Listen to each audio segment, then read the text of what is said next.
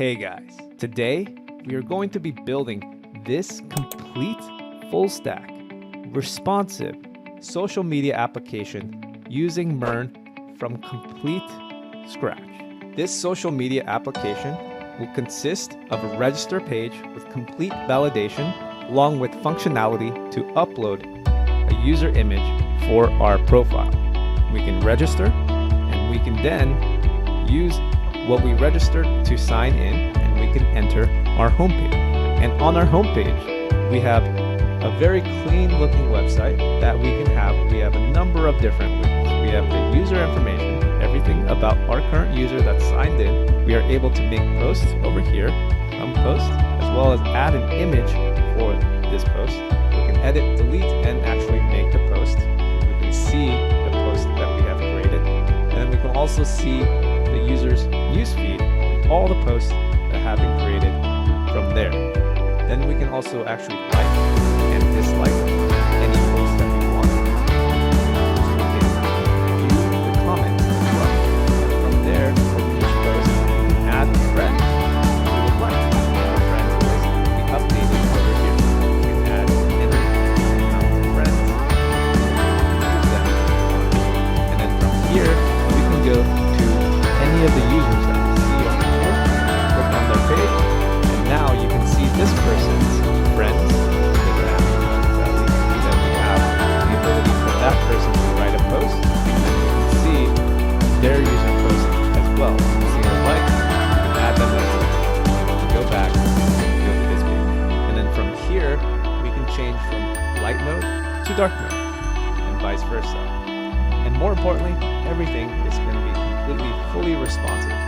So we can see the exact same website on smaller screens with modified adjustments for everything. Most importantly, everything on this page, all the information that you see on this page is all coming from backend APIs that we create from scratch, which are retrieving information from the Mongo databases that we also created.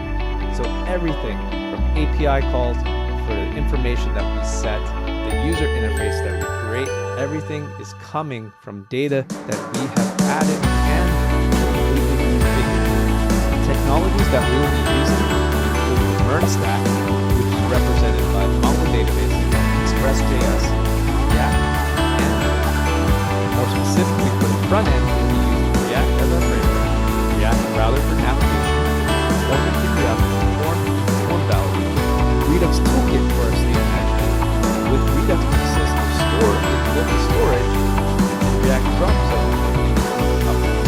For the backend, node.js is our runtime, Express.js is our backend framework, Mongoose for managing our Mongo database, JSON web token for authentication, and Bolter for file upload. Now this tutorial is the complete package with everything built, but even with all this tutorial is dedicated for both beginners who are looking to practice their project building skills and placing this project into your portfolio. But it's also dedicated for experienced developers who are looking into building and learning about best practices and various different tech that may be used at your job or provided for your clients. As a tech lead in the industry, I'll be creating from complete scratch, explaining everything as I go, while using best practices and enterprise level packages so you can get up to speed and familiar with industry standards. Lastly, like all my other applications, this website uses free images sourced from Unsplash, meaning it's all free to use, and the website is completely designed all by me so you don't have to worry about any copyright issues. Be free to use parts or even the whole project for your portfolio. Hope you enjoy. Let's get started. So to start building our backend, we are going to be using node.js. So node.js is a JavaScript runtime built on Chrome's V8 JavaScript engine, which basically means we can use JavaScript in the laptop or computer that you are using. I have Node installed, but feel free to go to the description link below, follow these instructions to install Node on your machine. Then you can go to npx package and install this particular package so we can run npx command, so you can run npm i npx. And after that, I want you to go to Visual Studio Code, install this particular text editor, but you can install whatever text editor you want. So I've already done these steps just make sure you have that. I'm going to be in VS Code. I'm going to open up the terminal and I'm going to run a few commands. The first one is I'm going to run mkdir server. We're creating a file called server or a folder called server, and I'm going to do cd server, so we go into that particular folder. And here I'm going to run some npm commands. So npm i-g node mod. I'm going to install this. So what we're doing is we're installing NodeMen globally, so we have access to installing or running our node through a live server. So it refreshes every time we save. And then we're also going to run a lot of different packages in this folder. So we're going to run npm i express for our library body parser to process the request body, decrypt for password encryption, cores for cross-origin request, dot for environment variables, grid fs dash directly grid fs dash stream for file upload, as well as multer and multer fs storage, upload our files locally, and then we're going to have helmet for request and safety, Morgan for log, JSON web token for authentication, and Mongoose for MongoDB access. Now we have that, so we're going to be waiting for that to finish. Packages have installed. I'm going to run one more command. It's going to be npm init-y. And once we have that will set up our package.json in this folder. And if you open up your folder directory, you're going to see package.json. You're going to see node modules in here. Now, don't worry about this VS Code folder. This is my own separate preference settings that I added, but you can just ignore this. And so in our package.json file, I'm going to add one line of code. So under main, actually it doesn't really matter, just as long as it's a property, you're going to write type, module. So this is so we can use things like import statements instead of require statements. It's your preference. I'm just going to have that. I'm going to do new file, add index.js. And inside our index.js, actually let me close the terminal so we have more space. We're going to we're going to add a lot of import statements so that we can install our packages. That was import express from express, like so. Import body parser from body parser. Import mongoose. As you can see, your IntelliSense will tell you what you can import. Have this option, you should just click on it or hit enter and it automatically kind of for you. It's very convenient, so I highly recommend you use it. It also prevents bugs, which will be able to mistype it will automatically do it for you to the proper path. Cores from cores, in this case, IntelliSense will be shown, import.env from .env, import multer. That one popped up. And then import helmet from helmet. Import Morgan from Morgan. And a few native packages I'm going to import, which is import path from path. So this comes with Node already, so we didn't have to install this. And I'm going to import file URL to path from URL. So these two will allow us to properly set the paths when we configure correctly later on. Alright, and then from here I'm going to create a comment and say configuration. This will include all the middleware configurations as well as different package configurations. Middleware is basically something that runs in between different requests. Basically functions that run in between different things. It's just a fancy. And then from here we're going to do constant file name equals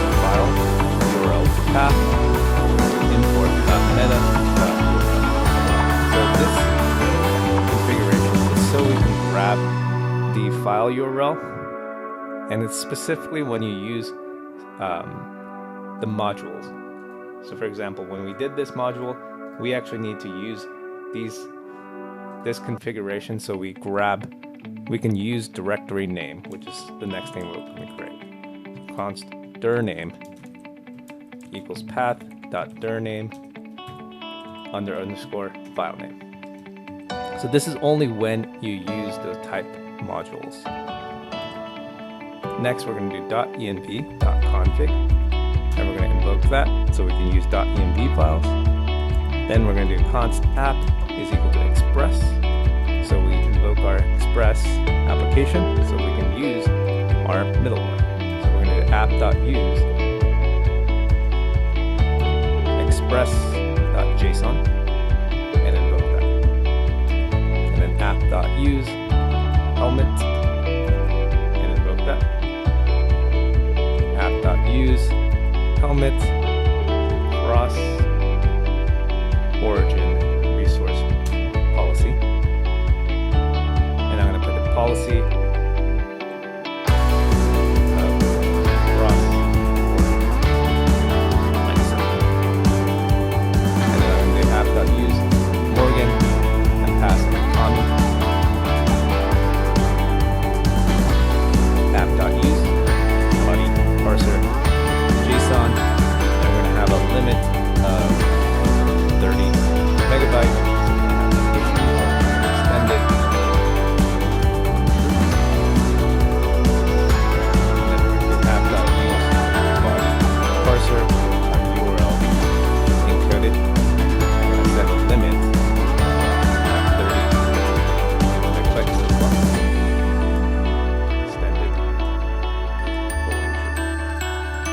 settings are on the website, so you can find all these packages and their separate GitHub repo, and you can see what a lot of these configurations kind of do.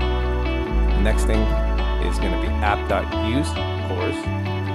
So this will invoke our cross-origin resource sharing policies. And finally, we're going to do app.use/assets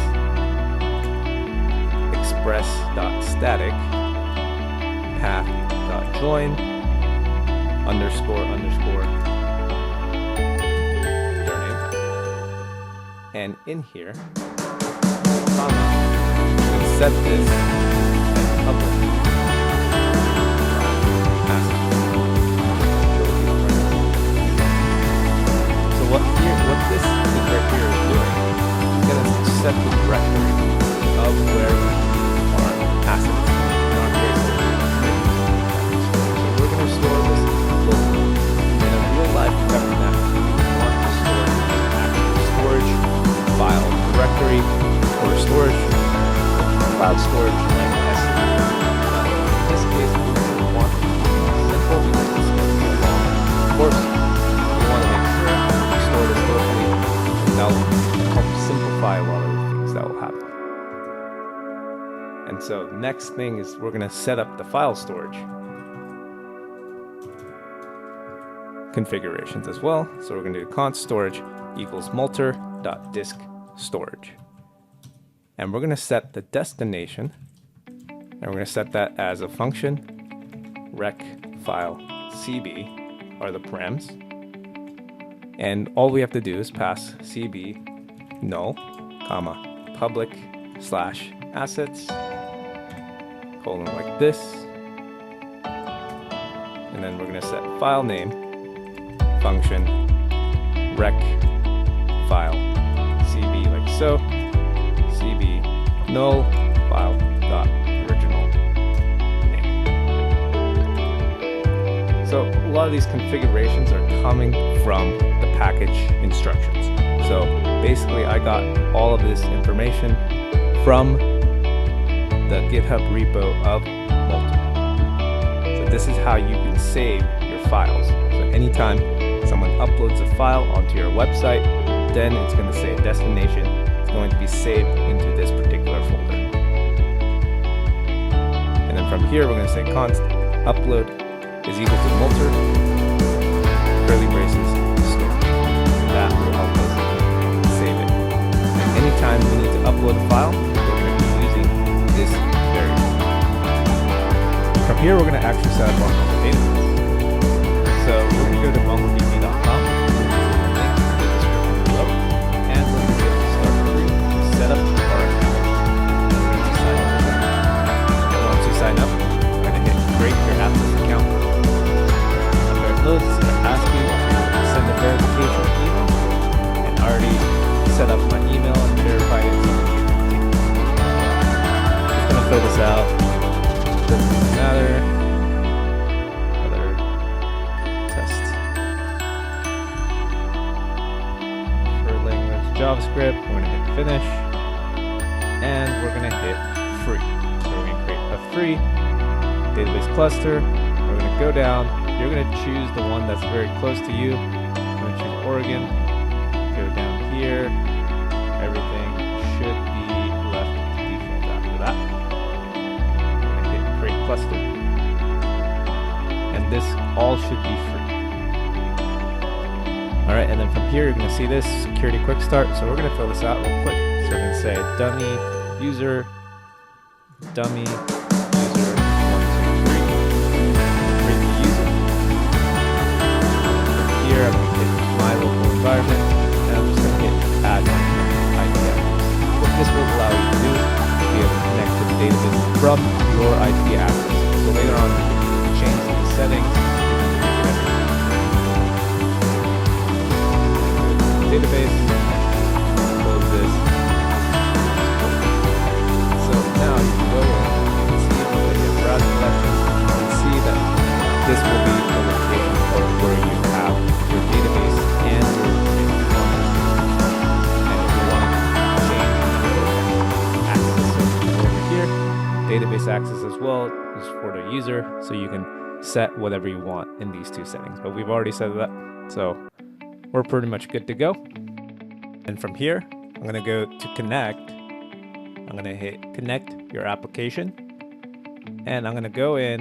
I'm going to copy this guy right here, and I'm going to create a .env file in our server folder. .env, and I'm going to write Mongo_URL equals quotation. We're going to put everything that we have over here, and we do have to add our password, so I'm going to be doing that off screen. I have added the password to the Mongo URL. I'm going to add port equals 3001. We're going to have the front end running on port 3000 and the back end running on port 3001. That's what this is for. We're going to save that. We're going to close this. We're going to open this up. And we're going to now be setting our mongoose. So from here, create a comment. Say mongoose setup. And I'm going to say constant port is equal to process.env.port. And if it doesn't work, we're going to say the port this is a backup, just in case if this port doesn't work for some reason, we won't have that. And then we're going to do mongoose.connect. And now what we're doing is we're going to connect to the actual database from the node server. And we're going to use our Mongo URL that we just created. And we're going to pass in use new URL parser. And we're going to also pass use unified topology. And then on the next line, I'm going to say .den. So this is what's going to happen after we connect. We're going to do app.listen, and we're going to put our port, and we're going to do a callback function. We're going to say console.log server port, and we're going to give our port just to make sure and confirm that we are sending that. Keep that, and we're going to add a catch just in case we have an error. The console.log error.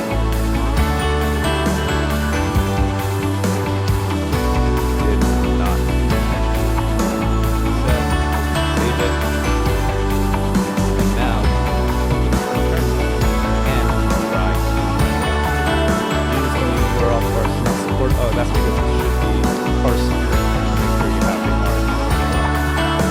bit.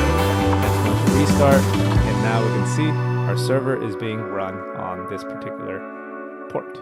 Perfect. Our server setup, there's actually one thing we should be doing before we jump in and writing our APIs. And that is we can take a look at the final build, or we can take a look at mocks, whatever you have, and you want to see how you're going to organize your data models.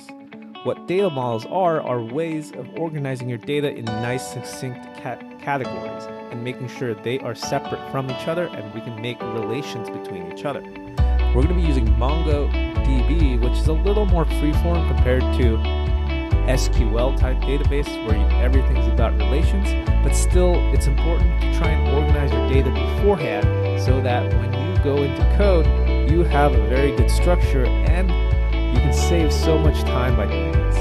So if you take a look at this build, we want to categorize into a few things. There's a few things you would notice is that we can organize it via user. This was fairly obvious, but this is a user and they're going to have a location associated with them, an occupation, some number of views, impressions, as well as their social profiles. So this is one data model that we have, as well as the posts. There's another one. We have the user, we have the description of the post, whether they're friends or not with the post, and the user profile as well, and the image, number of likes, and like that. So what we want to take a chart, you can use whatever chart you want, or you can just write it straight up in the code. We want to be able to organize everything via different projects and roles. For example, the user, we're going to have an ID, first name, last name, a list of friends, email, password, link to the picture, location, occupation, the number of views, impressions. We're going to do the same thing for posts as well. So this is a lot of things that you kind of want to look at beforehand and make sure you structure this so that you know how to keep your models clean. If you don't do this, you're going to waste so much time refactoring your models and trying to do all this. This will save you so much time. And from here, you also want to make sure you know what the relations are. So for example, friends, arrays of object, meaning we want to be able to create an array of these type of objects within the friends list. So we're going to have an array of this type of object. An array of ID, first name, last name. Now there's a couple of things that are up for your interpretation to figure out whether you want to do it this way or another way. When I could have done friends, I could have put an array of IDs. So I get a list of arrays of IDs that refer back itself. Friends could be a user as well. So you can instead friends. However, MongoDB always suggested to prefer subdocuments whenever you can. So that allows you to have information more easily accessible. And you only want to do referrals of IDs if you need to. So this is just a little bit more of an advanced tip, but this is how you would structure your database. And you're going to have to continue making this. I've already created all the relations, so I'm going to link this in the description below. These are all the relations. It's a little crazy, but it's pretty self-explanatory, but the picture path was going to refer to the images. This is where all the images are located. Same with the friends, they have a picture path. Same with the post, they also have picture path as well. And then user ID is going to refer to this user. So there's a lot of relations between, but it's very nice to keep this mapped out beforehand before you code.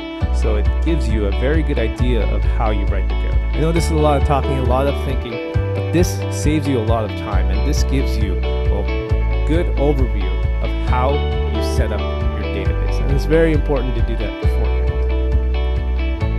You don't understand this right now, that's okay. We're going to be referring this diagram as we create these models. So let's actually, now we can jump back into our code.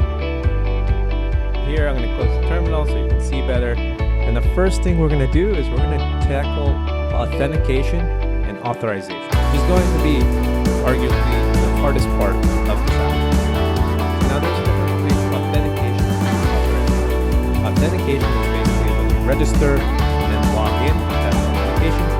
Authorization, when you want to make sure someone's logged in so you can perform certain actions. So only users that are logged in can get their list of friends, or they can only get their list of posts if they're logged in. So things like that is what you can use authorization for. So we're going to start with authentication. So we're going to go down here and we're going to write our auth register.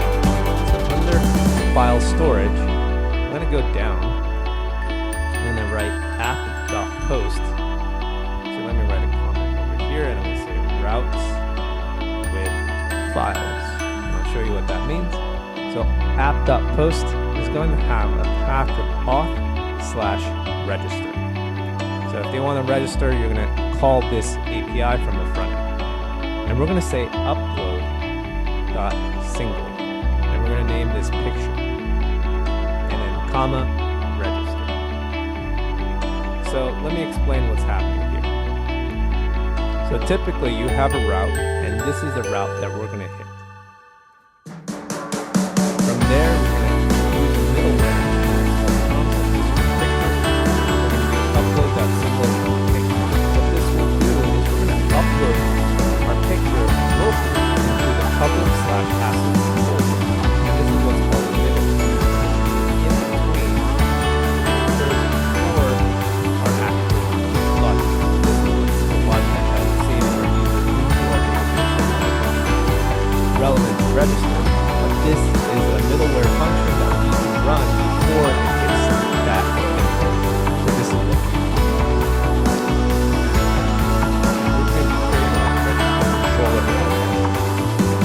With that, we're going to make sure we're going to now create this function. This function is actually called a controller, is what people term it. But basically, this is the logic of the endpoint. And we're going to create an import that represents that.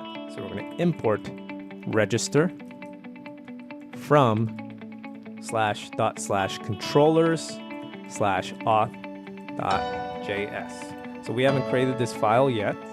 So I'm going to open up the Explorer, and in our server folder, I'm going to create a new folder, call this controllers, and then create a new file in that controllers folder, and this is going to be called auth.js. So typically, this is how you organize your code using these kind of methods. And in here, we're going to import a number of things. We're going to import bcrypt, close this, from bcrypt. So this will allow us to encrypt our password. We're going to import JWT from JSON web token. So this will give us a way to send a user a web token that they can use for authorization. And then we can do import user from /models/user.js. So we have not created this user model. And so let's go to our models. So we're going to create a new folder called models. And inside this folder, we're going to create a file called user.js. So now this is where we can actually use the information that we created with this schema. So we have this basically entire object that we want to play here. So we're going to be doing that slowly. So I'm going to import mongoose from mongoose. So this will help us set up our model. I'm going to call this const user schema equals new mongoose schema. So, and we're going to pass in an object. So now this is kind of close to what you write with an object, except there's some parameters that we're going to be setting. So for example, we're going to set first name. We're going to say type string, require equals true, min of 2, max of 50. So what this will do is that we're going to have a first name that has these properties. So it's going to be a type of string. It has to be required with a minimum of 2 values and a maximum of 50 values. So we can set what we want for this user. We can have validation checks if we wanted to confirm that this string.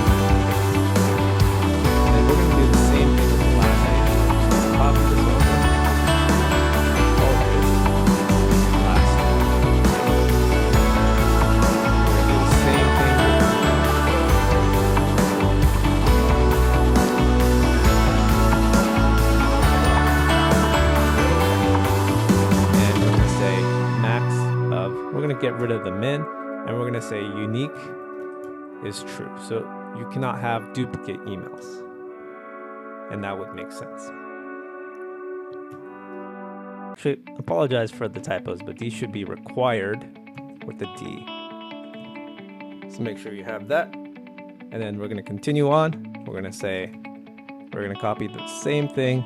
We're going to have password, type, string. This should be required to be true and a minimum of 5. Now, normally you would have much more configurations for password, but we're just going to keep it simple. I'm going to copy this down, say picture, path, type, string. This is not required. We can just say default is empty string. And then we can have friends. And this should be a type of array. Default of empty array. And we're going to have location, string, occupation, string, viewed profile, number, impressions, number, and that should be good for our first object.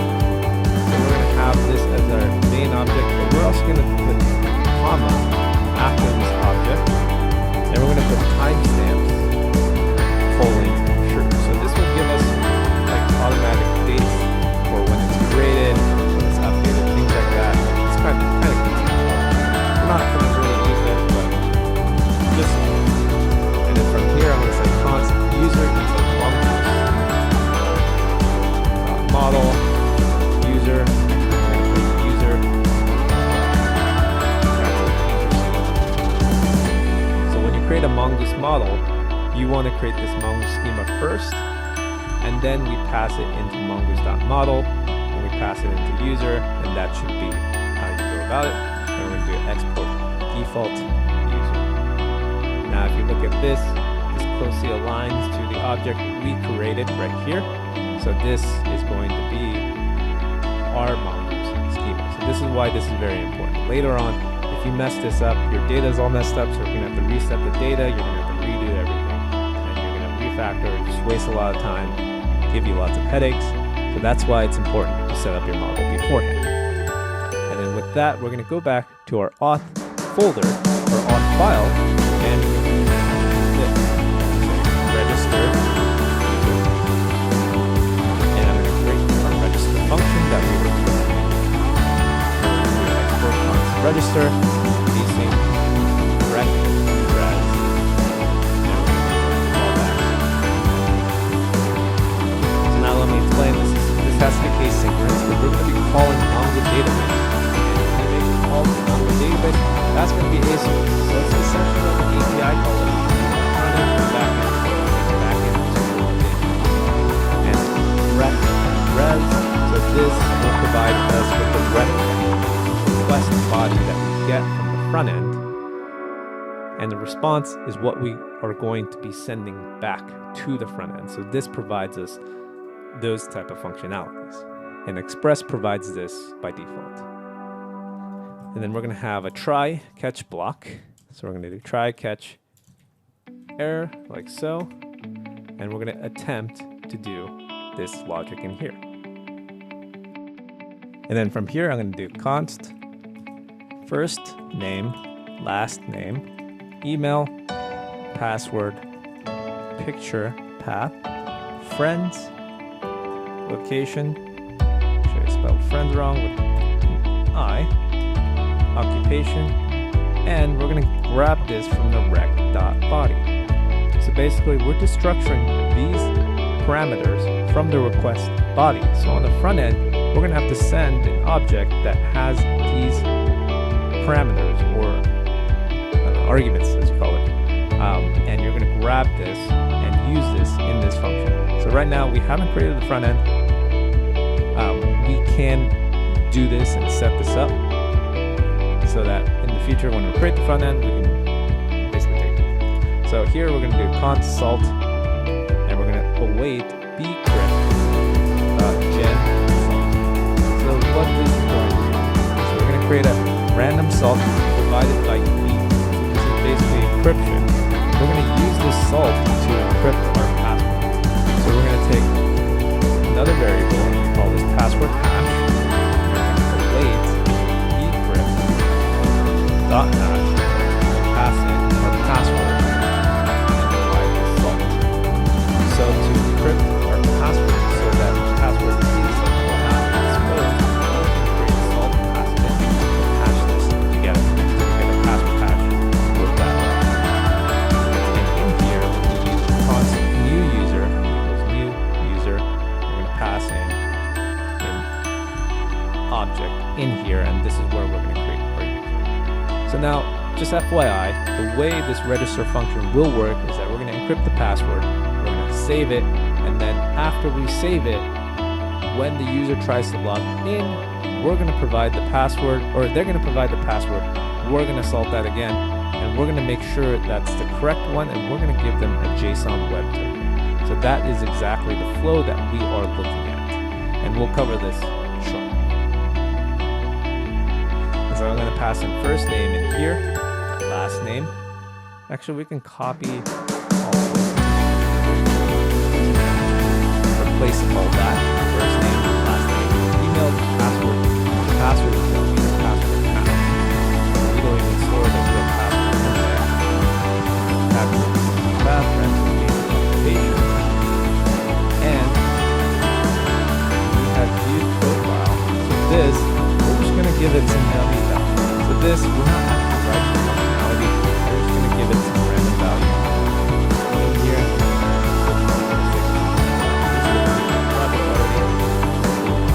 right? Impressions, and I'm going to copy this Navbar format random.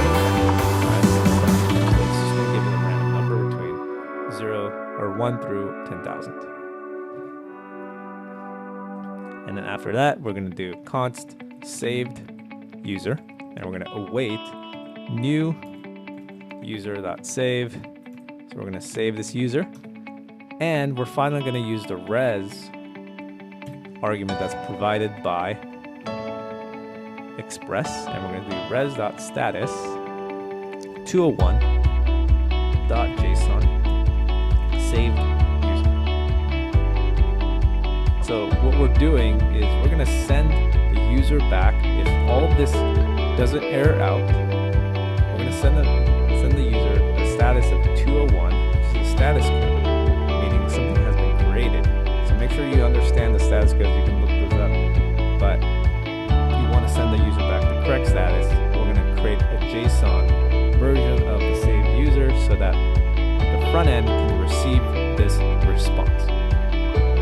And just as a front end engineer, you always want to look at and make sure they're getting the correct response. So this is a lot where backend engineers need to spend a lot of time making sure the data comes back from the backend is correct and in the proper structure that the front end can. Otherwise, it creates much more work for the front end as well as the backend and these factors.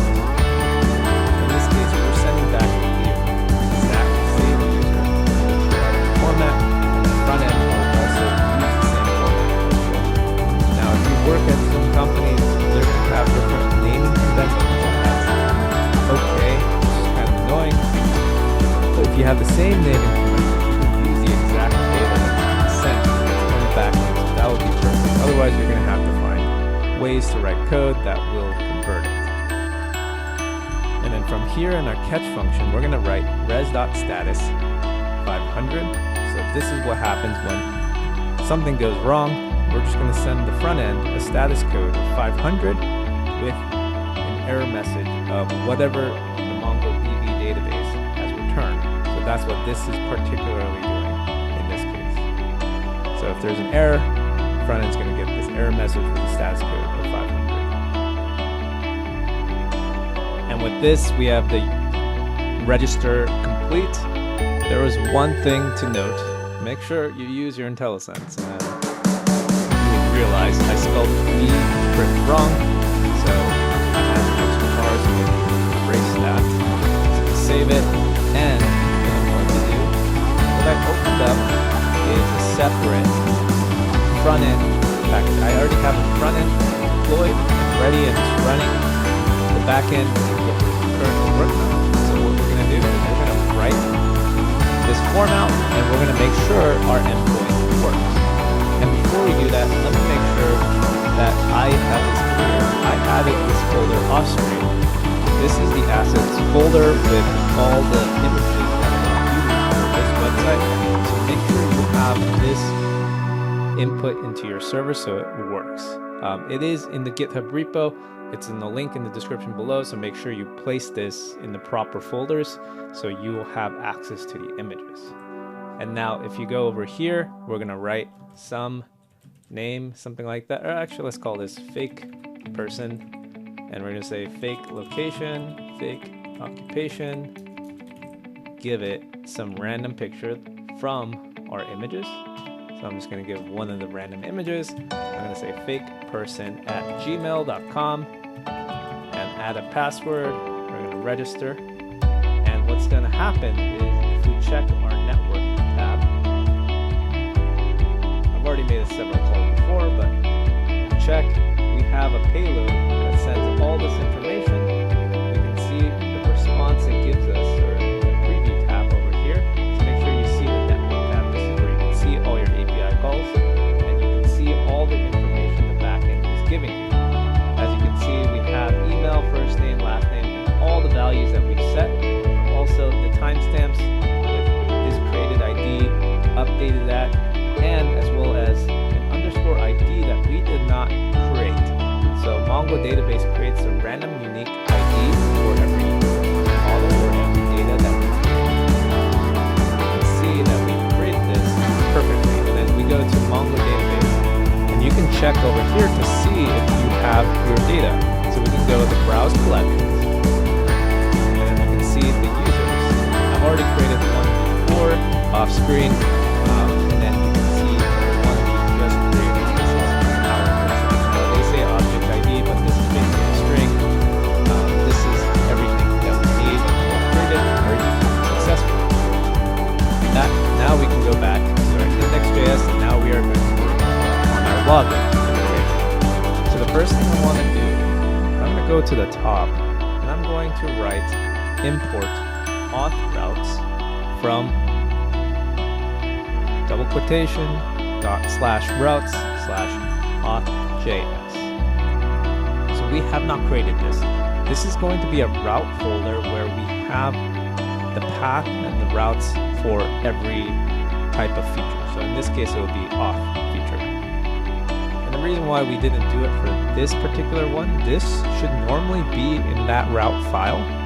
This is what you would consist of for those route files. The reason why we don't have that is because we need the upload variable right underneath, right above. We need to set this in the index file. That's why we cannot move this separately. So that's why we have the separate section. Only when we need to upload. For the other routes, we separate, so we can say routes. And over here, we're going to say app.auth/auth.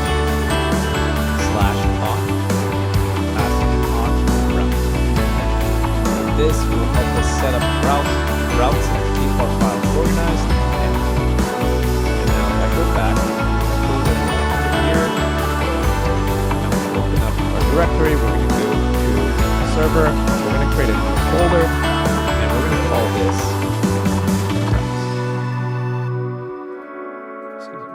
routes like that.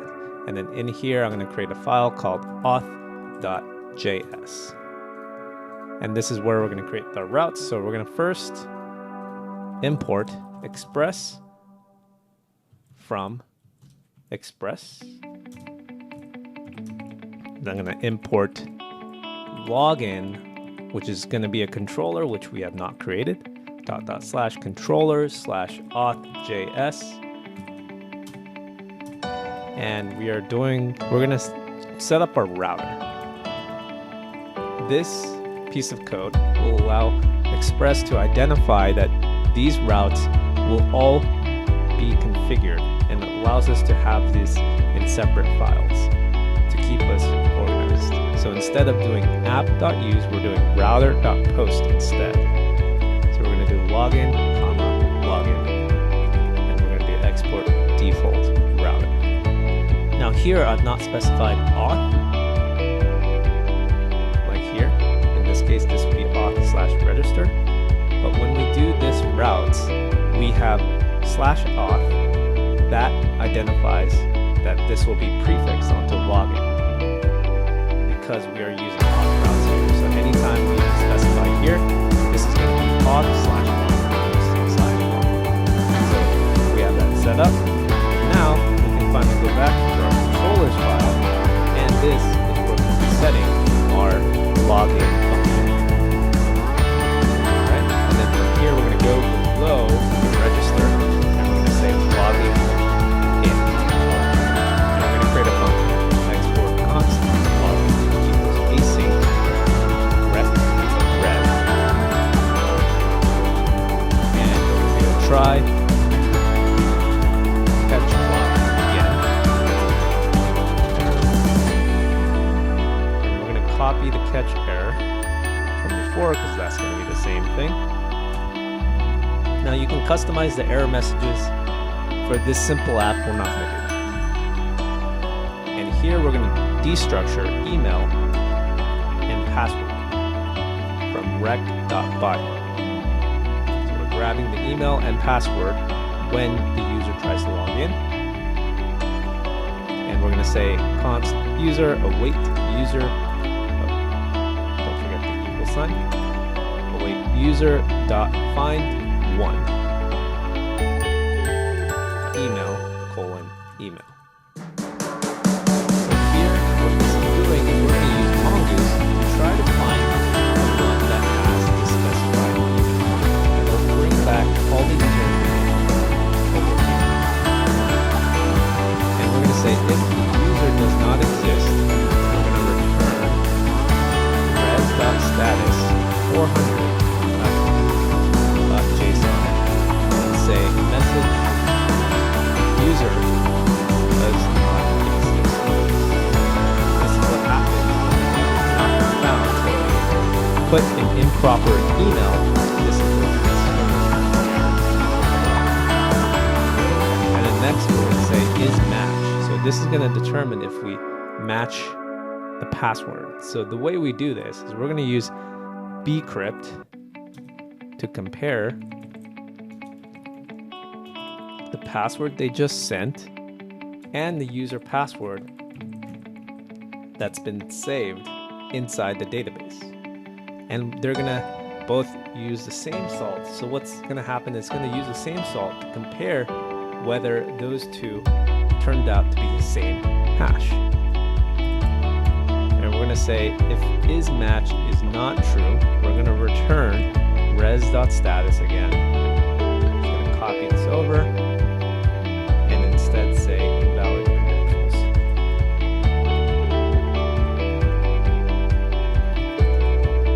This is how you validate whether the user is writing the correct user and password, the correct email and password. Then we're going to do a const token. So this is where we're going to use jot tokens. So we're going to assign this with the ID, the user ID, and we're going to pass in a secret. We're going to write this secret. And we're going to write that in our env file. So in our env file, we're going to do dot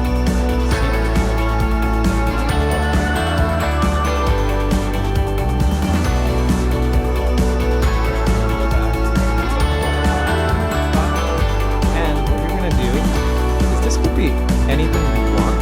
So it's going to be some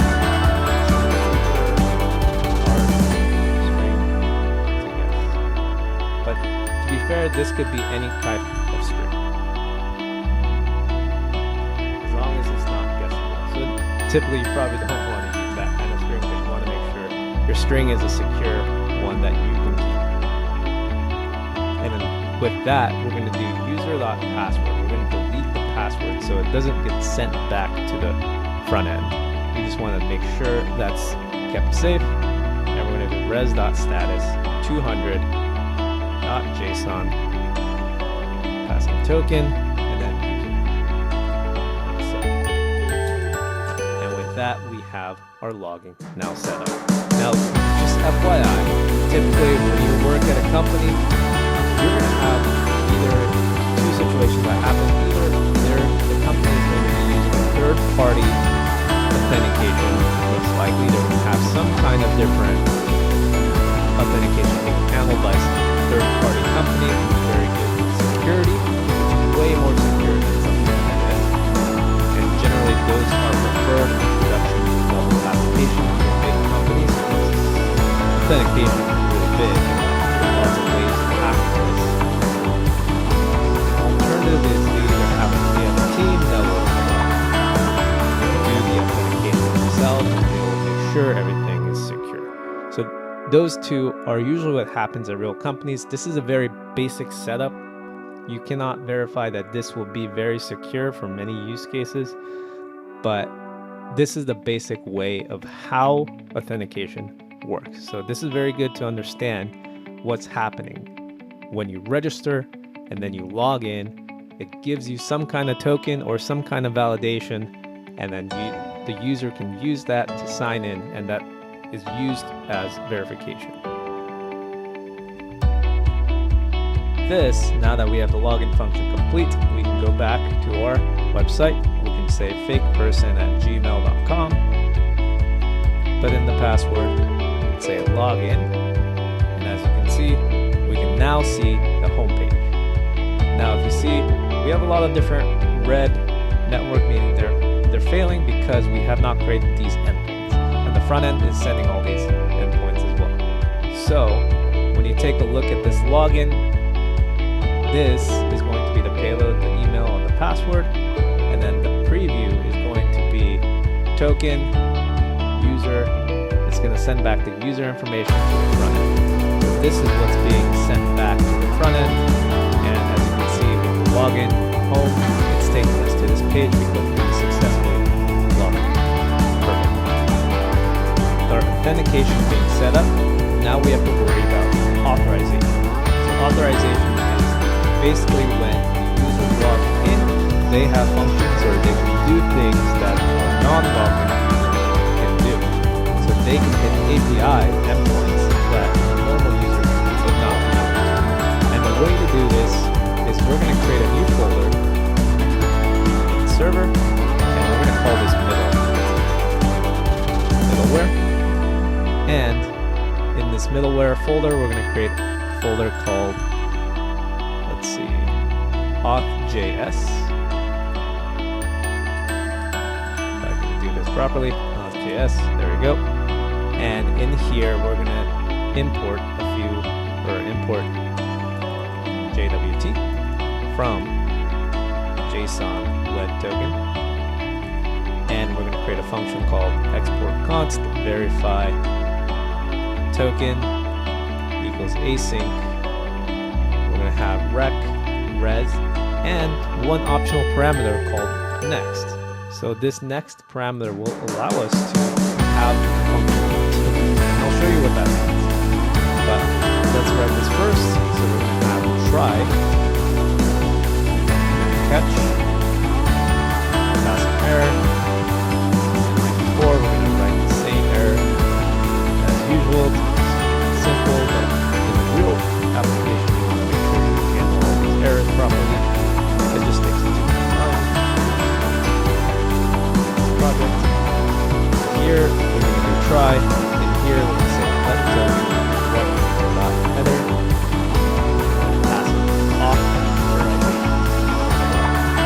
So what we're doing is from the request from the front end, we're grabbing the authorization header, and that's where the token will be set on the front end, or the front end will be setting this, and then we can grab it in the back end through this key.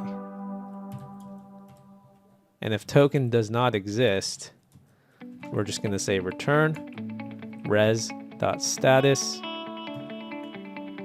403.send access denied. So basically this handles a case where the token doesn't even exist. So that means they're not even sending it. And then if token starts with bearer, so we need to make sure it starts with the bearer token.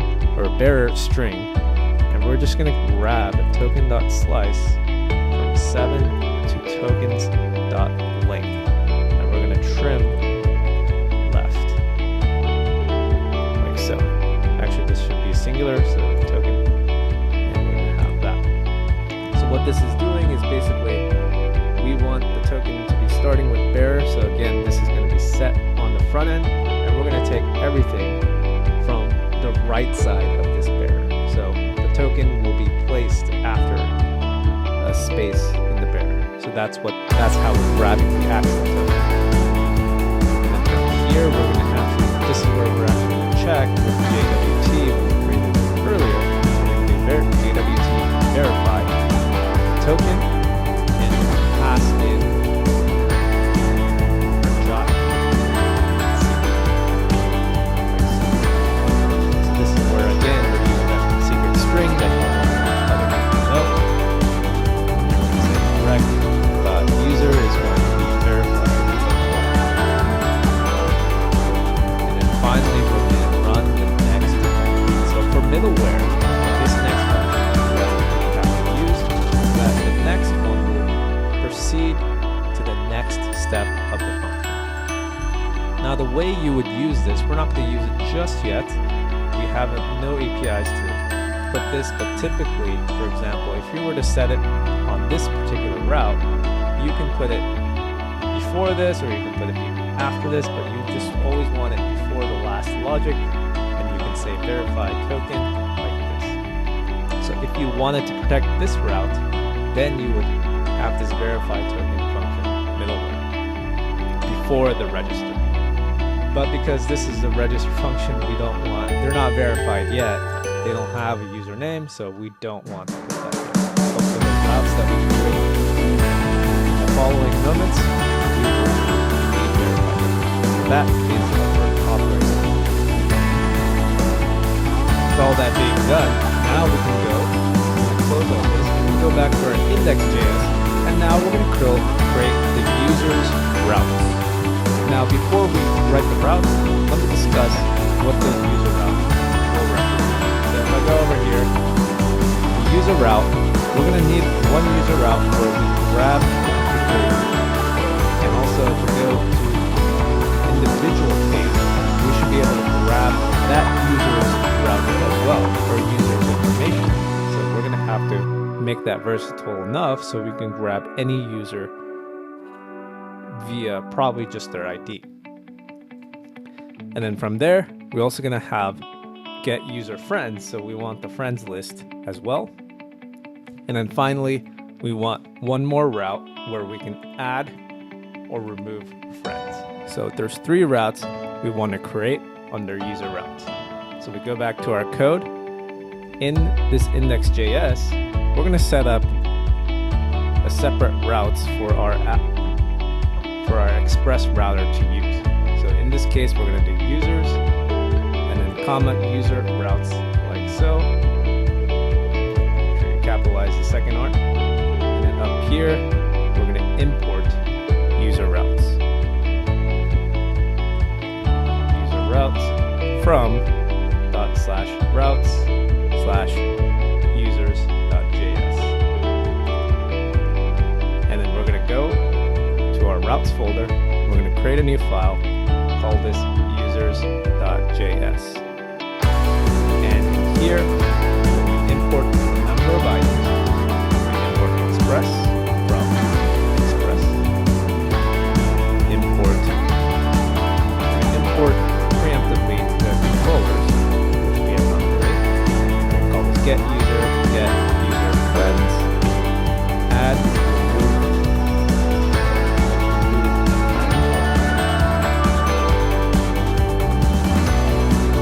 capital from /controllers/users.js. And we're also going to import verified token, which is what we created. Verified token from /middleware/auth.js. That's going to be this particular guy that we created. Export cons verified token. Make sure that's exported. Now we have everything we need.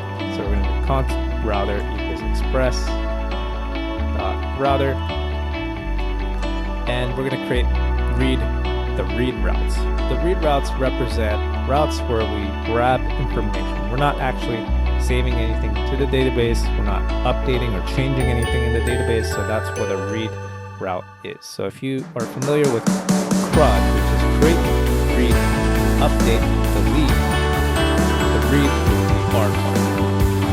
Now with the users, we're not going to follow CRUD to the T because we want to keep the values limited. So we have limited applications, so we don't have to go through the entire application. We have all those features going to take forever and forever, but I want to get through the main routes. So here we're going to say /ID, comma, verify, token, comma, get user. So what's happening is, since we created this particular route with users, this route is going to be users / some ID. So this syntax represents if the user or the front end is sending a particular user ID over here, we can grab this ID and call our database with that particular ID. So this is how we do query strings from the front end. That's what it's called. You can put a query string that will grab the particular ID. And then we're going to have router.get and do :/ID/friends. We're going to verify token, get user friends like so. So this will basically this will get the user, and this will just grab the user friends if we need to call this separate. And then here we're going to have one more. We're going to say update. We're going to say router.patch this time because this is an update function. Update function, we want to use patch instead. And in here, we're going to pass an ID again. But this time we're going to do friend ID. So we need both the current user who's logged in and the friend ID of who we want to add or remove as part. And just note, this is more like Facebook where you have friends, you have a friend list, remove them, less like Twitter where you have followers.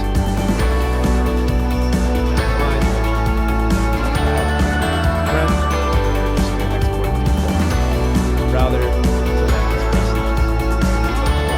save this, and now we're going to set up our controllers, which is where all our logic is. Create a new file, call it users.js controllers, and in here we're going to import user. Our IntelliSense is showing where the model is coming from, and we're going to do read. Create our first function called get user async rec res, and we'll create a function. And we're going to do try catch,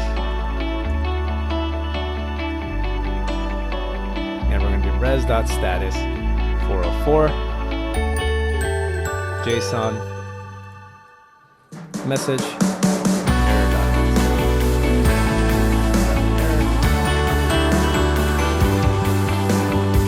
That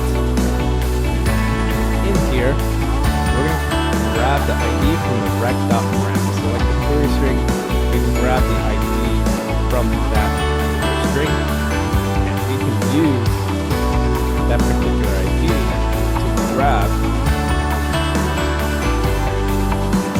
information of the user that we use. And for this get user, this is all we need. We just need to send that to the front end. Everything that's relevant to this user after we found it. So this is all we need to do for this particular function. And then from here, we're going to do export const get user friends. And this is going to be the next function. This will grab all the user friends related to the ID that you specified. So again, we're going to copy const ID rec params like this. Paste it in, and I'm also going to find the user as well. And from here, I want to grab the friends, which we are going to use promise.all because we're going to make multiple multiple API calls to the database. So we're going to do that by doing user friends.map, grab each ID that the user has, and we're going to do user find by ID and grab all the information from the friend IDs. And with that, we're going to make sure that we can format this in the proper way for the front end.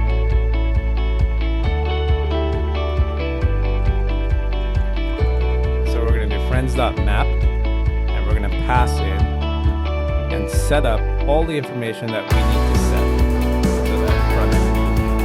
So in this case, we kind of wanted to modify our schema a little bit before we send it back to the front end. Give it all the parameters.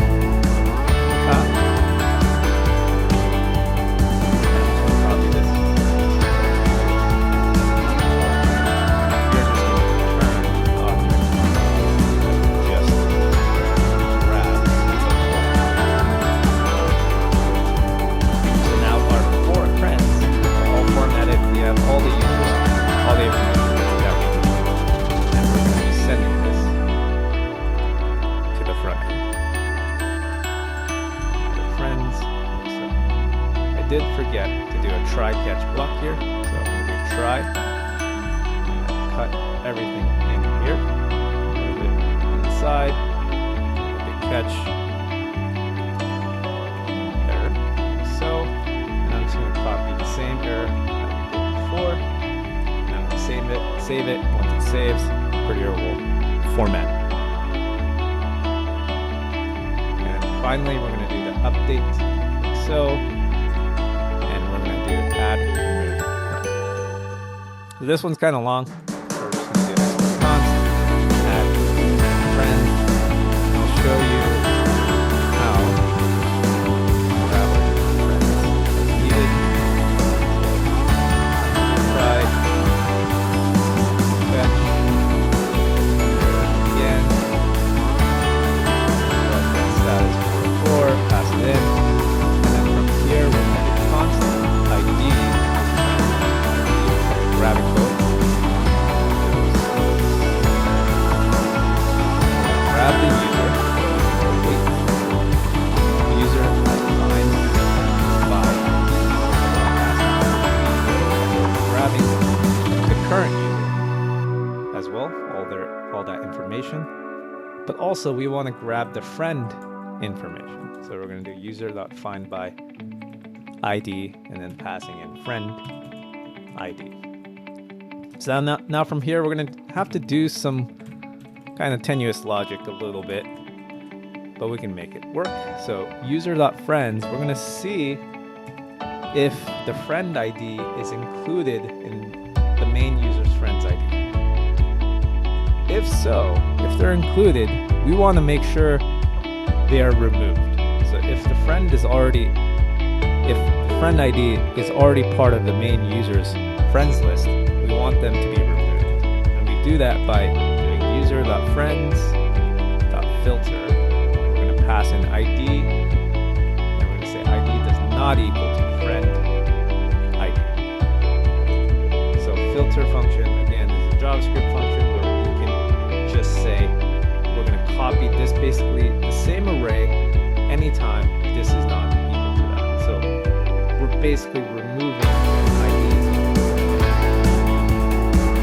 And then we're missing friends.friends. So, sorry, friend singular. So this friend you have to remove the user from their friend list. So we do that by using the same function, except for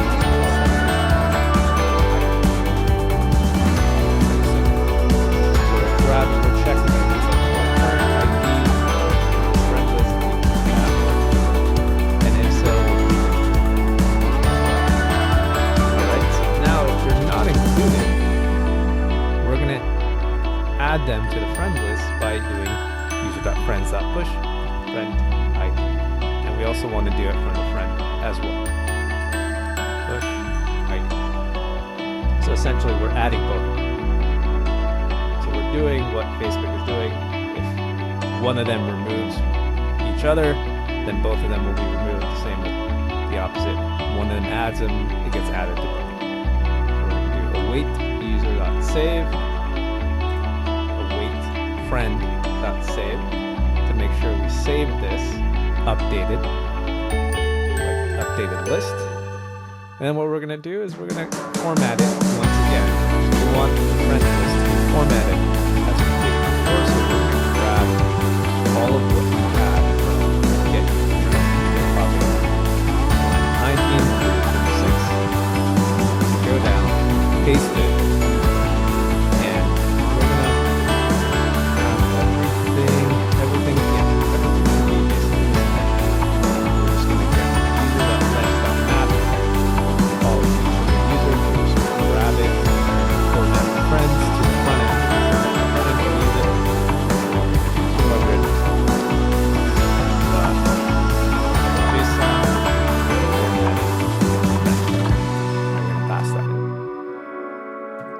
Save it, and now we should be able to have users grab users, get their friends list, be able to add and remove. So we're gonna our user routes all taken care of. We're gonna go back to index.js and we're gonna handle the final set of routes, which is going to be the posts. So we're gonna do app.use/posts in our index file again, and I'm gonna say post routes. And we're going to make sure we import those. So go up, I'm going to do import post routes from ./routes/posts.js from a file we haven't created. And we need a routes with files. So when we create the post, we need to allow the user to be able to upload a picture. And that's why we need to create the post route over here. So we're going to say app.post/posts, and I'm going to give it a middleware verify token again, and I'm going to make sure we import that. If you noticed, when I was writing it, it tells it to me. Click it, so that back to it. Picture. What this is doing is that when we send from the front end the picture image, this will grab the picture property. So this is the property that we're sending. So we send picture, and that's where the image is actually located in the HTTP call. Then this will grab it and upload it. So you can change this to whatever you want. Make sure whatever from the front end that aligns with the same property. And here we're going to do create post, and that's going to be a controller that we're going to be setting as well. So we haven't created that yet, so I'm going to do import create post from ./controller/post.js.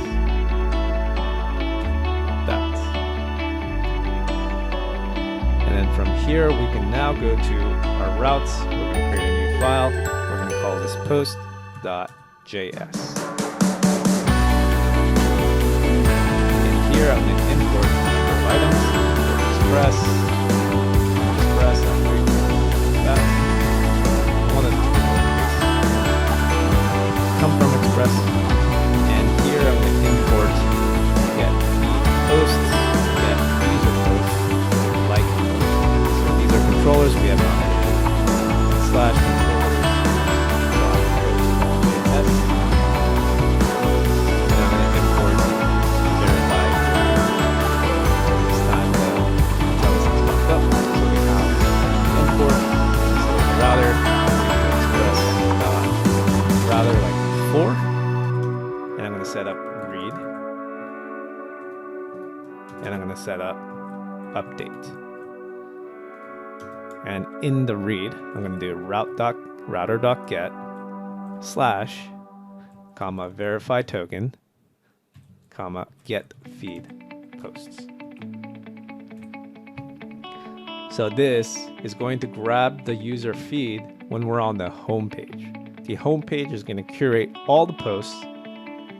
Actually, it won't curate. It's just going to take every single post that exists in the database and just going to give you every single one. And obviously in the production level app, you want this to be curated. You'll have an algorithm, a very sophisticated algorithm. Nowadays, they're using AI and machine learning to make sure those feeds are relevant and providing value for the advertisers and things like that too. But this is basically just sending all the feeds for our cases to keep it simple. And we also need a second route. And this one is going to be involving user ID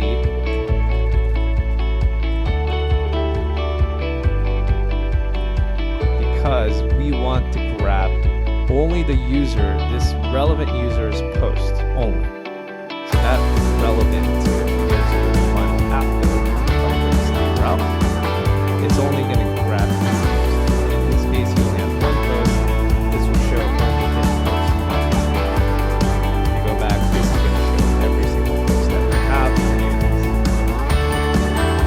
So that's the difference. And from here, we're going to do router.catch. Slash :ID slash like verify token like. This is for liking the post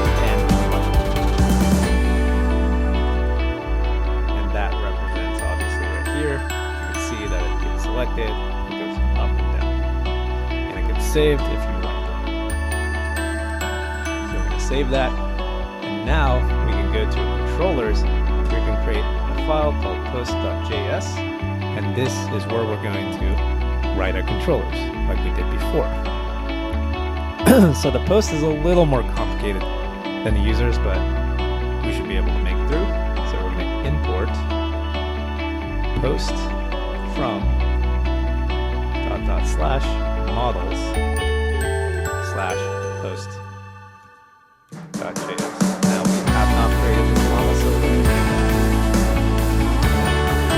Directory, we're going to go to the models folder, create a file, post.js. And again, refer back to our data model. These are all the properties that have its own ID. So this is something we all have to specify. This is not a MongoDB user ID. User posted it, so we need a reference. Then first name, last name, location as well.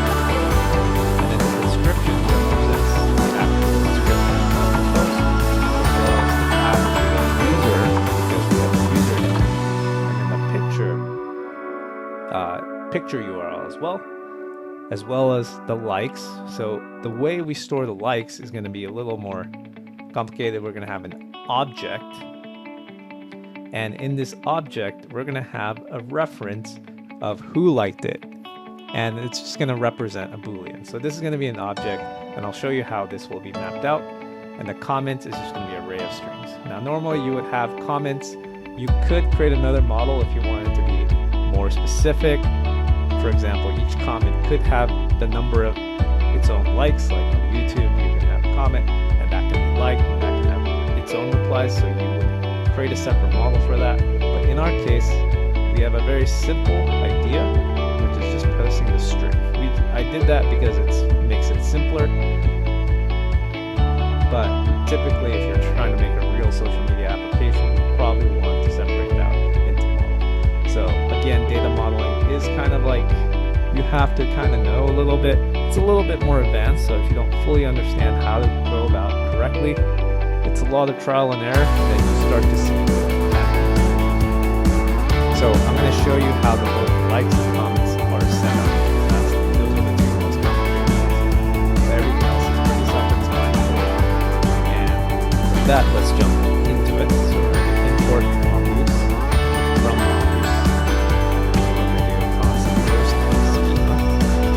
Say mongoose.get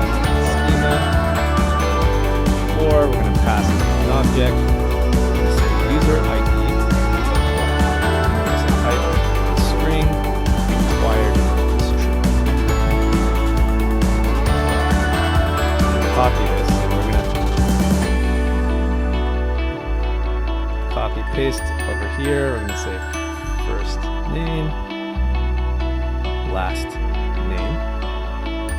And over here, I'm going to say location.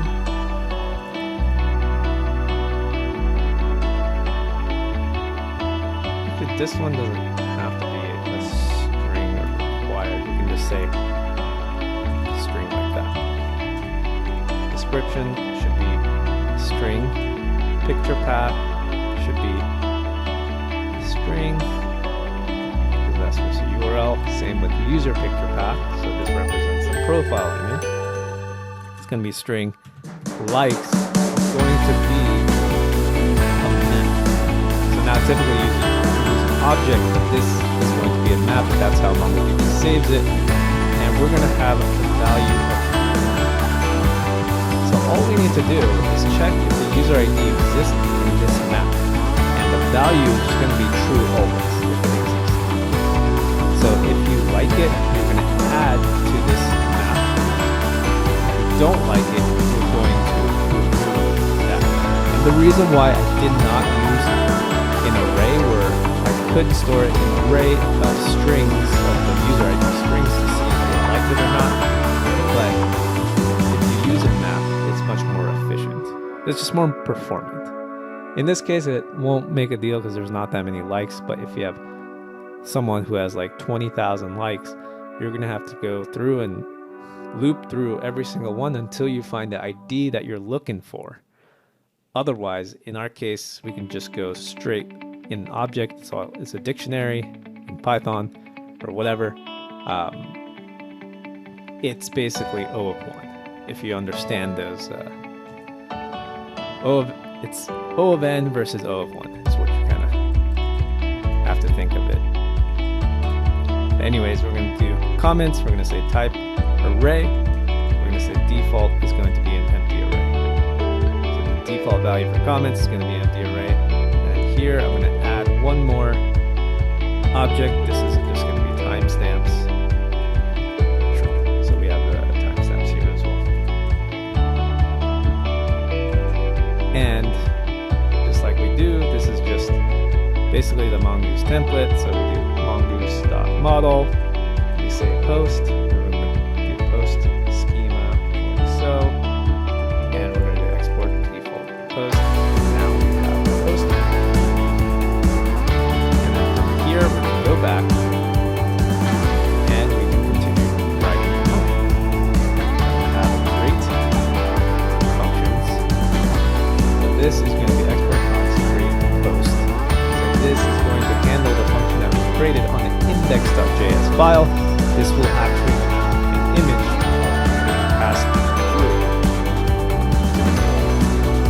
But obviously it doesn't make it fast. The middleware handles the picture. Here at this point, this is just the logic of creating functions. And don't forget the try and catch block. So try, catch, error. And we're going to say res.status 409 for when we error out here. I'm going to say JSON, say message, error, message. So we have an error handling. So we can do user ID, description, picture. This is all that the front end is going to send us. We just need the description, we just need the user who's posting it, and the picture URL that they use, or a picture of the post image that they use. So const user is going to be await user.find by ID.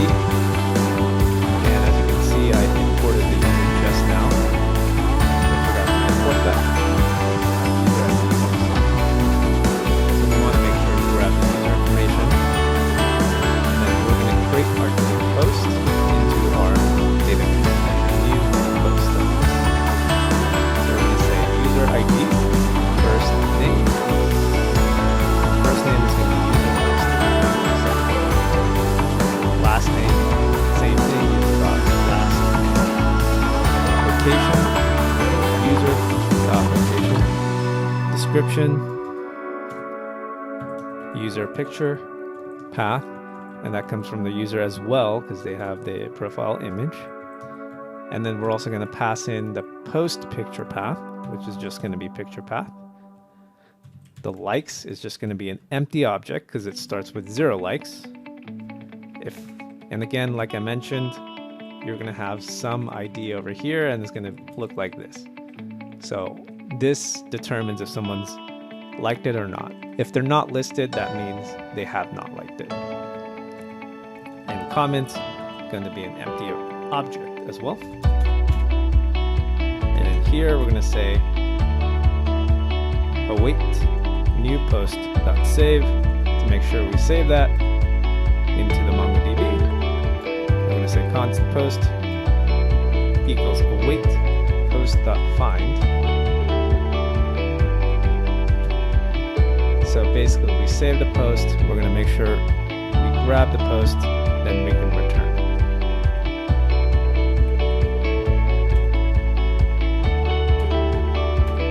Because we want to be able to save everything that's needed, and by doing so, we can grab it, just to make sure. And once that post is done, actually, sorry, this is not actually grabbing this particular post. This is grabbing all the posts.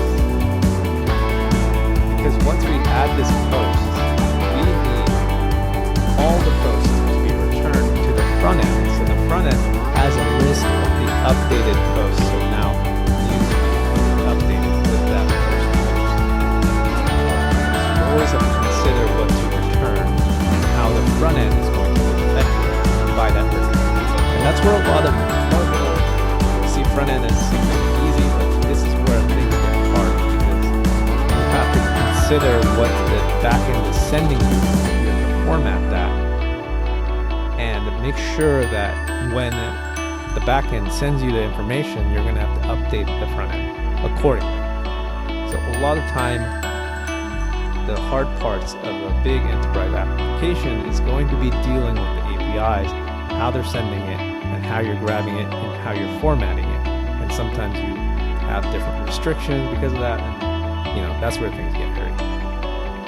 Just a point. And then from here, we're going to have read, and we're going to handle the get, feed, post function. So now this is going to grab all the posts of everyone, so we can have basically something that represents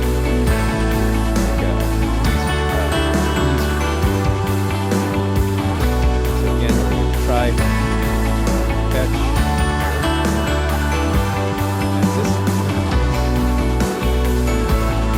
That we're going to copy this 409 for error of reading it.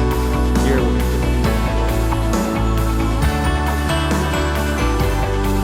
What we're going to do, I'm just going to grab our post.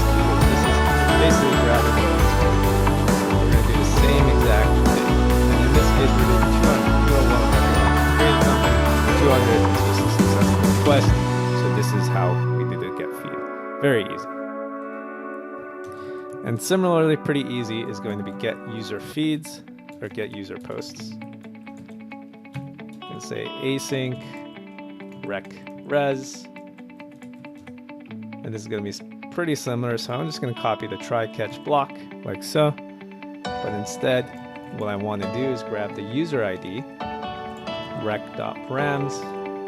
And what we're going to do, await post.find. We want to pass in user ID inside the posts and send the posts back. So we can just put this as to be consistent. So this will only grab the user feed posts because by using find, just sending the user ID, it will only match the posts that have this requirement. And then finally, the last one is going to be read, which is probably the hardest part. So we're going to have an update comment.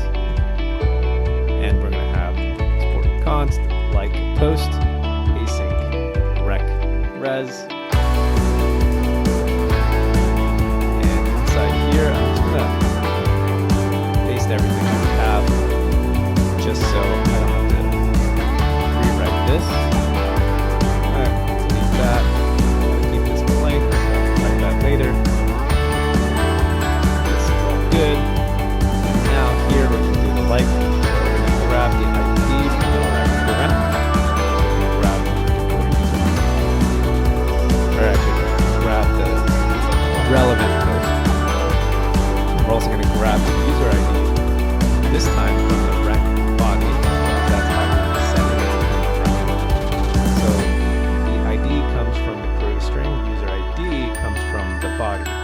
request. So we're going to say const body or post. Sorry. So that const post is equal to await post dot find by ID. We're going to pass an ID like this. Const is liked equals post dot likes dot get. We're passing in user ID like so.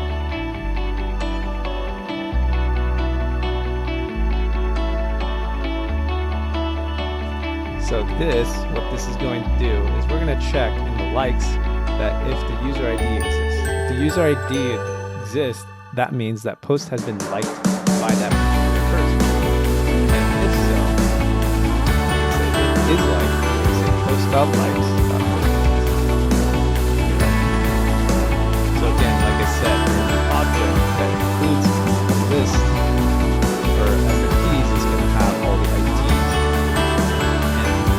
That exists, if it doesn't exist, say post.likes set user ID.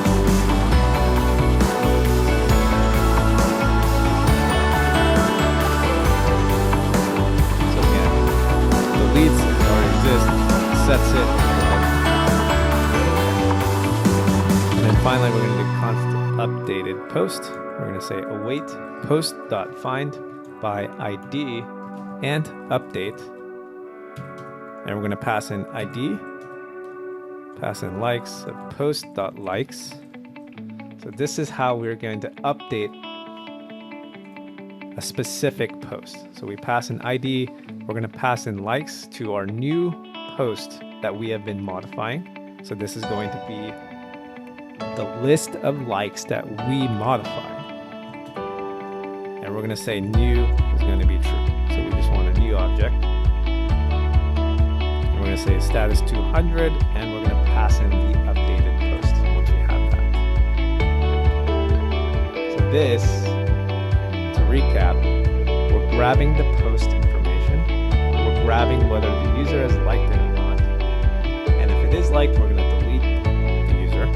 If it is not existent, then we're going to set it.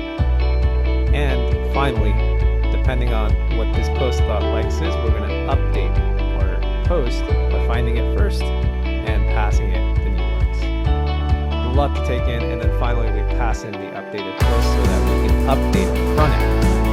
Just remember, we always have to update the front end once you the like button. So this is how you can clarify it on it. Alright, that was a little bit of a handful, but we have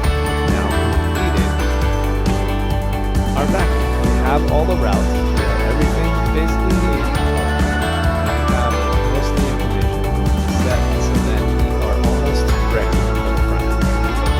With that, let's open up our terminal, and it seems like we have an error, because if I go back,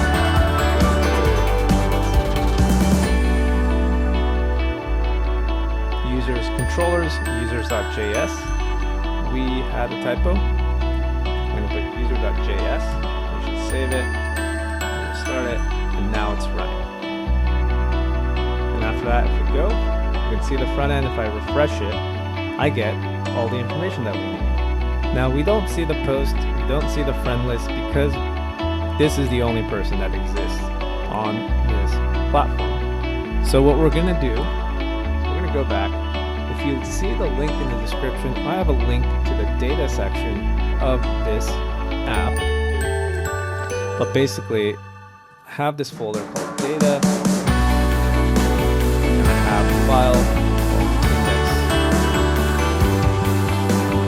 called index.js. And what I'm going to do, I'm going to copy over from, you can copy it from the repo, I'm going to paste it. This has a lot of mock data that will pass in fake information about different users. So big link to this. So to do this, pass this in. This is just a data file.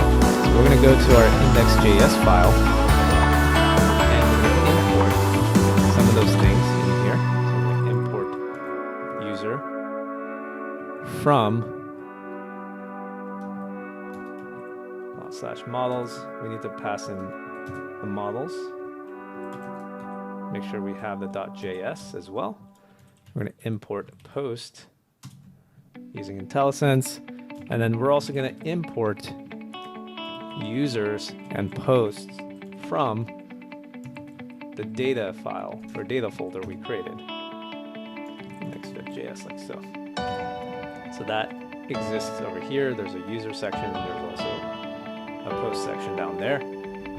And what we're going to do is when we start this up, we're going to manually inject this information, and we're going to do that doing user.insert many.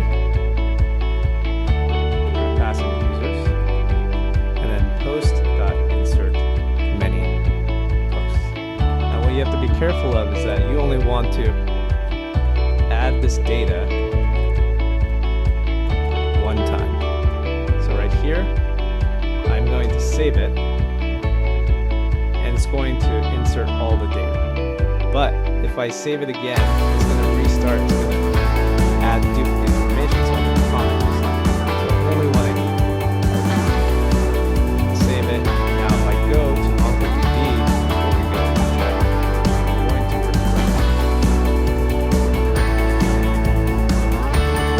refresh. We should be able to see all the documents that it needs.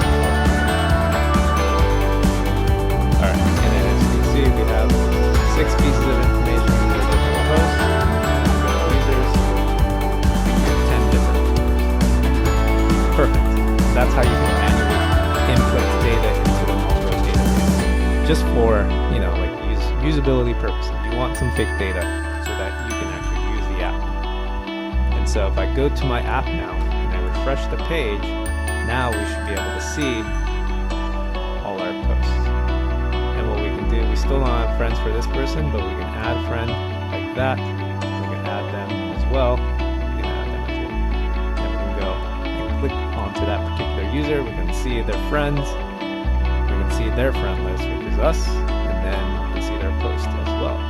We can like it and such. Alright, so if we go here, there is a bug that I just found. So if I hit this, it's going to break. That's because if you go to the post model, I actually have a plural for the types. Delete that. I'm going to save this. And if I go back to the Mongo database, I want to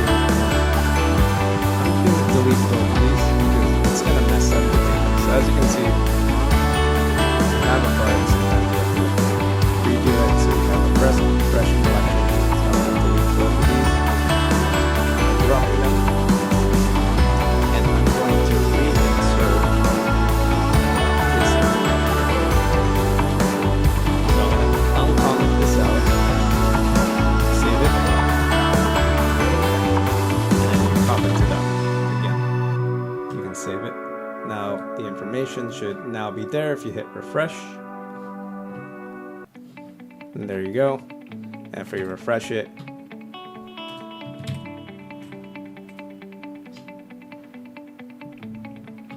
and because I have an application where I have persist storage, and so I have to recreate the user. Authentication, fake authentication. Just gonna add a random user, fake person, make sure this is spelled correctly. Fake person. Register, and we're going to log in again. And now we should see the comment. Alright, perfect. Sorry for the mistakes. There we go. We have a friends list. We have everything all set up. With the backend, everything is good. Everything works. We can now finally move on to the front end. With that, we have everything set up on our backend. All the entire folder completed out. Now you can start finally on the front end. So I'm going to go back. I'm actually just going to close these folders. So all of this and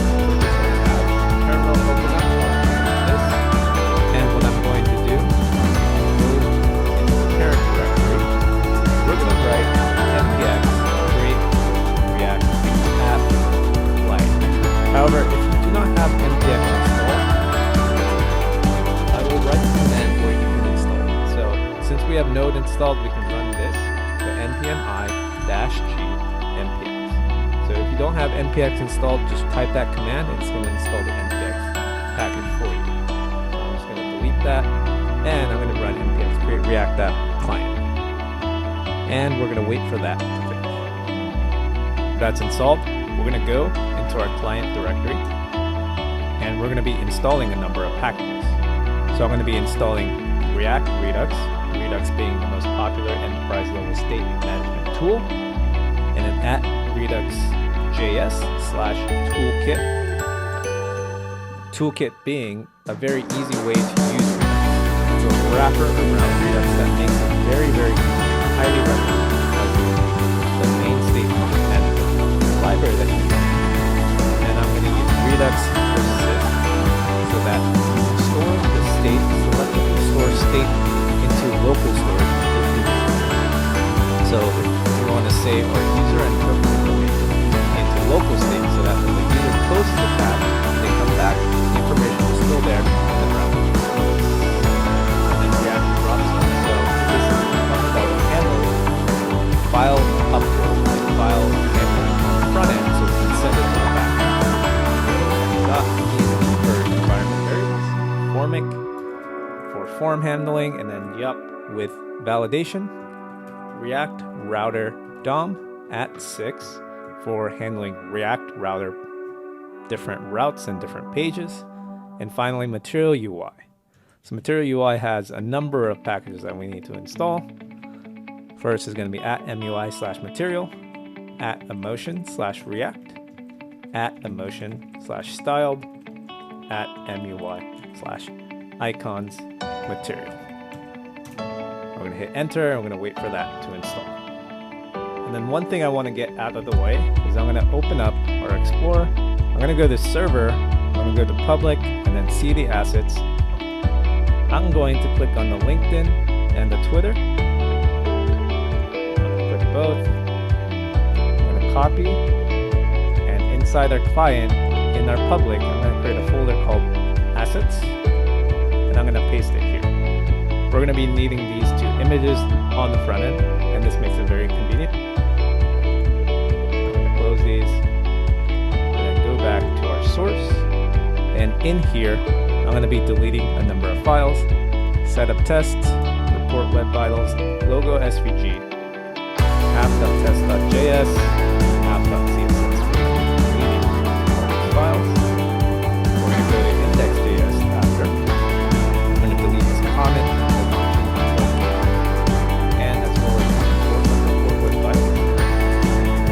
That app.js, delete everything in the header, lowercase this app, delete this logo, and we should be good to go for here. I'm going to import some Google fonts. So I'm going to go to fonts.google.com, just link in the description below, and we're going to search up a font called Rubik.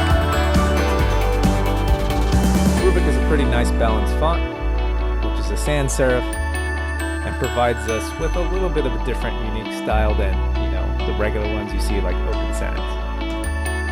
We're going to grab 400, 500, and 700. We're going to open up this tab, and we're going to see at import. We're going to copy everything in between the styles. Copy that. Go into our index.css. We're going to delete everything in here. We're just going to paste everything we copied. And in here, I'm going to write some CSS. This is the only CSS we're going to be writing globally. So we're going to use hashtag group dot app.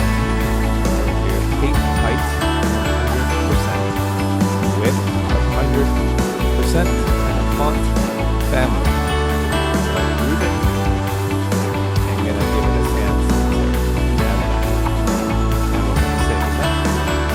That we're going to add one more file to client. It's going to be called JS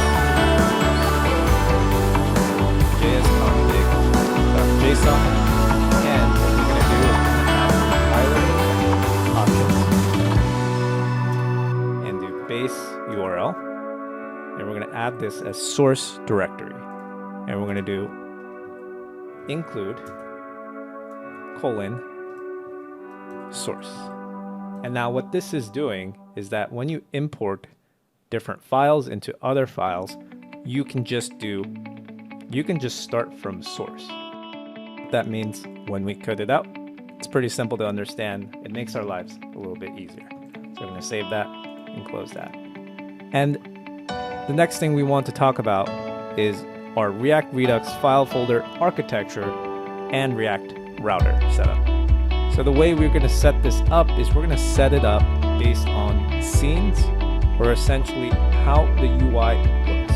So in this case, if I go back to the completed application, we're going to have a home page like this. Then we're also going to have a separate page we're going to call this profile page as well. And then if you log out, this will be the login page. And we're also going to have a navbar, which is going to be a separate thing because it exists globally. And then we're also going to have components that are shared. And inside of each one, we're going to have these things I'll call these widgets. So the widgets you saw with the post, a single post will be its own widget. User widget, we're going to have a friend list widget, as well as like that. But we're also going to organize via the page as well. The way we're going to do this, we're going to create a new folder. We're going to call this scenes. And we're going to create a folder called login page. Folder called profile. File called navbar.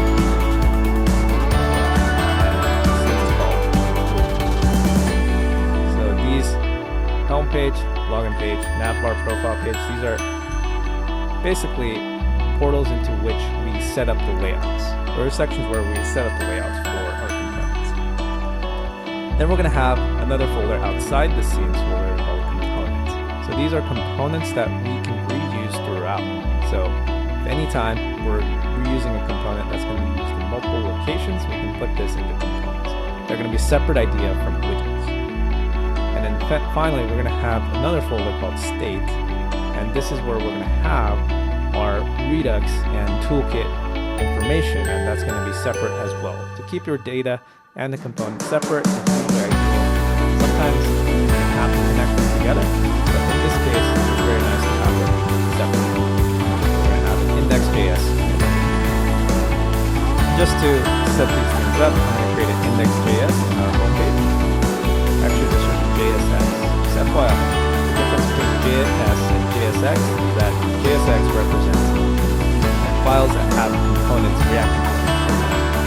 But it's just more of a syntactic trigger. What that means is just a different way to identify when a file has components, other files. And in here, there's going to be const home, capitalized. I'm just going to do return, and I'm just going to say div. I'm just going to put a div in here and say home page. I'm going to do export default home page. So right now, I am just setting up the skeleton just so we can have a non-error when we import it. So I'm going to do this. I'm going to copy this, create another one in the login page, JS, paste it. I'm going to select both of those. I'm going to change this to login page. Same thing over here. I'm going to copy and paste it. Index.js, actually JSX. I'm going to paste it. I'm just going to call this profile page with capitalized, doesn't really matter. This will be a temporary. And we're going to do the same thing for navbar as a temporary placeholder. So we're going to do that, navbar. So this one, close all of these.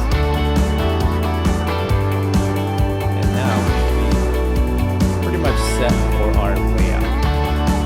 And with this, we're going to go to our app.js file. Close this. Actually, we can just delete the import from app.css. just do that.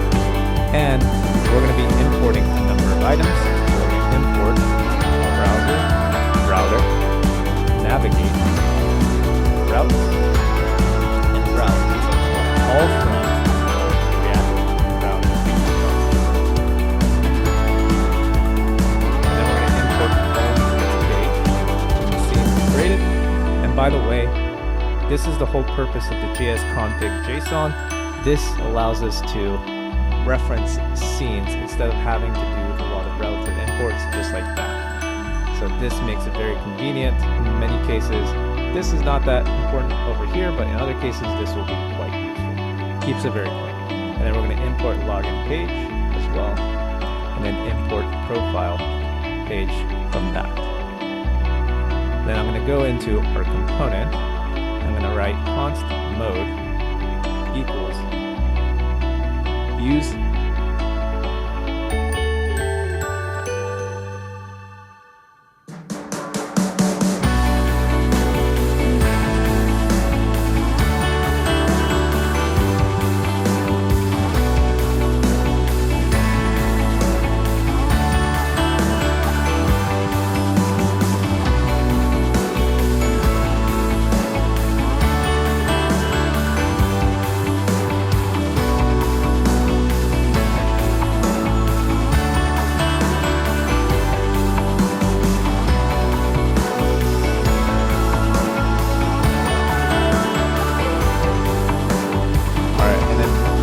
here. I'm going to go into our component.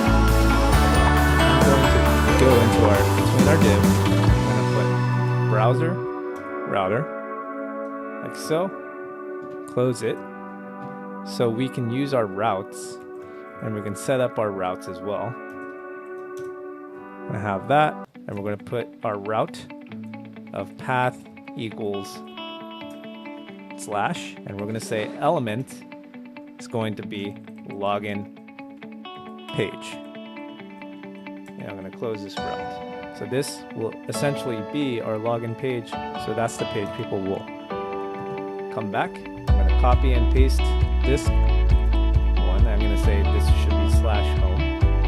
And in here, it's going to be homepage. And we're going to do this one more time. I'm going to set this for each profile. So this one is going to be a little different. We're going to say profile slash user ID. So this is a param that we can set. So if a profile, if you go to profile slash to whatever user ID, then you can hit this route. And we're going to say profile page. So, and then that will be how we set our routes. Now let's actually set up our Redux Toolkit state. So I'm going to go into the state folder into index.js, and I'm going to be importing create slice Redux.js toolkit. Constant initial state setting up. This essentially will be the state that will be stored in our global state. So this type of information, this data will be accessible throughout our entire application. We can grab it anywhere we want. So we don't have to pass in state properties down to different components. Now again, I really highly recommend Redux and Toolkit. If you're using Redux, you should always use Toolkit now. And among all the state management libraries, I know, what was it? Recoil?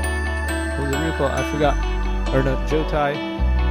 One of those is getting a lot of popularity. Personally, I still recommend Redux simply just because Redux is just proven for a long period of time. Most people know Redux, they might know the old way, but the toolkit simplifies a lot of these things for you and makes it so easy. And I'll show you that a lot of the boilerplate is just kind of gone. So here I'm going to be setting up our entire state. So I've already written out the actions and reducers and all the state logic over here. So we're going to keep all the information. We're going to start with this, and I'll explain these actions we have here. So we're going to have mode and light. So this is going to represent dark mode and light mode, and we're going to configure it globally. Then we're going to have user. We're going to start with null. Token, that's going to be the auth and then post all the posts that we do. And then we're going to have export const auth slice, great slice like so. And in here, we're passing the name of auth to represent the auth workflow, and then initial state. Essentially, we're passing an initial state into initial state. And then finally, we do reducers. So this is our actions. So essentially, you can think of this as functions.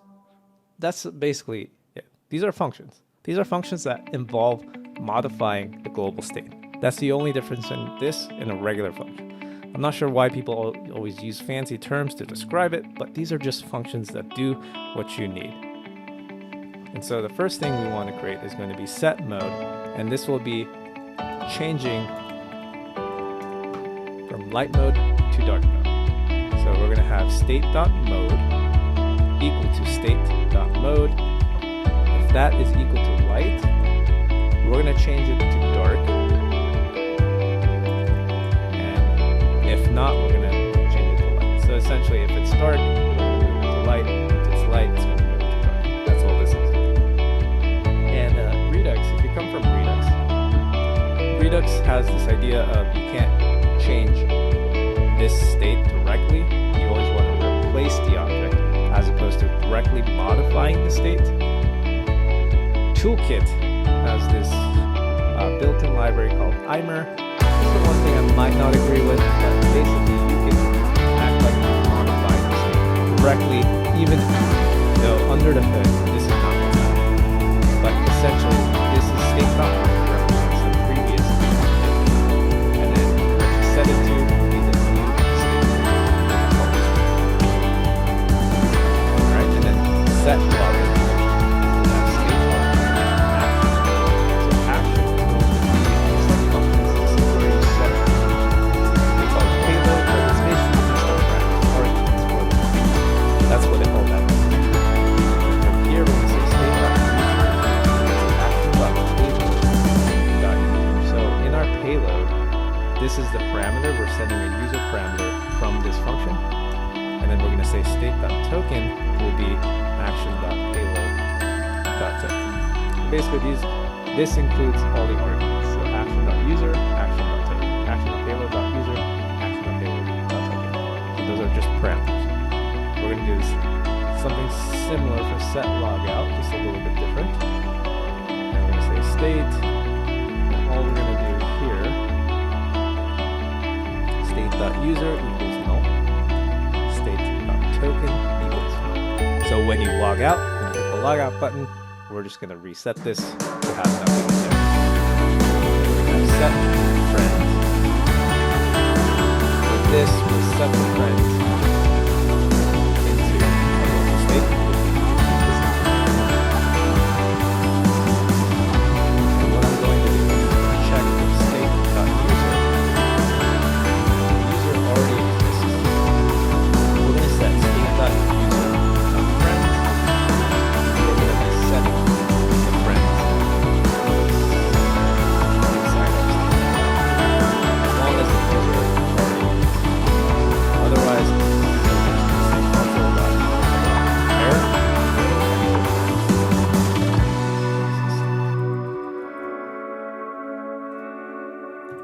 And then from there, we're going to say set posts, state, action. And inside here, we're going to say state.posts equals action.payload.post. So as you can see, these functions are pretty straightforward. Like set logout, we're just emptying it out. Set post, we're just going to set the post.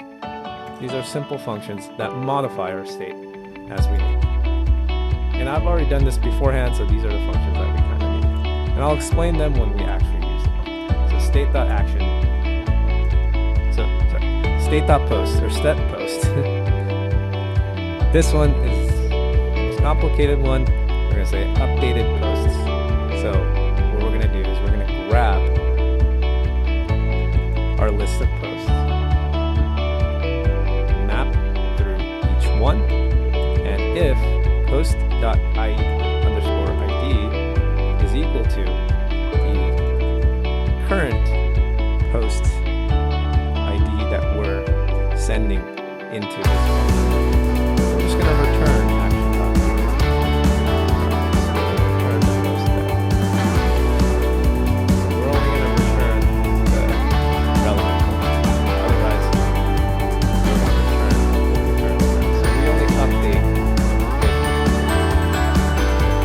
the updated post only change, and it's coming from the backend setting that. Everything else has been set. So I'll explain this one. Actually, it will make more sense. So we're just going to say updated post. State.post will be the updated. And then from here, this is part of Redux Toolkit. All we have to do is we're just going to repeat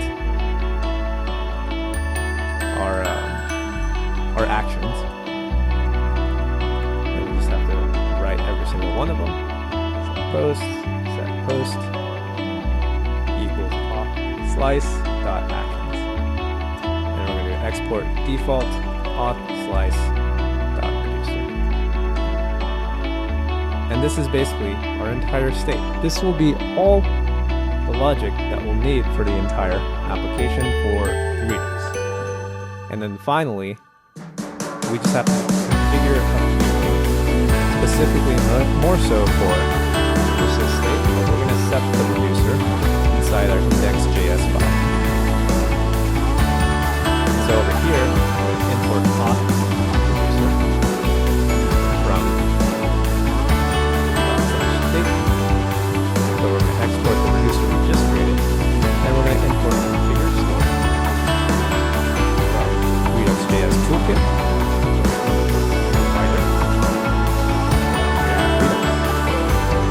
And we're going to import a number of things. This is when you use Redux persist only. So if you're not using Redux persist, you don't have to really do this, but this is specifically for Redux persist. Persist reducer. We're going to have flush, rehydrate, pause. So this it is kind of weird to do this. Purge, register. And we're going to do that from Redux-persist. And then we're going to import storage from Redux-persist live storage. And finally, we're going to import persist gate. Now, Redux persist, I think I mentioned it before, but this is so we can save all the state. So all of this information will be stored in local state, meaning anytime the user closes the tab or closes the browser, that information will still be stored in there. The user information will still be there. The only way they will get rid of it is if they clear their cache. And this is good for certain things if you want to keep the session storage alternative. That will have information saved for that particular session, but if you close the tab, that information will be stored. But local storage is perfect for this case. So now I don't have to re-sign it. So the way we set this up is that we set persist config. We set keep root, version, 1, like so. And we're going to say const persisted reducer. And we're going to say persist reducer and persist config, auth reducer. So we're going to have the reducer persisted, and then from here I'm going to set the store using configure store and pass in reducer with persist with reducer. And we're going to set the middleware get default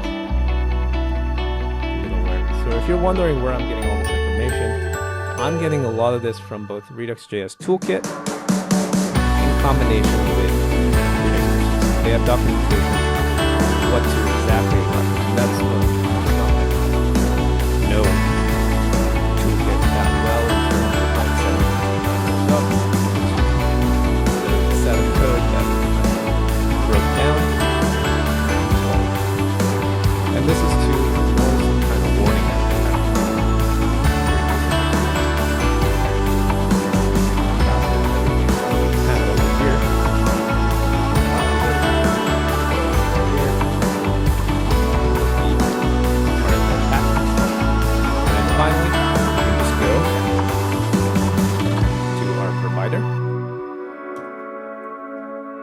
inside our provider, store equals store, we can pass in our app. And then for persist to work, persist gate.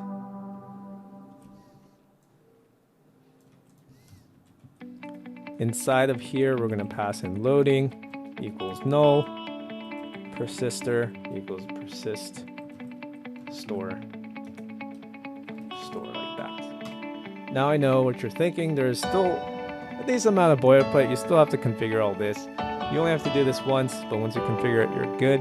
There is another state management library. I forgot the name, but it's getting a lot of popularity. The only thing I'm cautious about using one of those libraries is that right now, when you have some basic application, maybe you have, you don't really need too much functionality and you don't have a lot of use cases, then those state managements are perfectly fine. You can get by and have even less code than this, and it's perfect for those. But be careful of those people who are hyping some of those packages. They're not going in, they're not creating production level applications where you have all these weird edge cases. This happens a lot. When you have a big application, you get into these weird little specific edge cases, and it becomes a headache to work on. Now, Redux has been around longer, and this is what using older libraries sometimes, as long as it's good enough, they are usually desired packaged to you. I highly recommend Redux. It's been there for a while. A lot of the use cases have been created for it. Storage, local storage is fine. Make sure there's no bugs. And this is why we'll use something like Redux over those ones.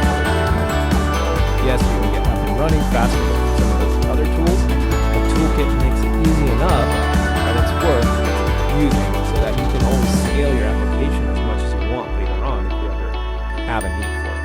So this is why I highly recommend stay away from those highly opinionated people saying Redux is gone, things like that. It's just, chances are they haven't tried it. They haven't tried a lot of these packages. They just kind of say what they feel like at the moment, and they want to speak their opinions. Fast setup, we're going to create our theme file in our source directory. So I'm going to create a new file, call it theme.js. So right here, if you go to the link in the description below, I'm just going to copy these color tokens that we have from the file. So you can get these. I don't want to spend the entire time just writing and typing. I feel like you guys might be bored. So you can just go to the file, copy these directly. Or if you want, pause the video and just look at this. Primary, these colors. 50, say 0 and gray, 0 and 50. And from here I'm going to set the settings. Feel free if you skip this section, you can copy all of those, but I will do this part manually so I can explain everything. So I'm going to say theme settings, say load, friends, return, and in here I'm going to say palette like this. So this is going to set up Material UI theme. So by doing this, we can set the default colors for Material UI themes, so it makes it easier for us to configure what we need. And so we're going to have two settings, like I mentioned, with mode of dark. And if it is dark, so we're going to do a ternary operator. If it is dark, we're going to set these particular settings. So I'm going to say palette values for dark mode. And then we're going to do primary. I'm going to say dark is going to be color tokens primary 200. Main is going to be color tokens primary 500. I'm going to set light is going to be color tokens primary 800. So now these are values that I've set kind of, I've tested it, chosen colors that I feel like looks good and match well together. This is why I say color tokens. So instead of me constantly typing this, I'm just going to copy color tokens gray and bracket 100. So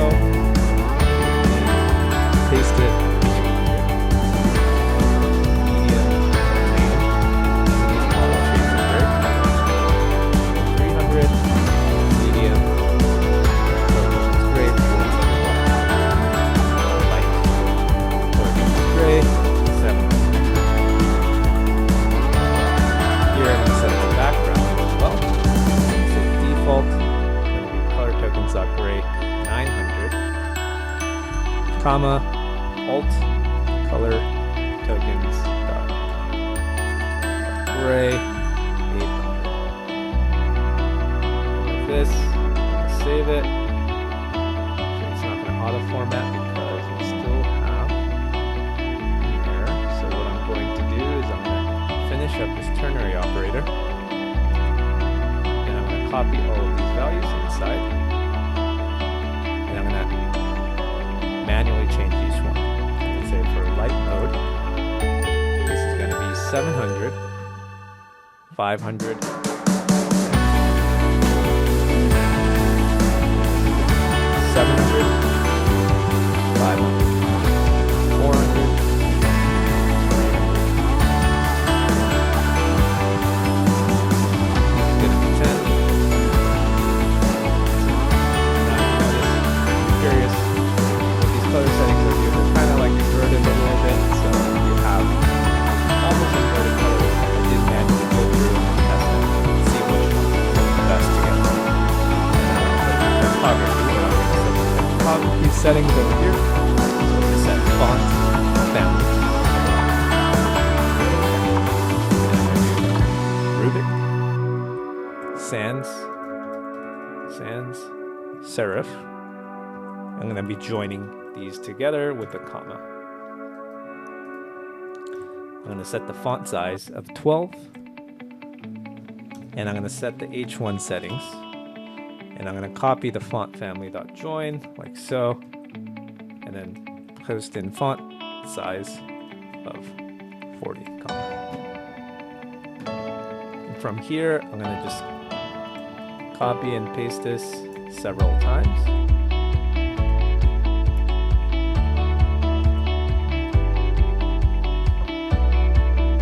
Set each one for different font sizes.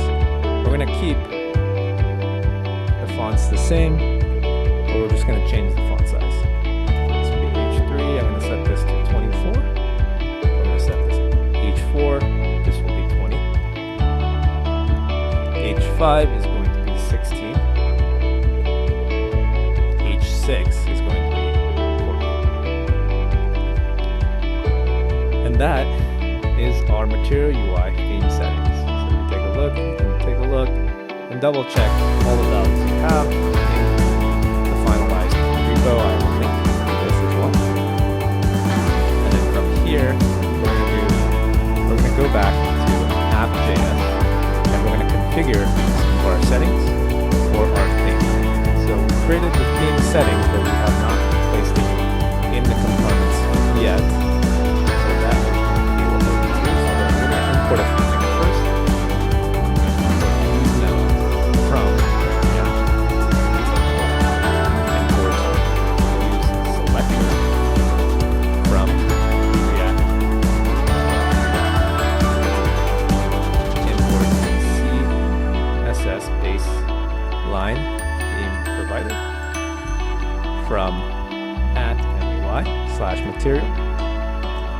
Import create theme from @MUI/material/styles. And then finally, we're going to import theme settings from the file we just created, and that's going to be from ./theme.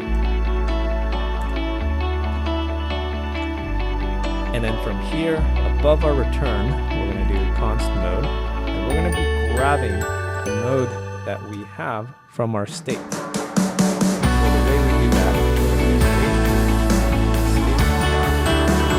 This will help us grab the value created. If we ever want to grab information from the store, we just have to use the selector, grab the state, correct the producer, and it's pretty much there. Very easy. So const theme will be use method.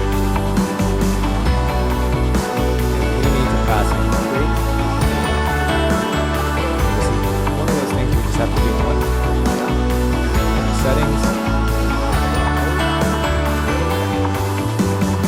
comma, and we're going to put mode in brackets. So this will set up our theme. We have yet to pass it into Material UI yet, and that's what we're about to do. So we're going to pass in theme provider, and we're passing in a property into theme. We're going to wrap this around the routes. And now we should have our theme configured for Material UI. And then one thing we want to add is CSS baseline. This is not really relevant to the theme, but it's going to reset our CSS to basic CSS. So if you ever heard of CSS reset, this is essentially what it's doing for Material UI. They have their own version. So this makes it very convenient to reset our CSS. We have most of everything set up. Let's actually open up our terminal, and we're going to run npm run start. And we want to confirm everything's working so we don't have any errors when we start it. So when you open it up, you can go to localhost, refresh it. You can open up your the console in your browser. You can use Command Alt I to open it with the shortcut. Or if you're on a PC, you can use Control Alt I. That will open up, see if you have any errors. This is good. See something. So this is all. You just want to make sure this is running, up and running, so we can go on to the next. So I'm going to go back to our code, close the terminal so you guys can see. I'm just going to close all these tabs out, just clear, and I'm going to go to our client folder, go to source, components, and I'm going to create a new file. I'm going to call this flex between. So a folder, a new file, call this flex between JSX. So here I'm going to import a component from Material UI.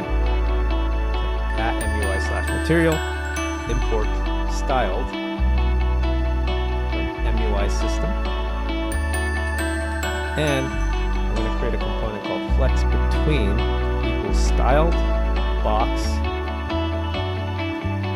and close it. So if you have ever never seen this syntax, I don't use this too often, but this is very good if you're reusing CSS as a component. Now you can use style components. This is essentially called style components, and you can name this component as you want, as if it's another component, and you can just pass in CSS properties in here. In this case, display of flex, just type space line items second. By doing this allows us to reuse this set of CSS properties through different areas. This one, we're going to be using this quite a bit. It's very useful to pass along this so we can align things, flex things. And with that, now we can go and create our Navbar. So Navbar will be the first thing we create. So here, we're going to go to the Navbar component, and I'm going to import a number of items. We're going to import use state from React. And I'm going to import box from MUI material. And in here, I'm going to import a lot of different components. So I'm just going to type all of this out. So I'm going to do box, icon button, input base, typography, select, menu item, form control, use theme, and use media query. I'm going to go down, I'm going to import icons now. So if you're curious, Material UI, icons, and go over here. You can see this is where you can find the icons. You can grab the icon if you want right here and then search. This is very useful. Otherwise, you can just follow along because I already have the icon set up. So I'm going to write search, comma, message, comma, dark, load, comma, light, node, notifications, help, menu, and then tools. And we're going to say from @UI/icons material. finally, we're going to import use dispatch. Then use selector from React Redux. Import set node state set logout. Import use navigate from React Router DOM. And finally, we're going to import flex between, like so.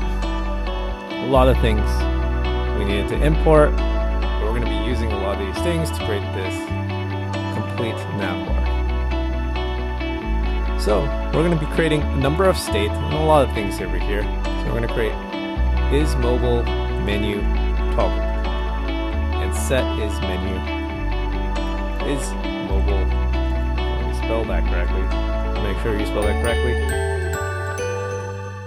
And this is going to be the value to determine if we want to open up the mobile menu when it's in small screen and use this to toggle it on and off. And then we're going to create dispatch equals use dispatch. So this is something we need to use to dispatch actions from the reducers. Then we're going to say navigate, use navigate, constant user selector.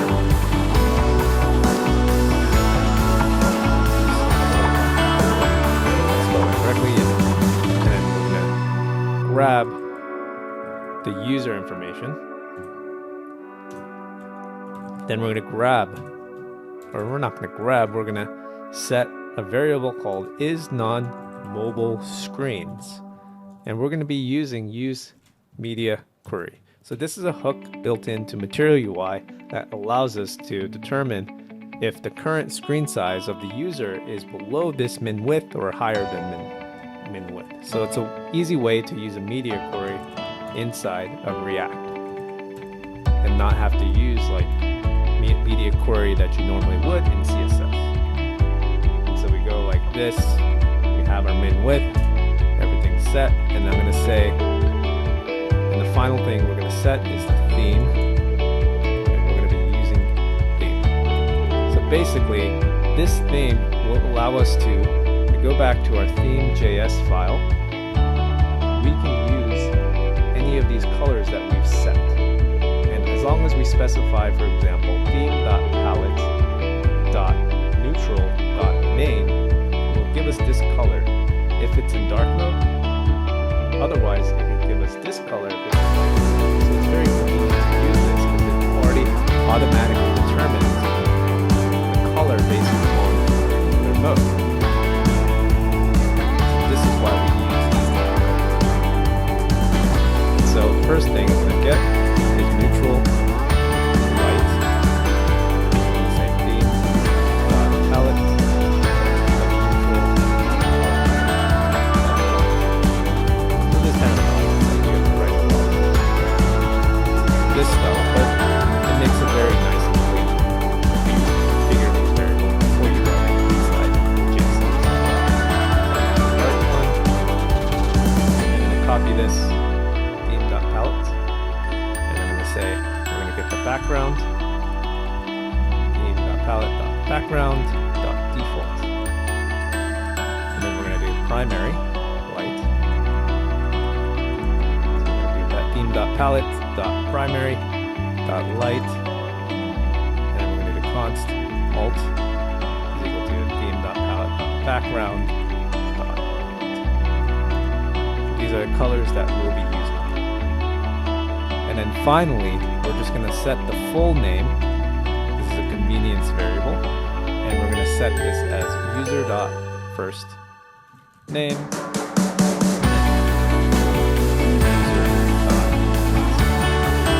So this gives us full name access right here.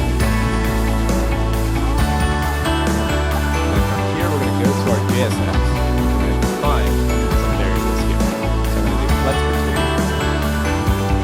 Inside the flex between, I'm going to set padding of 1 rem and 6%. The background color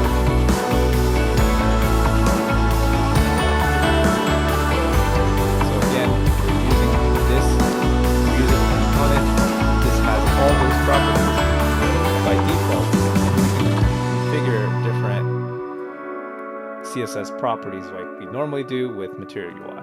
And just FYI, Material UI has these box components like this one. So that allows us to pass in any type of CSS properties and then use them as a component property. So instead of padding colon this value, we're doing padding equals string, and we're passing in values. So it's very nice to use.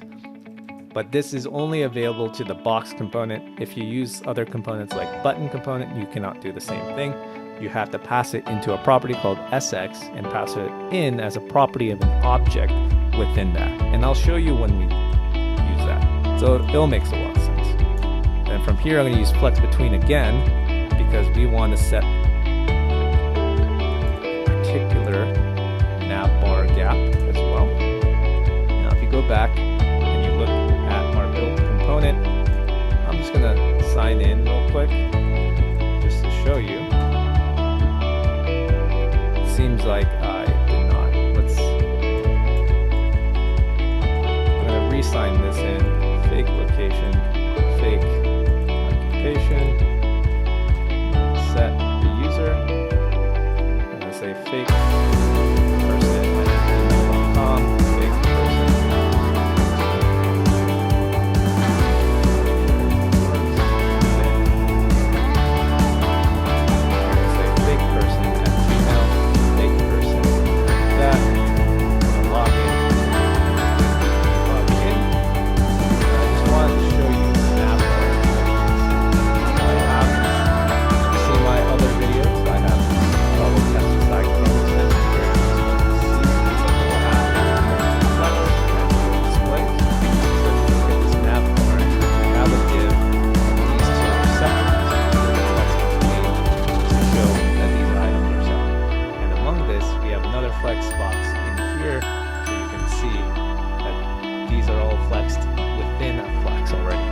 Same with over here. So we're going to do that. So this is going to be the logo. So this, we're just going to do typography, passing in Sociopedia within.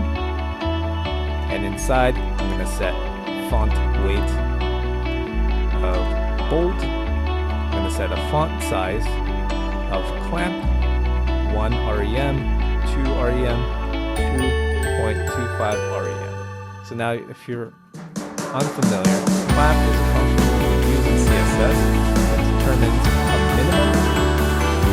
a minimum value for a font, a maximum value for a font, and a preferred value. So we'll always try to do 2 rem, but the screen size looks too small, we're going to do 1 rem because it's big, it's going to set 2.5. It's very useful for fonts.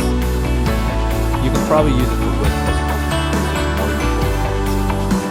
Then we're going to set the color as primary, which is kind of a light blue color. We're going to set on click. And when you click this logo, technically you generally want to navigate to the home page. React Router. And then we're going to set an SX. So like I mentioned, this is where you can put CSS properties. If you have a situation where you're passing in pseudo properties, this is where you're going to have to do it. So in this case, when you hover, we're going to add some styles. So we're going to give it a color of primary light and give it a cursor of pointer. We're going to save that. That gives us our logo. And below this, and we're going to say if it's non-mobile screens, we're going to give it the search bar. So if it is above mobile screens, we're not going to show this. Or if it is a mobile screen, we're not going to show this. So we're going to do flex between. I'm going to close this. Like so. Make sure that's closing tag. And inside this flex between, we're going to have a background color of neutral light. Give it a border radius of 9 pixel. Gap of 3 rem in between the values. We're going to give it a padding of 0.1 rem and 1.5. This is a shorthand. This means 0.1 rem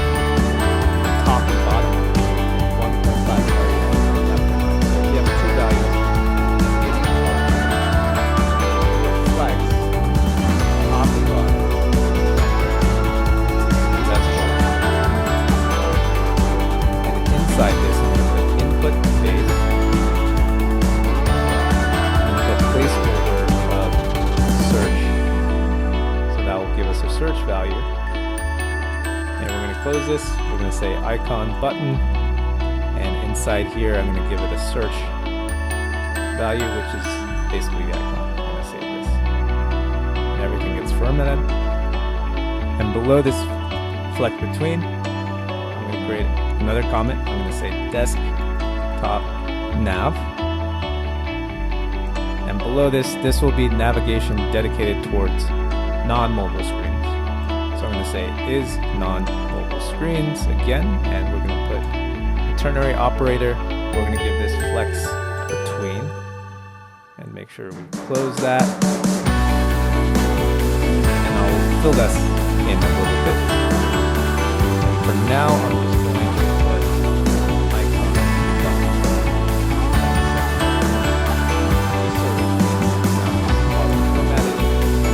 Close this, and I'll fill this in. In here, I'm going to give it a gap of 2 REM. Say icon button on click. And I'm going to dispatch set mode. So this is going to be the button for our light and dark mode. So this is the dispatch of the action that will change the mode in our Redux. So if I go back here, this will change the light to dark and dark to light. So if I go back here, I'm creating an icon button. And so if the theme.palette.mode is equal to dark, what we are going to do is going to have a ternary operator. We're going to set the dark mode icon and do SX font size. So font size just represents the size of the icon over here, or icon, yeah. And then inside the second option, we're going to pass in light mode. And I'm going to copy this SX over here. And in this case, we're going to set this as color of dark, and then font size of 25 pixels. We're going to save that. So again, we're using Redux to flip the switch for the dark and light mode, and we can change the dark and light mode. And then from here, I'm going to say message, which is another icon. And actually, I'm going to be copying this SX font size mode. Same with the closing curves. Copying that, pasting that. Messages, same thing for notifications. Close that, same with close that, and then we're going to create a form control. So this is going to be for the drop down at the top right, where we can see the user that's logged in, as well as the logout button. And here I'm going to give it a value of EdRoh.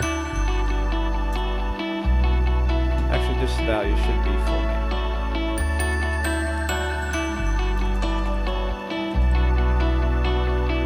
Right, and then here I'm going to say select. And inside here I'm going to give it a value of full name and give it some CSS properties with SX. We're going to say background color of neutral white, a width of 150 pixel, border radius of 0.25 rem, padding of 0.25 rem, 1 rem, again shorthand for 0.25 rem, top and bottom, 1 rem left and right.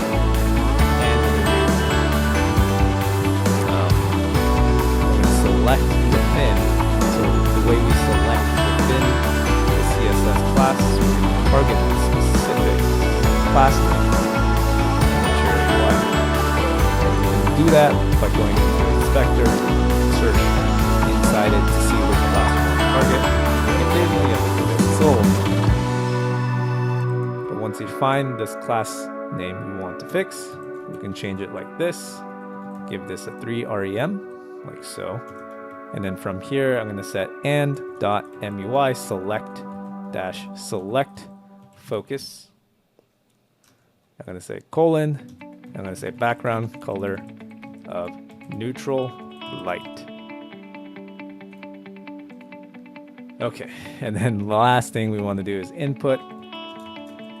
Input going to be /input base.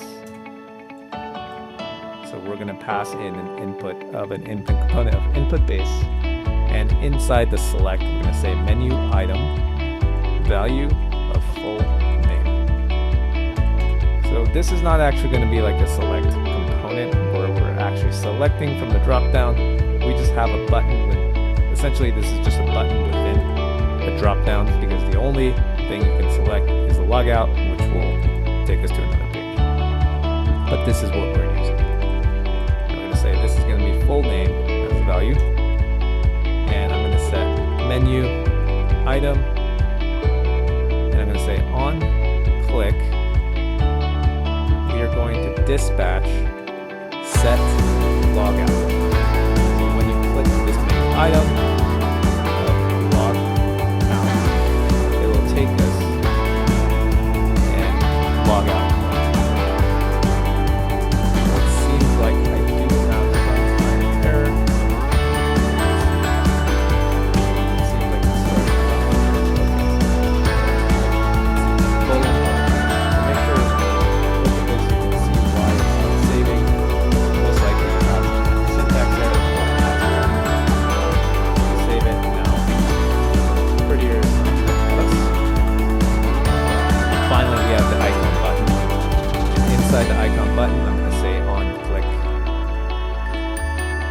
In set is mobile menu toggled, and we're going to say is menu is mobile menu toggled. So we're just going to flip it.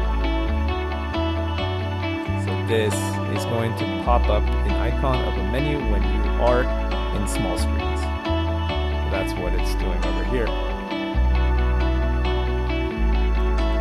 And then below this, we're going to create the mobile nav. And in here, I'm going to say if it is non-mobile screen, so basically if it is a mobile screen, and if it is mobile toggle, so basically when you click the menu item, it should open up a box that will close, or a box that will have the icons.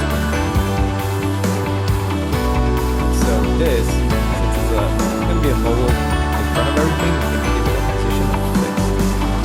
We want this to take up the entire height, probably a width of like 300 pixels, 500 pixels, like that. So we're going to set this to the right, the bottom as well, so it takes up the entire page, as well as give it a height of 100%. We're going to give it a Z index of 10, so it's in front of everything. Give it a max width of 500 pixel, min width of 300 pixel. And we're going to give it a background color of the background color that we set earlier at the top of the component. And then we're going to give a close icon after it as the first thing in our mode. And in here, I'm going to say display of flex. So I'm not going to use the flex between component because I just want justified content to be flex end. So this is specific, so we cannot use our reusable component. And we're going to give it a padding of 1 rem.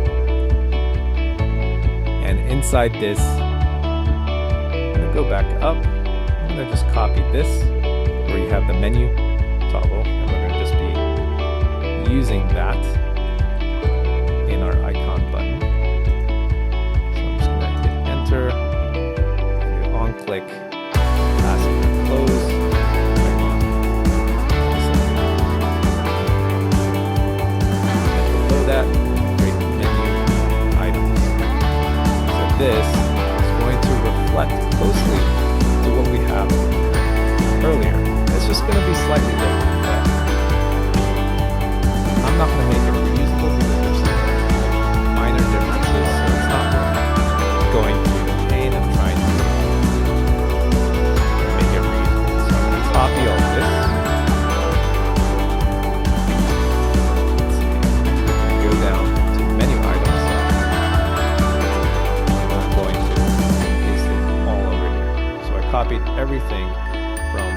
where the light mode stuff happens. So if I go over here, I essentially copied everything. Actually, let me redo this. So I copied everything at the beginning from the flex between in the desktop nav. And I'm just gonna pretend you didn't see that. So let's delete this right here. And in this menu item, I'm gonna repaste it with the flex between. And we're gonna just modify some things here. So we're gonna give it a display of flex. We're gonna do flex direction of column. So what that means is that we're gonna have it flexed up and down as opposed to left and right. Justify content, center. Vertically, and we center it horizontally.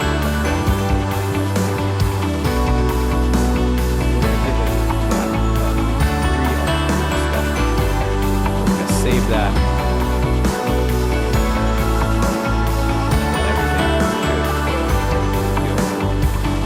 I'm also going to set this icon button font size just so it's the correct size.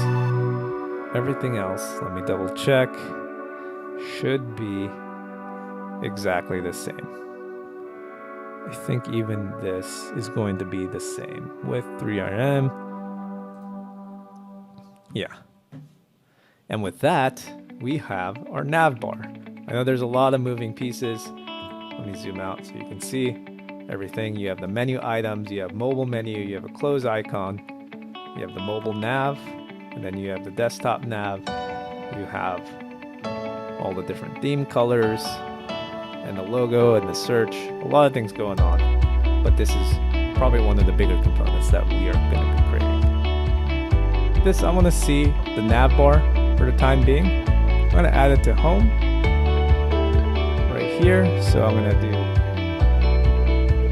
select this. I'm going to hit box. So I'm going to import box from Material UI. And right here inside the box, I'm going to import navbar. Like so, using IntelliSense. And I want to check if this is working on our live site.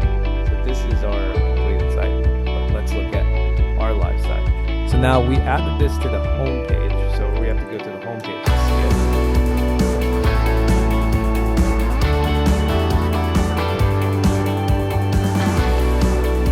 And we are waiting for it to be filed successfully. And now you can see we have light dark mode, we have everything turned on. Drop down, log out. So perfect, everything. As expected. We want to show what it looks like when you are on mobile screens. Remove the search bar, everything will be on this, and open this up and close it. That is everything, and it's working as expected. And with that, I am now going to be creating the login page and the register page. So if we look at the completed application, log out, I'm going to show you, this is our login page. So we'll have a form, but using the same form, if you click don't have an account, sign up here, you can see that we have this form set up so we can register over here. So we can go back to login, we can go back to sign up over here. And we're going to be reusing some of the same components. So going back to the code, I'm going to close all this again, go to login page, and in here, I'm going to import a number of items. Import box. Import typography. Use theme. Use media. And inside of this, I'm going to use constant theme. Use so we can grab our colors again. And I'm going to do const is on mobile screen. Query, so passing min with 1000 pixel, it'd be 4. Inside here, box, and I'm going to create a few things.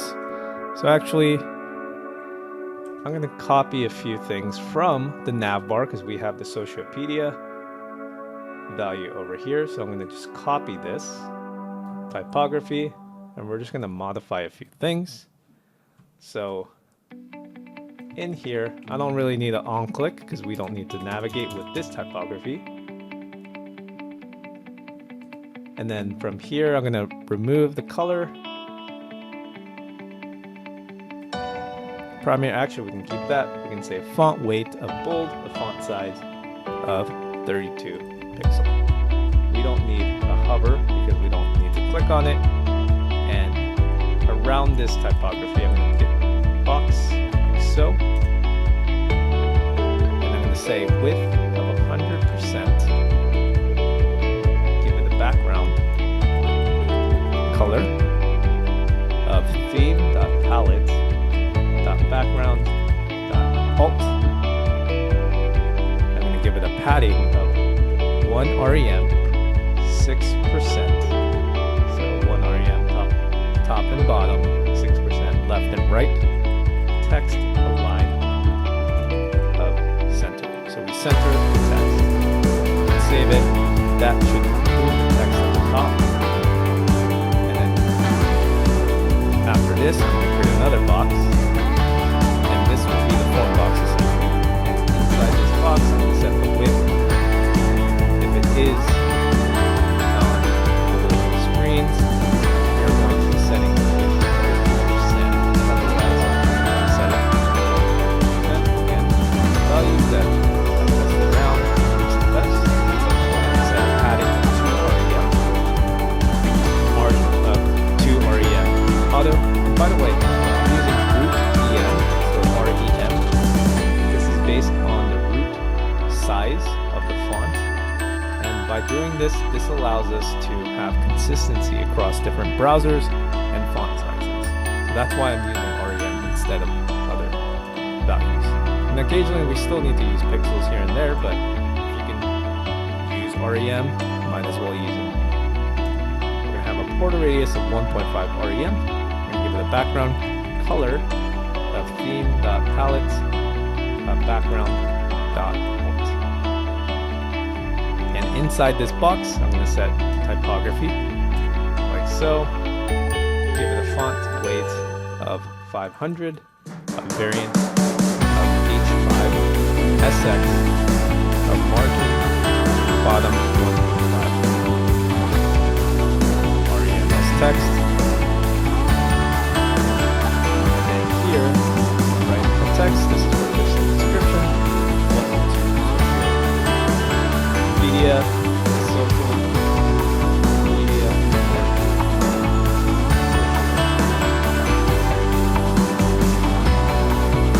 That will have our layout set up. And inside this box, we'll create a form component that I cannot create yet.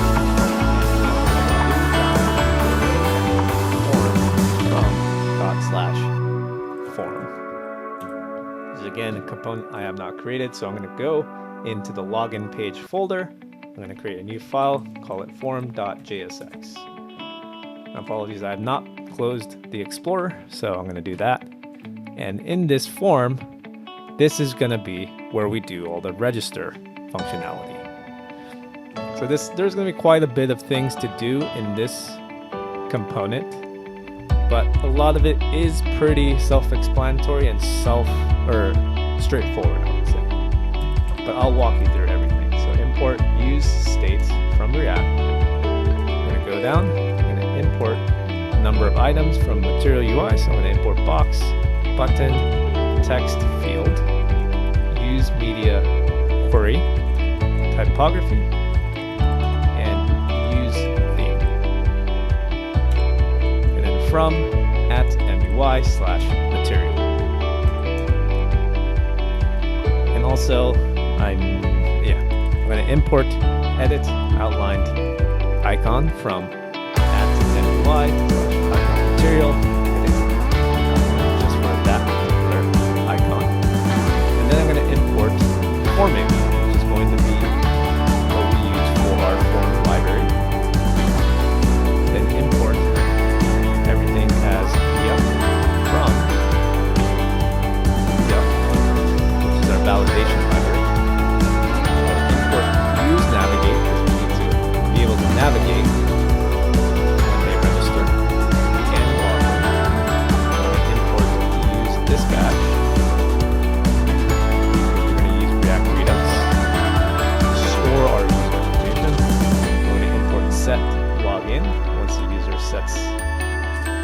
our login page.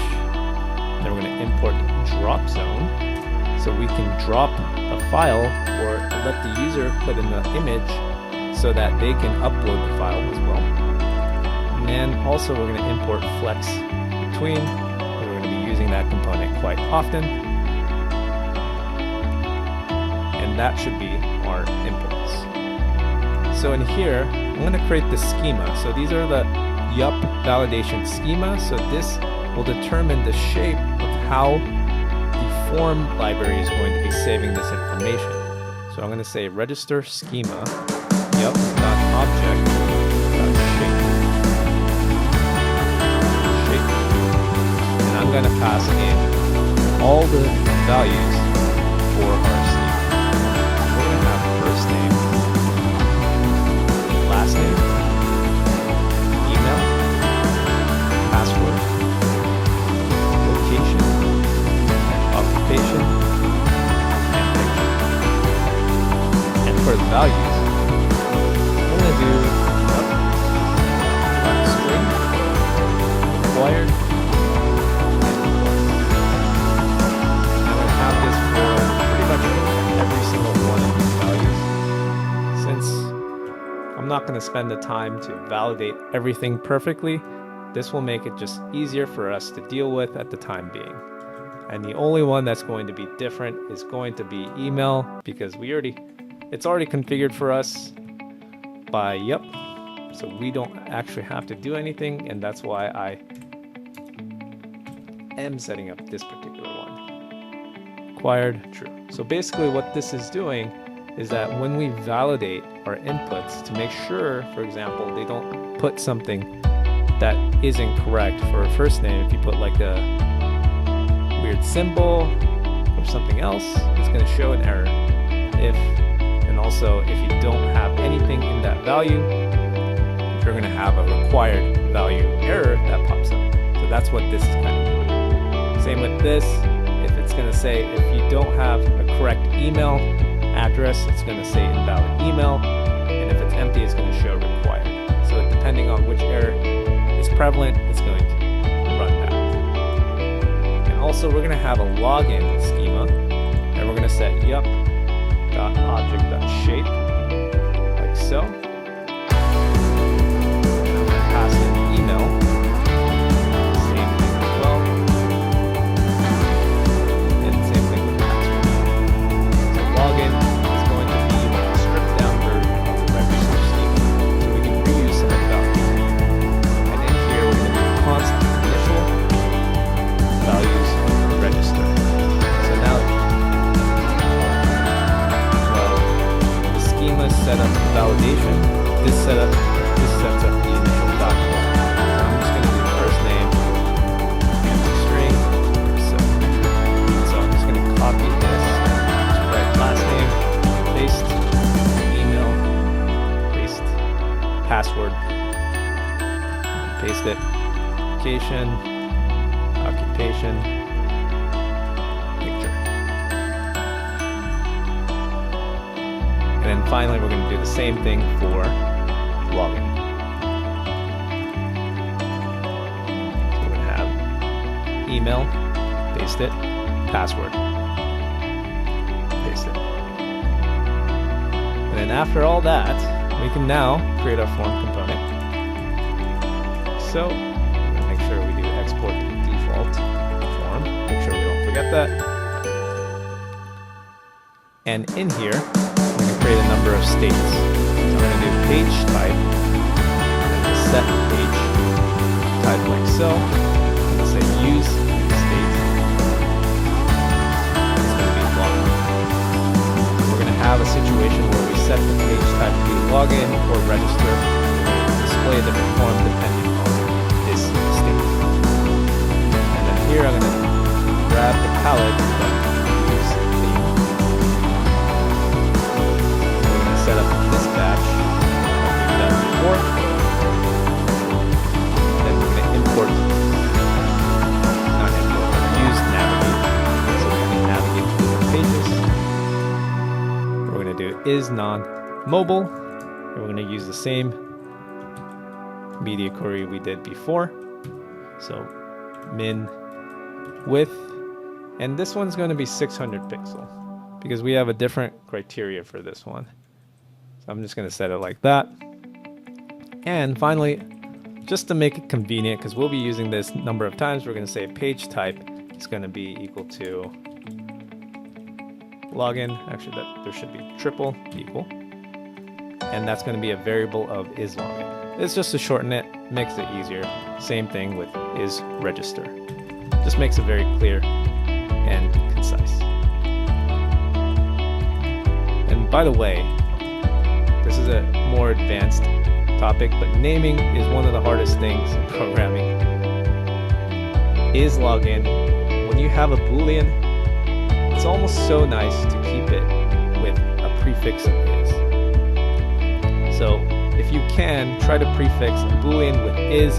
That will show you that this is going to be a specific boolean. It helps with naming, keeps it very simple if boolean always starts with is. I know some people do like has something and then they change it to is. I personally like it if it's always is, because you can clearly see when something is a boolean and or not. And with that, I'm going to create a function before we write the JSX. I'm going to create a skeleton for handle form submit. And this is going to be asynchronous. I'm going to give it value of values on submit props. Now these arguments are going to come from formic, and I'll show you where we are going to use it. But for now, we're just going to keep it empty. I'm going to return the formic component. So, and inside the formic component, this is where I do on submit and pass in the handle form submit function that I just created.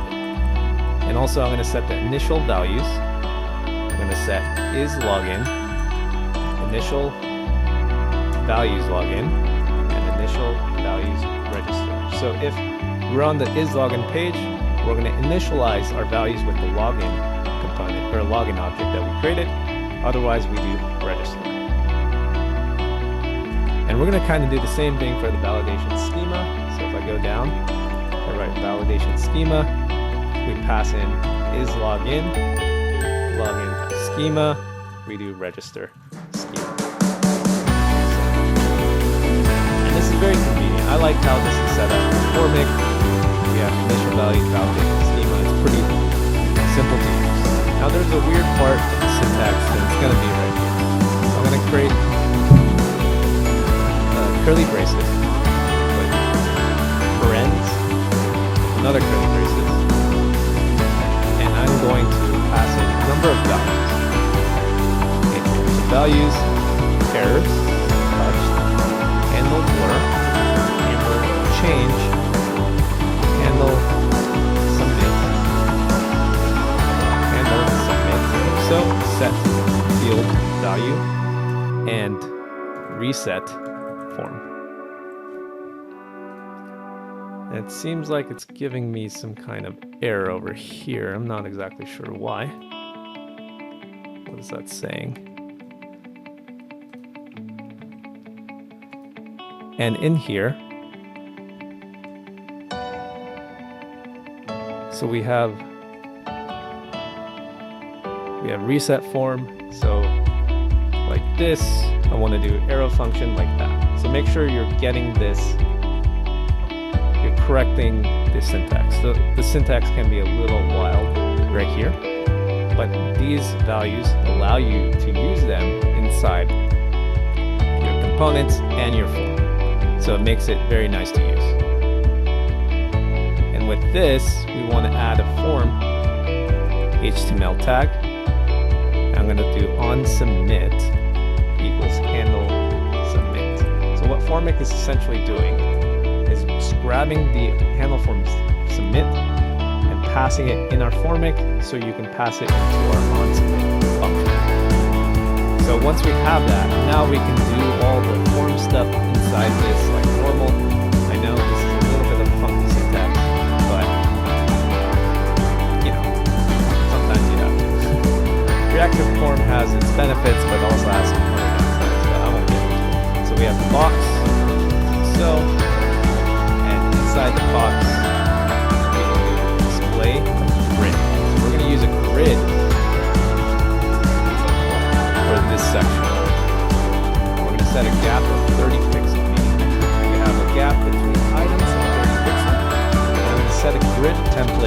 columns, and we're going to do repeat of 4, comma, min, max of 0, 1 fractional unit, and this will be our grid template columns.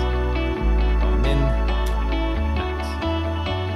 So what this is saying is that we're going to split our grid into 4 sections, and it's going to be a minimum of 0, so if it gets too small, it's going to shrink all the way to 0. Otherwise, we're going to split this into equal fractions of 4. So if you take a look on the final application, we're basically splitting this into 4 sections. So 1, 2, 3, 4. 1, 2, 3, 4. 1, 2, 3, 4. 1, 2, 3, 4. Same over here. You know what? I could have split this into 2. You could split this into 2. But I'm keeping it as 4, so I'm going to set this as SX, passing it, and div. So what we're doing is we're targeting any divs of this as a child. Anything or child column. So anything right below it in the div, we're going to add a property grid column.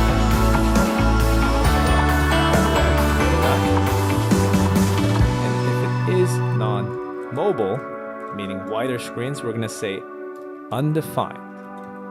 But if it is mobile, we're going to say a span of 4.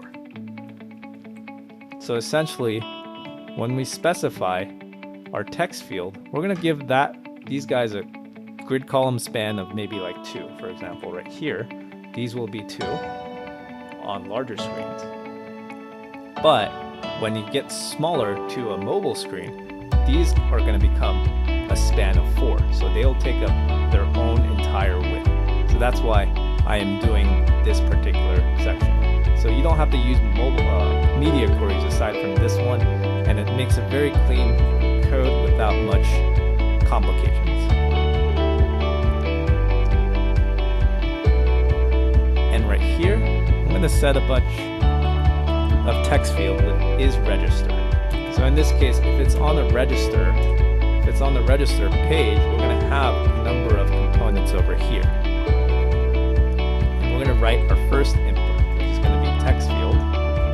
So that's like the input component from Cherry UI. Close it, but I'm going to pass in a number of parameters over here.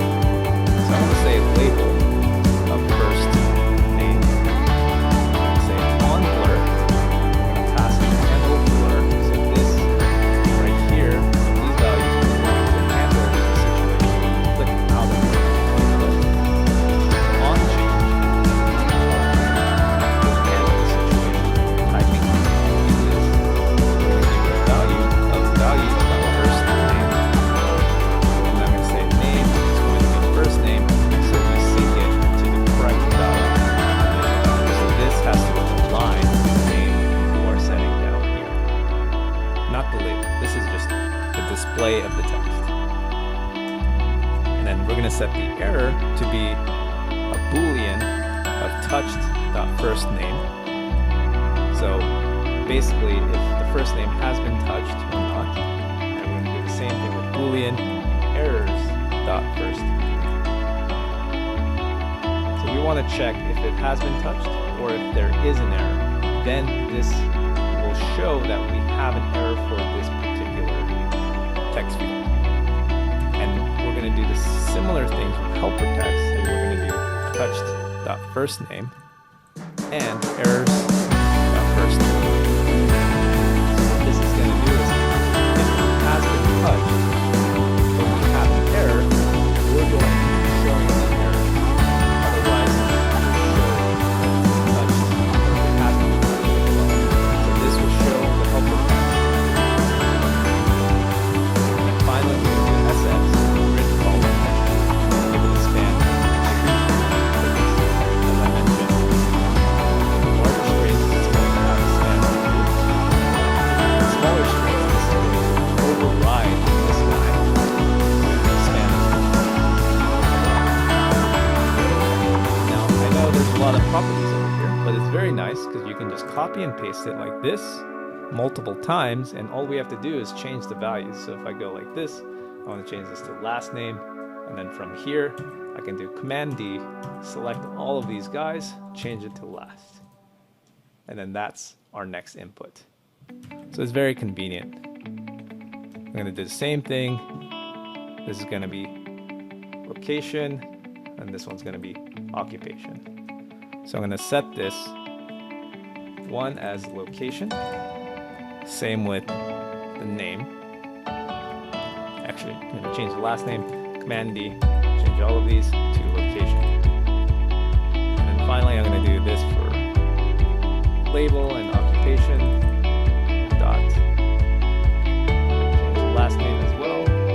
This should be occupation. And then from here, I did forget that we need to change this to span of 4 because these take up their own line. I'm going to save that. And then finally, we're going to have to deal with the box of, inputting profile image. So this one is going to be a little more intense. So we're going to say, we're going to give this a grid column, span of 4, like we did before, the border of 1, so solid, natural palette, neutral dot. So again, this is a shorthand of border, 1 pixel, it's a solid line. This one, that's a shorthand for border. Border radius of 5 pixels. A padding of 1 RE. And inside this box, now we're going to use a component from Dropzone. This is where we can have an automatic configuration so we can pass in files and have validation as well. So we're going to say accepted files is going to be .jpeg, .jpeg, .png, or .png. So it will only accept that particular file. So I think it might not be working. I'm not entirely sure. I've had weird scenarios where it doesn't properly accept those. But here we're going to set multiple to false. So that means we cannot set multiple files. We just want only one image at most. And then from here we're going to set on drop. So this is going to be the callback function of what we do with the files once the user drops it. Pass in accepted files. And in here we want to set the field value. We're going to set this as picture, comma, accepted files. So what this is doing is, since these text fields is different, we want to set the set field value for a specific format input, being a picture. We can use the set field value to set those values if we need to. And in this case, using Dropzone, we need to set the value manually. And up here, we have a callback function. And again, this is going to have some weird syntax, and this time is from Dropzone. So we're going to pass in get root props and then get input props. So we can use those props and pass it within the JSX inside of here. So we're going to give it the box like that. And we're going to do some styling over here. And what I need to do is I'm going to pass and get root props. Now this is something you have to do with Dropzone. So you're basically just passing the props that they give you, passing it into the immediate div that's underneath. And then from here, I'm going to put the border. I'm going to give it 2 pixel dashed with the palette primary.main. So this is another border shorthand. And we're doing pad 1 rem, SX of, and we want to target the hover. So when we hover over it, we want to change the cursor to click.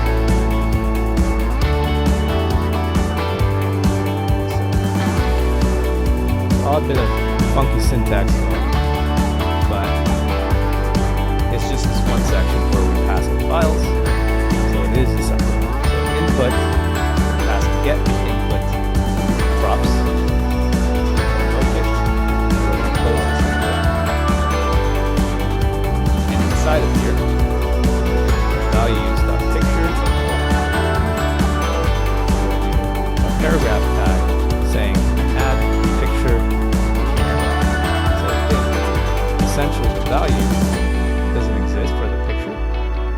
display this text.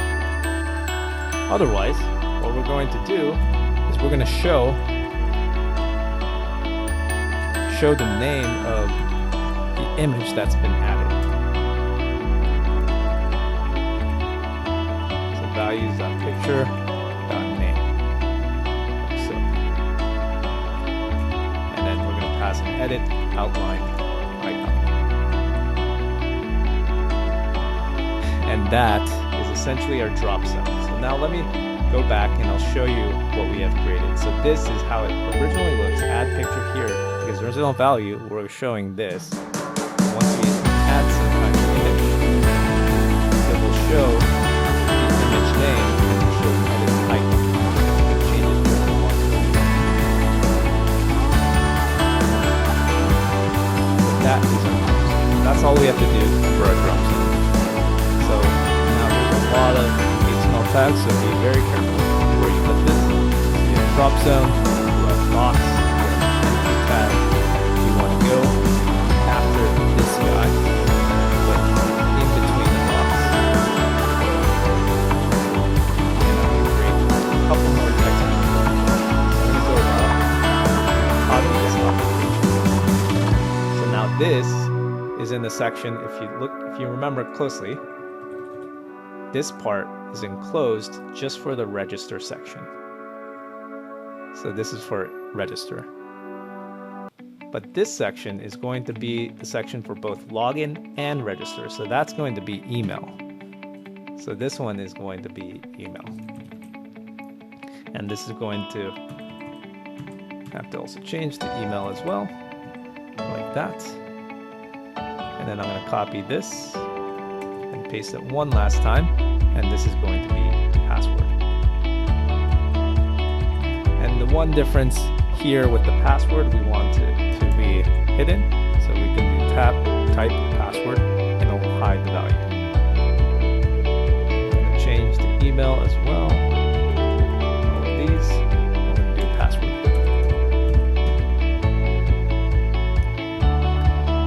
And then finally, with this, we have our closing box.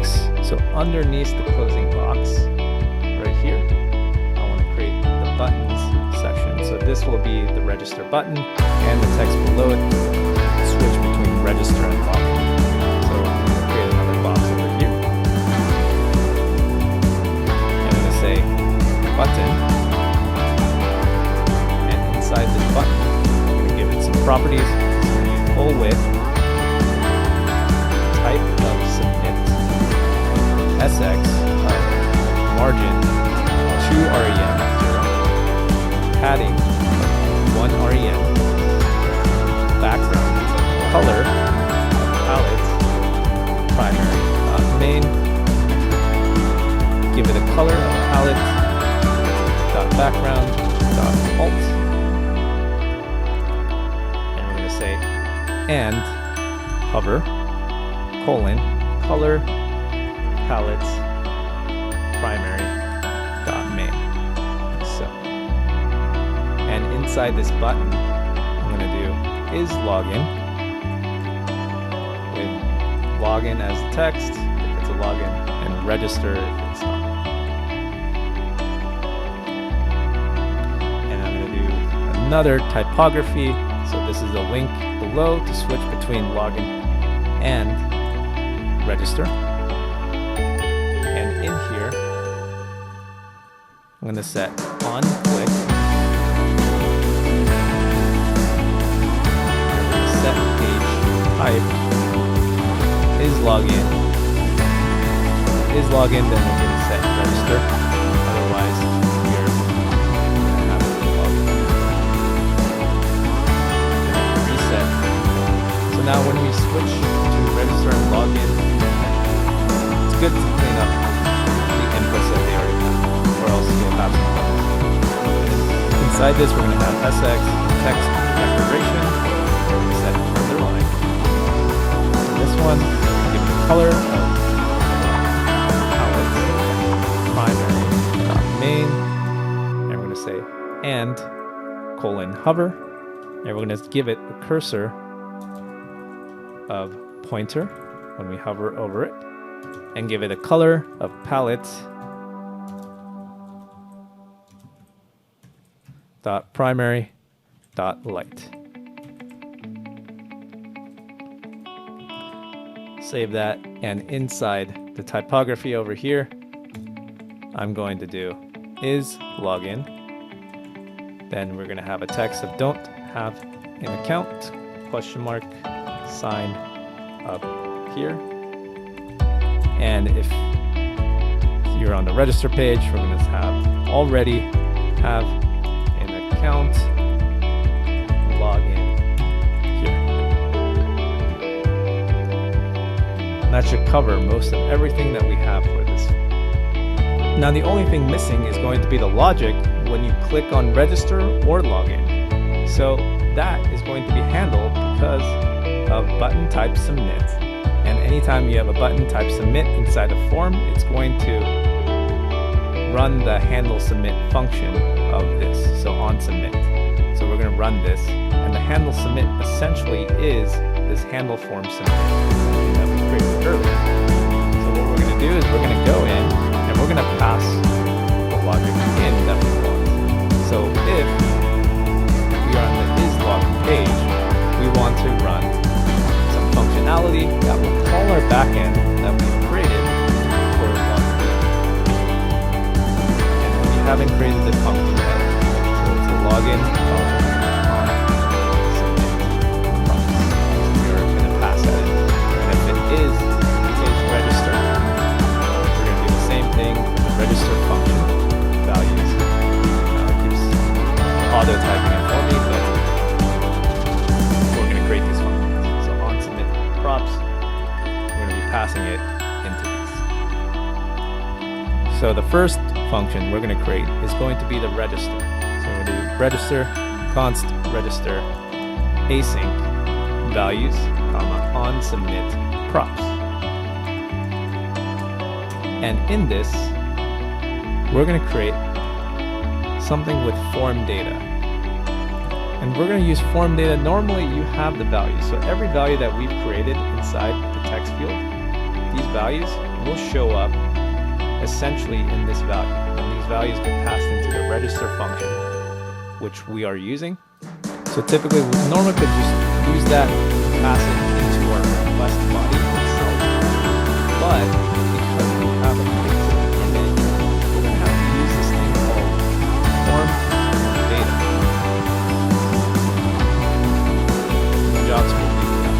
So this, this allows us to send form info with. And what we have to do, we're going to create, this is essentially like an object, but we have to add it in a special way. So let value in values go through every key value in this object, and we're going to append it to the form data, like so. Now I know this is unconventional, but when you have an image, this is one way to send the image through the request body. And this will cycle through all the values added to form data. And the one thing we need to append actually is going to be the picture path. And the picture path is essentially going to be the name. So that is identified by, if you go back to our server and we create assets, so p1.jpg, that is the name of the file, and that's going to be our path. And we need to append this manually because we add the images, that's how it's going to be. And then finally, with that, we can do saved user response.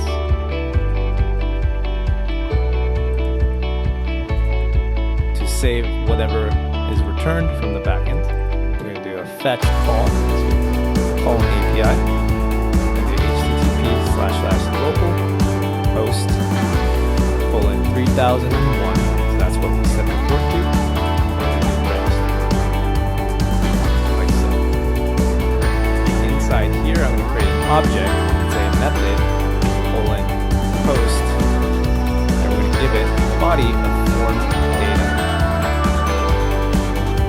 So we are now sending this form data to this particular API call. And I'm going to say const save user. I'm going to do await save response.json. So whatever we get, we're going to save it over here. We're going to make it into a parsable form with .json. And with that information, we want to make sure our form is reset. And that's why we are passing in onSubmit props. This comes from forming. And that's why we're continually passing it in. And we want to do reset form. This provides a number of functions with forming. And if save the user, so if we successfully succeeded getting the user, we're going to say set page type to be login. Otherwise, we're not going to renavigate. So this is going to be our register function. And then we're also going to create the login as well. And I'll demonstrate all of this very shortly once I have this complete. This is going to have the same arguments. I'm just going to copy this over, save user response. Instead, save user response, we're going to have log in response. Like so. And instead of this being registered, this is going to be log in. And we're going to set headers. Content type, since we're not doing the form data now. Application/JSON. I'm going to hit a comma. And inside the body, I can just do JSON.stringify and pass the values in directly because it's formatted formatted in the correct way already. And we're going to do const logged in is equal to logged in response.json. And we're also going to reset form as well when we log in. And if that API call has succeeded and the user successfully authenticated, we're going to dispatch and we're going to set login with user logged in.user like this, token logged in.token. Now, if you remember where this is coming from our Redux state. So if you go set login, we are setting the user and the token inside our state, inside our store. Now, if you notice action.payload, if you want to pass it into the payload, go back to the form, you have to pass it into an object of the user like this. Just keep noting that this is the one quirk Redux Toolkit that you can see. But once you understand it, that we're going to navigate home. So it successfully authenticated. And with this, let's double check our terminal, make sure we don't have an error. So we're good. We're going to go to our site. And I am going to navigate to the home page. Or not the home page, but the login page. So we don't have an account created here, so I'm going to write don't have an account.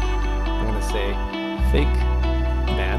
And I know there's a warning over here, control input. That's because we're kind of switching between, but this is non-relevant. I hate to ignore a warning, and I don't do that often, but this is one of the situations where it doesn't affect anything. And I'm going to say fake location in California, fake con man. A random image. Let's say I look like this person. Okay. And then I'm going to put bigman@gmail.com. Bigman password. Register. It seems like let's double check. And actually, I know why. The reason why we are not running our server. At some point,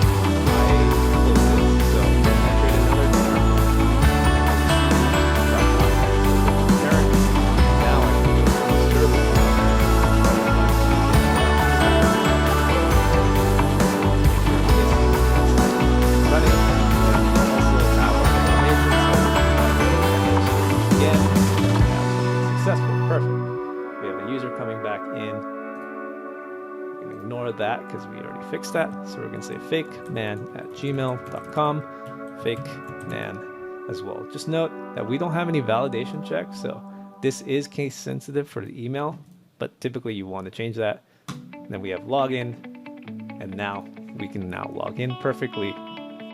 One thing to note is if you have the Chrome Redux DevTools extension, which is available in Brave and Chrome, and I know there's probably a Firefox version as well, you can go to the Redux tab and you can see the state.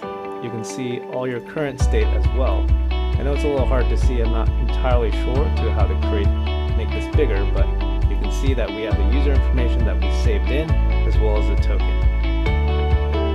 And just to note, we have this saved in our local storage. And if you're ever curious what's stored in the local storage, you can go to the application tab under local storage. You can click your current browser and you can see that we have all of these stored in our local storage because of Redux persist. There's one last thing I want to configure for authentication. Now that we have the user and the tokens, we can go to app.js, and in here I'm going to do const is auth, meaning whether they're logged in or not, which is determined via selector, and we're going to grab the state.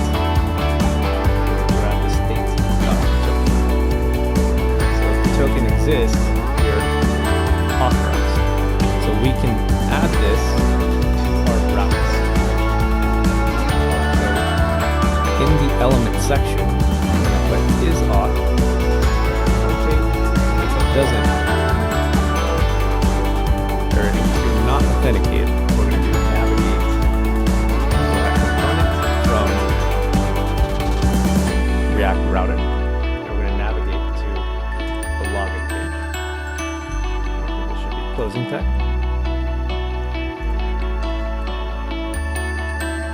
And we're going to do the same thing over here for the profile page.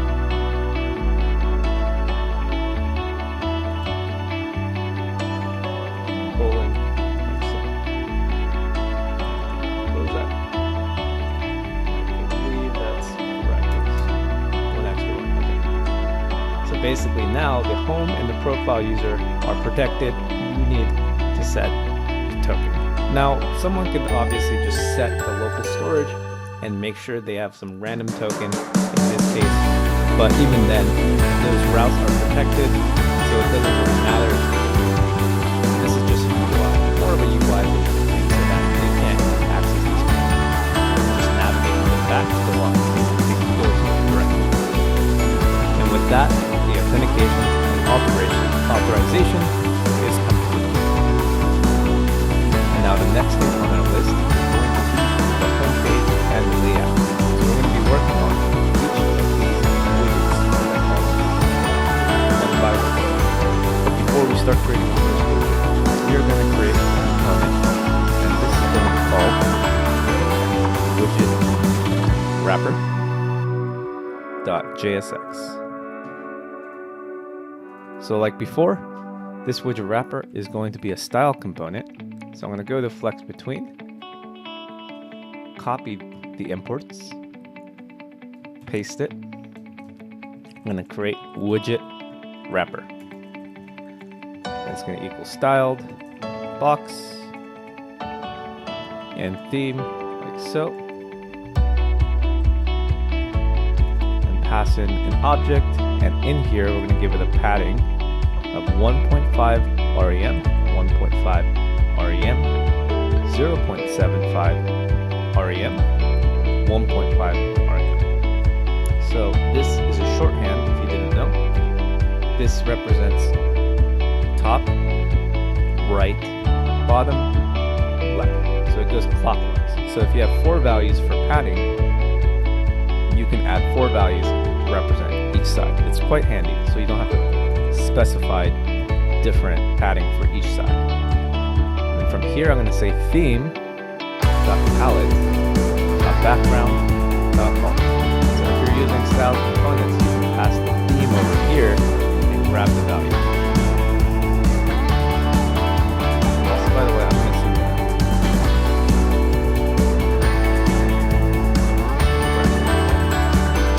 And then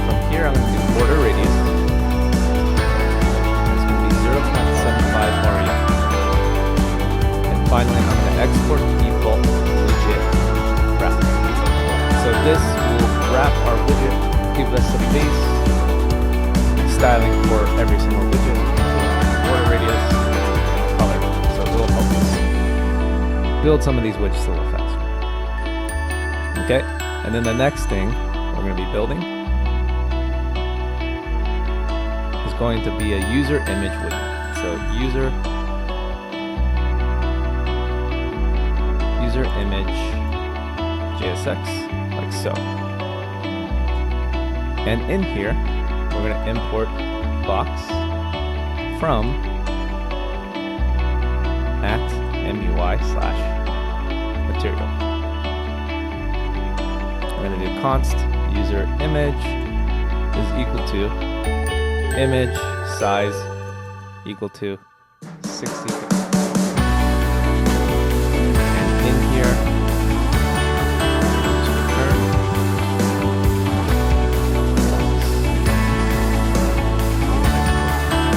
first before I forget. And in here, we're going to have a width of size and a height of size. We have default height and width. We don't specify. Then we're going to add an image tag. And in here we're going to have style is equal to object fit cover. So it takes up the entire space as necessary, and it does crop it as necessary. So in a way, if you have your images that are centered, like all the important information is in the center, object fit cover is a perfect fit because it does crop the side if it needs to fit the dimensions. We're going to have a border radius of 50%, so this is a circle. So essentially this user image is going to be the profile image that you see for each user, which is just going to be that circle. And we're setting the width of size, height of size, an alt of user, and a source of http://localhost 3001 assets/image. So this will grab the profile image as needed for each of the profile users. And this is just a convenience component that we can use. So we're going to save all those, close them, and now I'm going to go to our directory, and I'm going to go under widgets. I'm going to create a new file called user-widget.js. So this user widget is going to be this right here. So we're going to create this first. And by the way, user image represents these guys. User wrapper represents the styling. That's what each one does. And so in our user widget, we're going to do some imports. So we're going to import. We're going to import a number of icons. So we're going to import manage, accounts, outline, edit outline, location on outline, work outline, outlines, and all from @MUI/icons material. From here, I'm going to import box from MUI material, in addition to typography, divider, and use theme. Then we're going to import user image that we just created, as well as import flex between, and we import widget wrapper. And as you can see again with the source configuration JS config, we can grab the route via components. We start from the source components user. So we can always start from here as opposed to just doing relative imports like this. And that will take us to this is cleaner, more. And then from here I'm going to import use selector from React Redux. I'm going to import effect. Yeah, will have use state.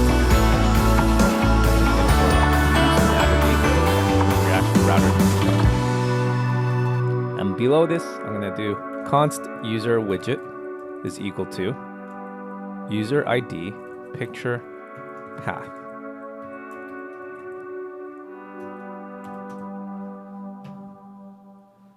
And in here, I'm gonna add some state. So I'm gonna add user set user use state null. So this is how we're going to grab the user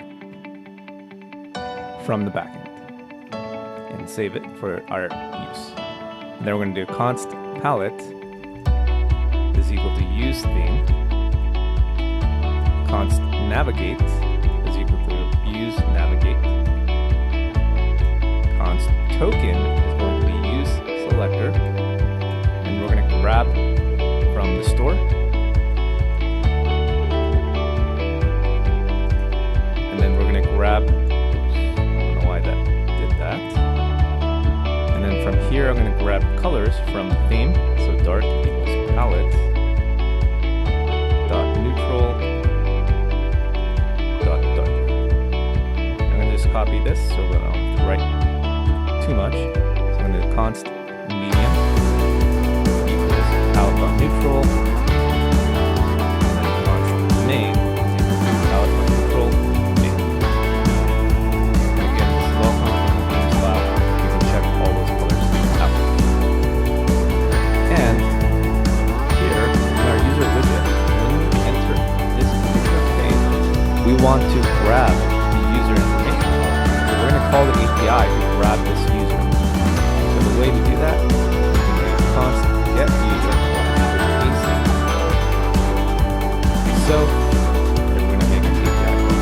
So we're going to call this response await fetch passing http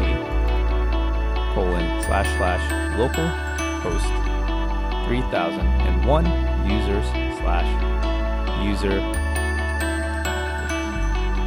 ID. I'm going to put a comma, and then I'm going to do object method get, and then headers with authorization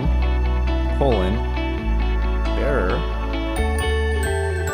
token.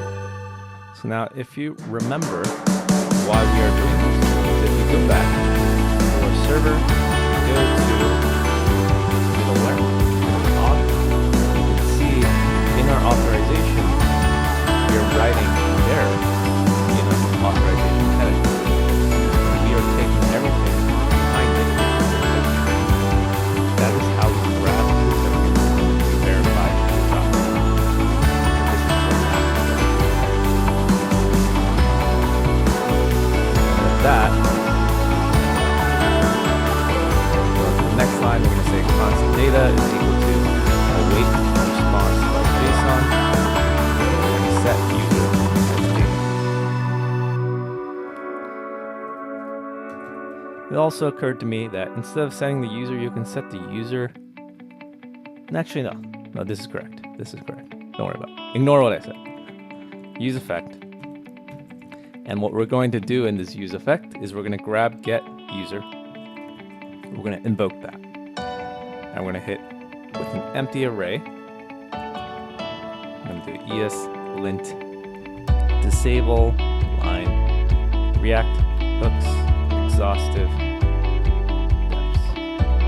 Sometimes I really hate when ESLint tells you that you have exhaustive depths, you're missing this. A lot of times I don't use exhaustive dependencies. But anyways, what this means is that when you enter this page, and because this is an empty array, get user will be called when you enter or when you render this component the first time. So on this page, get user will be called because this component gets rendered.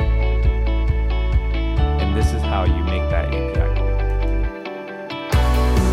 And so we also need, if user does not exist, we need to return null.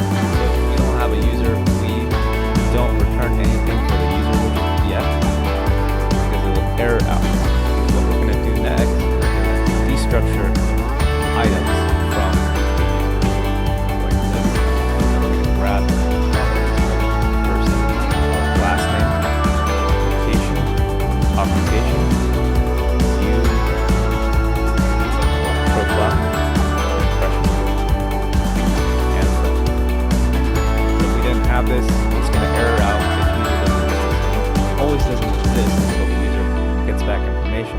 always going to show an error. But with this will be fine. Typically, you would have a loading component, by the way. You would have a loading component while the user is waiting. But to make it simple, we're not going to handle all the loading states. Right? And then with this, we're going to use our widget wrapper. And this is the purpose. We're always just going to wrap our widgets with this to make it more convenient. It doesn't save too much code, but enough because we use it enough. And so we're going to write the first row. So here, we're going to do flex between. So actually, before I go,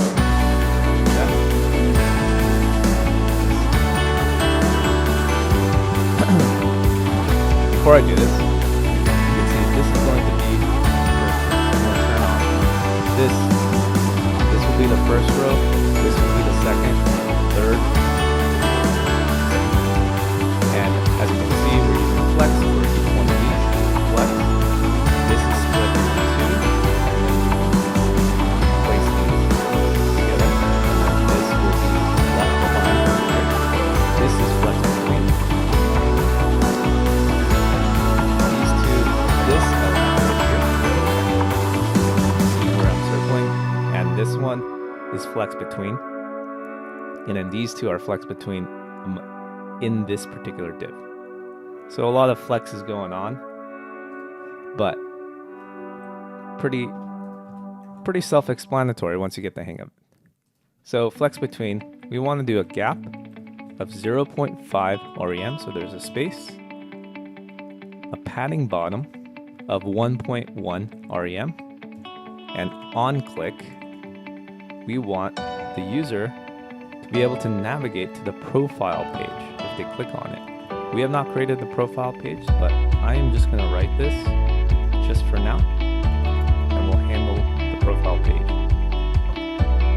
later on. And by the way, I have a PV. So in Material UI, you have some shorthands with padding and margin because you use it so frequently. So PV can represent padding bottom, so you don't have to type the entire. And then from here, we're going to do flex between gap of 1 REM. And inside here, I'm going to use user image and put an image of picture path. Like so. And then I'm going to put a box. And inside this box, I'm going to say typography. The variant of H4. Color of word. Font weight of 500. SX of and cover. Color palette primary dot cursor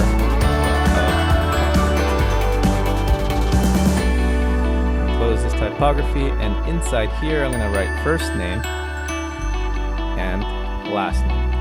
So that will be first and last. And then finally, below this, I'm going to do typography.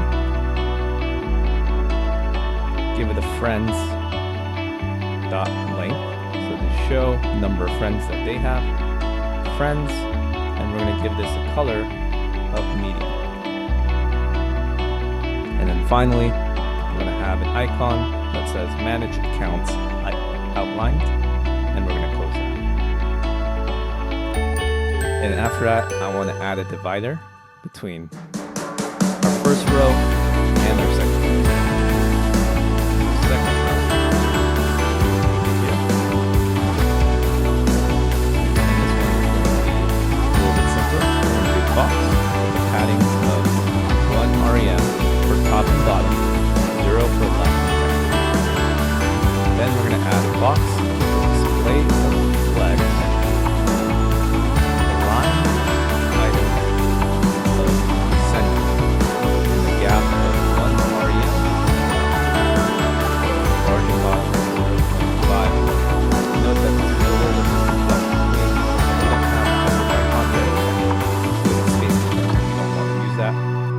That's why I'm manually manually writing it. And from here, we're going to do location on outlined. We're going to do font size of large. And we're going to give it SX of color and a main. A color of main. Actually, let me do a self-closing tag. And then right here, I'm going to do typography with the color of medium. I'm going to put location over here. And close it. I'm going to copy this and place the box over here. And we don't need the margin bottom this time. Change this to work outline. And then change the location to occupation. So that is our second row. Then we have the third row. And in here, we're going to have a box of padding, 1 rem, 0, once again. And I'm going to do flex between margin bottom of 0.5 rem. And see how useful flex between is? We've been using this multiple times, and it saved us a lot of time. Typography is going to be over here. We're going to say who's viewed your profile. And I'm going to have a color of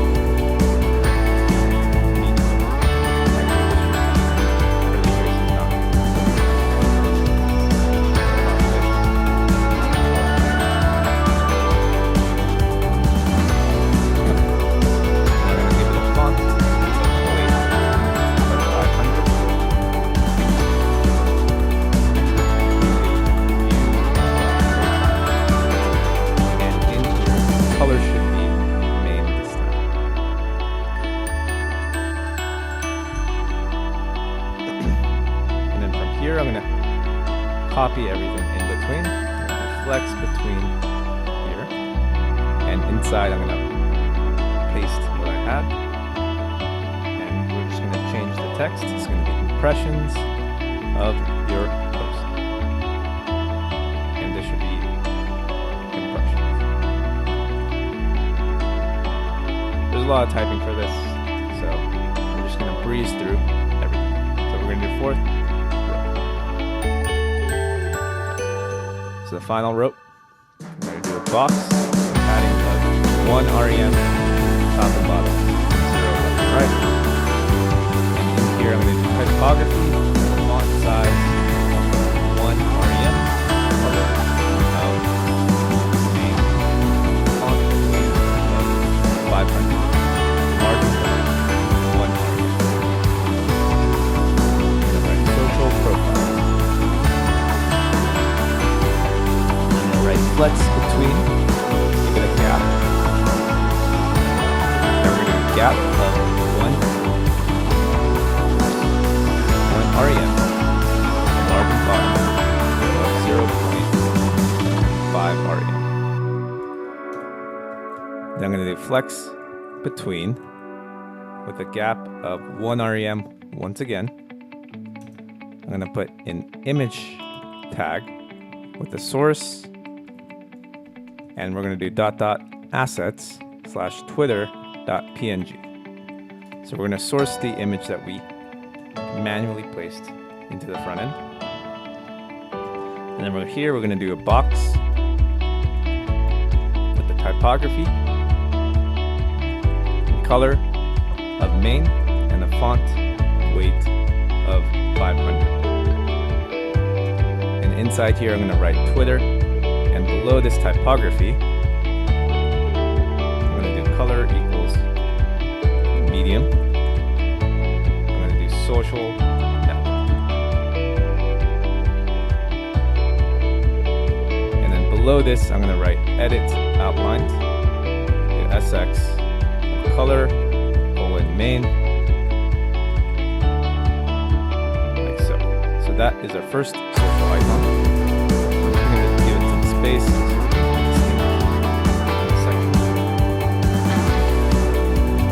Now we're going to do this one row. Just paste everything. Give it a gap, 1 rem, no margin bottom.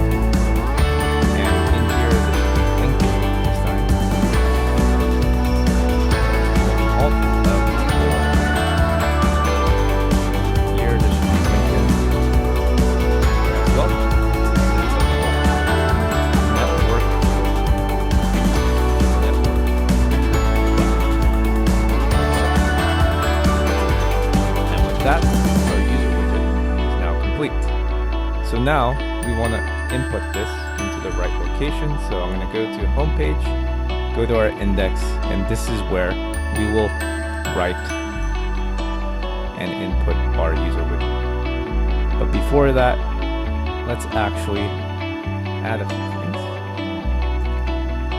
Let's add a variable for is non-mobile screens, because this is going to be responsive. And I'm going to say use media query, import that, and I'm going to set a min dash width of 1,000 pixels.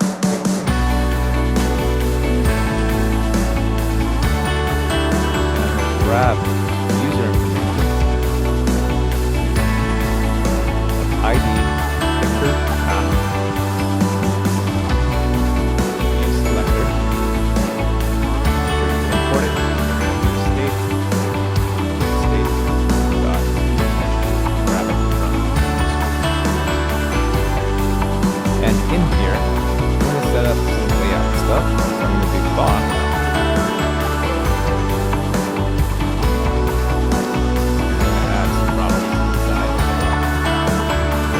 Width of 100%, padding of 2 rem, 6%, display that if it's non-mobile screens, we're going to give it a flex. Otherwise, we're going to do block. So that means when we display for big screens, that's why you can have 3 widgets in a row, whereas on smaller screens, we're just going to have them on top of each other. And then we're going to set a gap of 0.5 rem and justify content with space between. And below this, I'm going to create a box with flex basis is non-mobile screens. We're going to set it to 26% and undefined. So these are values that I arbitrarily decided looked pretty nice. And in this box, I'm going to set user widget, which does not seem to be exporting. Let me make sure. On the export user widget, go back to that file. We're going to write export.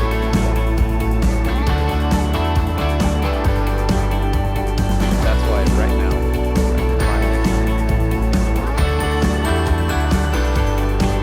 there we go. And the user widget requires properties, so user ID and underscore ID. Passing down the picture path. Grab. So that is how we set up. Now, before we go on to the next widget building it, let's actually finish up the layout on this homepage. So here I'm going to write box, and I'm going to do flex basis. And actually, I'm going to just copy this over from there and paste it and change this to 42%. Again, arbitrary values that I found looks nice. And we're going to set is non-mobile screens. We're going to give it a margin top of undefined, meaning it does not have any margin top for desktop. But if you're on smaller screens, you need to give it a margin top of 2 rem. Now they're stacked on top of each other, and you need some margin. Alright, so we're going to close this. And in here, we're going to add some widgets, but just not yet. And we're going to add another layout element. This will only pop up for desktop. So your friend list will only show on desktop as well as the app. We're going to have a box on flex basis of 26%. And we're going to be closing this box.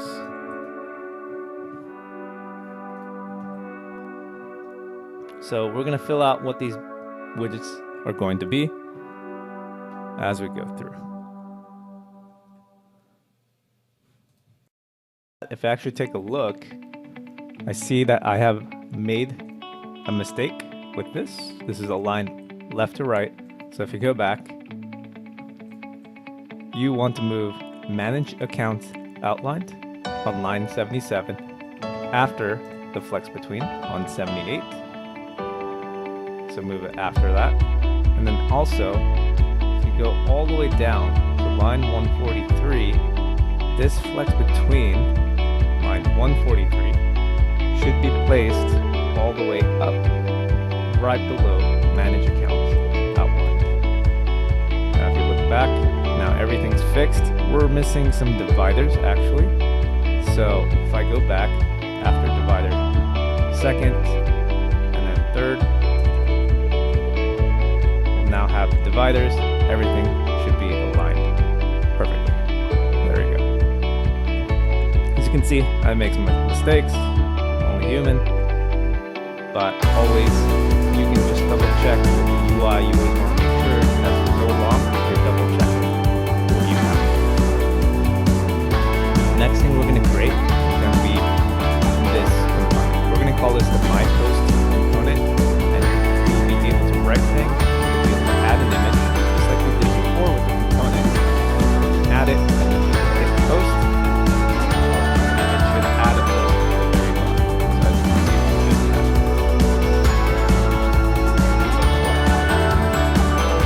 Go back to our code. We're going to close this, and inside a box, I'm going to write post.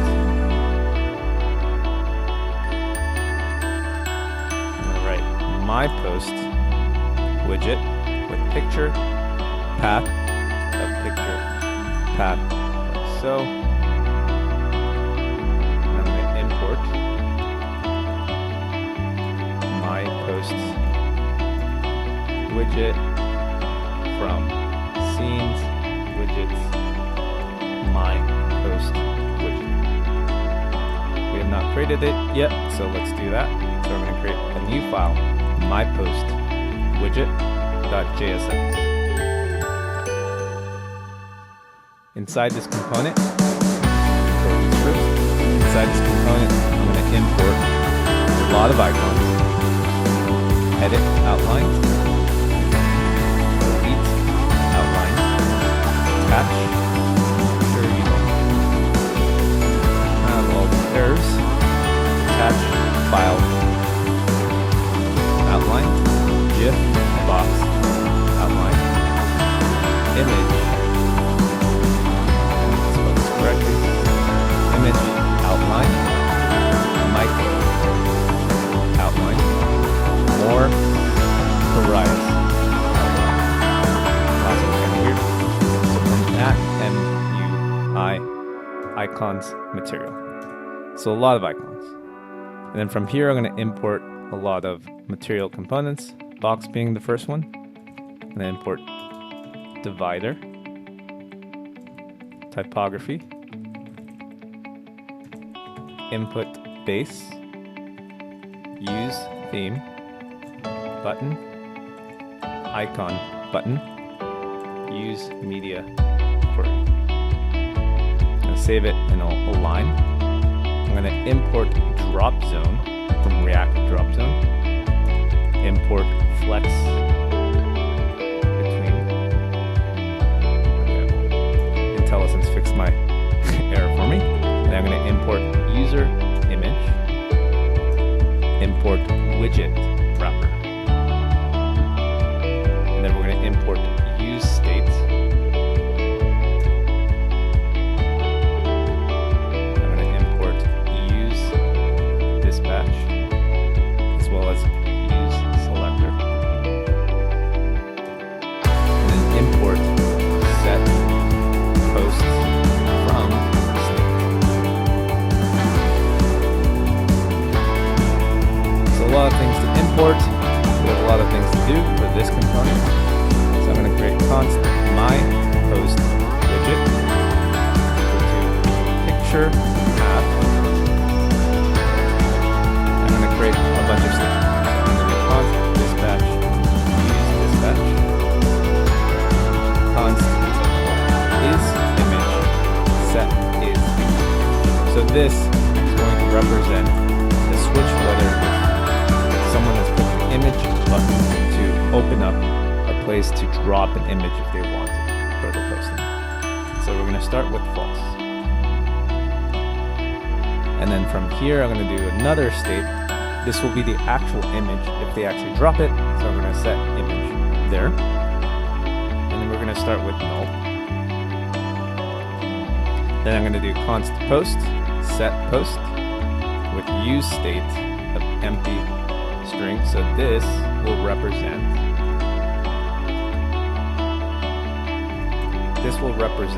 the actual post content of description. And then we're also going to do palette. So we're grabbing our colors once again. And we're going to grab underscore ID from our store, from the user, so use selector, state, user. So this will be something we can send to the backend so we know who's posting content. Because token selector will be used to authorize this user to call the API. Token set, and we're going to give it is non-local screens variable, so we can use a use media query. So I'm going to pass in min-width 1000 pixel.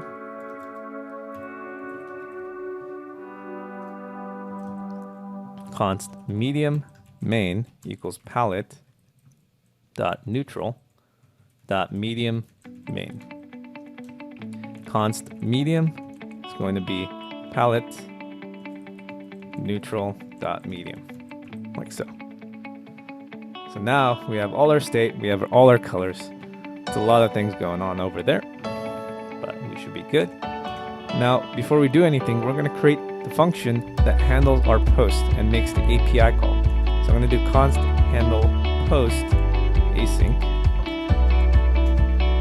And here we're going to use form data again because we are passing an image. So we have to use it one more time. So form data like so we can pass the image. And we're going to append manually some properties and values. So I'm going to append, form data correctly, append user ID underscore ID. And then I'm going to do form data dot append description. Pass in post. So I'm going to do if image. So if there is an image, we're going to form data append to the picture key. We're going to pass the image. So if you remember, just as a summary, just as a reminder of what's doing, go down to the post. We have upload a single picture. So we're grabbing the picture key that we're adding in a certain scenario, and it's uploading this specific image right here. So just as a reminder, just show you what it's actually doing. So form data, append, picture, path. So in addition to the image, we need the image name as well. So that will determine the path of the image.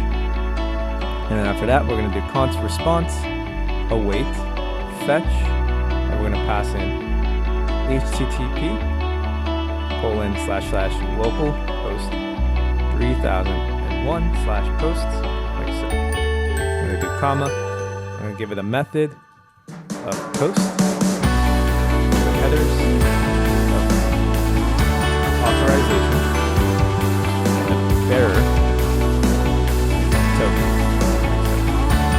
I'm going to do body of form data. So that will be particularly our response. Const post equals await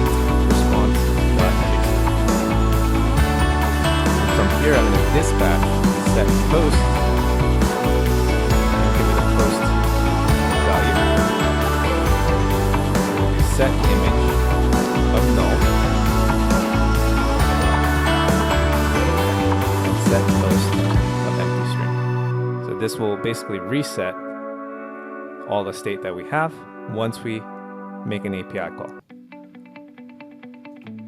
So this will keep our list of posts. This will send the post information to the backend, and the backend will return our list of updated posts, if you remember that. And just FYI,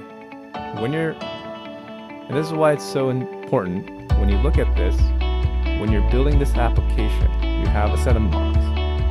You have to know, as a front-end developer, and as a back-end developer as well, you have to plan beforehand. Because I've seen this happen a lot, where you waste a lot of time because you consider things like, when you go to this page, you want to get the list of posts right here. So you're going to make an API call, you're going to get a list of friends, you're going to get this as well. But it's hard to remember what you want to do when you update some information and what needs to change. So for example, if I remove this person as a friend, it's hard to remember that you need to change this as well. So when you add this, you need the updated friends list coming from the API to update that. Same with this. We have this post, or like we add this post, right? When we add this post, we need a return of either the newly updated post and we can just add it to our current list, or we can get the entire list of the posts and just replace this list of posts right here. So you always have to consider, before you build the application, how you are going to set up the data before you make the API call and then after the API call. You have to consider what's going to happen on the front end of what changes. It might sound fairly obvious, but when you get in the thick of things, it's very easy to forget that you might need an updated version of all those. And things like that can take a lot of time if you don't plan ahead. And it's happened to me quite often. So that's why a lot of times, a lot of front-end work ends up being handling API requests. It takes a long time dealing with updates and changes and things like that and trying to sync with the backend. There's a lot of complexity there, and you shouldn't underestimate it. Anyway, a little bit of grammar. Here we're going to return. We're going to add a widget wrapper. And in here, we're going to add a flex between with a gap of 1.5 REM. And inside here, I'm going to say user image, image of picture path. We're going to have the sub-closing, so this is a circle with the profile. Input base, and inside that we're going to have a few properties in here. So we're going to have a placeholder with what's on your mind, ... And then on change, we're going to give it an event, and we're going to say set post should be e.target.value. So this input should be updating the set post state that we created, and the value should be post. So it's a controlled input. And we're going to do sx, give it some styling. So width of 100% takes the entire width of the parent component. And then we're going to do background color with palette.neutral light with a border radius of 2 REM and a padding of 1 REM, 2 REM, 1 REM top bottom, 2 REM left right. And then after this flex between, we're going to have is image. So basically, if they click the image, they want to add an image to the post, this will open up this div. We're going to give it a box close it, give the box some properties. I'm going to do grid column of span 4. Actually, no, sorry. We don't need it. We can just say border radius 5 pixels. Give it a border of 1 pixel solid. So give it a medium color. The margin top of 1 rem. Padding all around of 1 rem. Inside this box, I'm going to give it a drop zone. So another fun little file dropping area. And what I could do is I can go back to our form component and we can just copy the drop zone. So a lot of it will kind of be the same. There will be needed some modifications. So I'm going to just paste that. I'm going to save it so we have it aligned. This is good. Instead of set field value, we're going to change this to set image. Oops. Set image. Set file.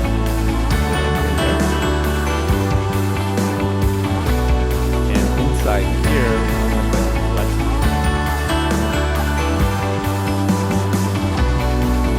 Wrap this box around. Box, get props order.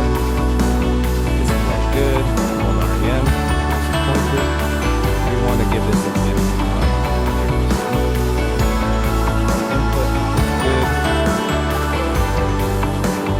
Instead of edit outline icons, edit outline.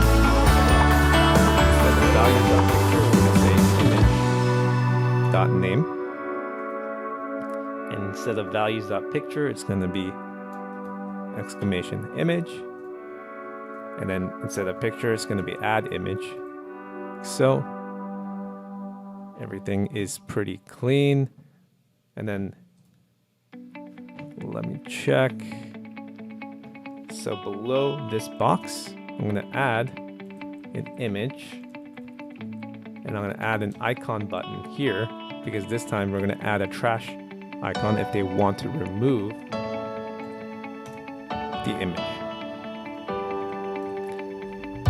So we're going to do on click,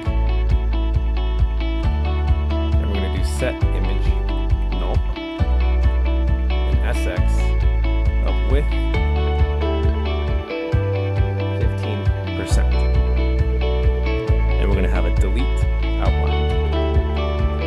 So this will give a trash icon if we put an image there.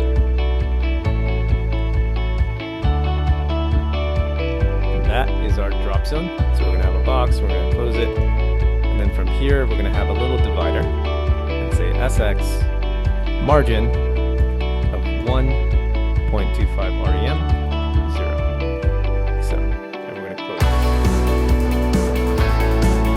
And then finally we're going to create all the icons below. So I'm going to say flex.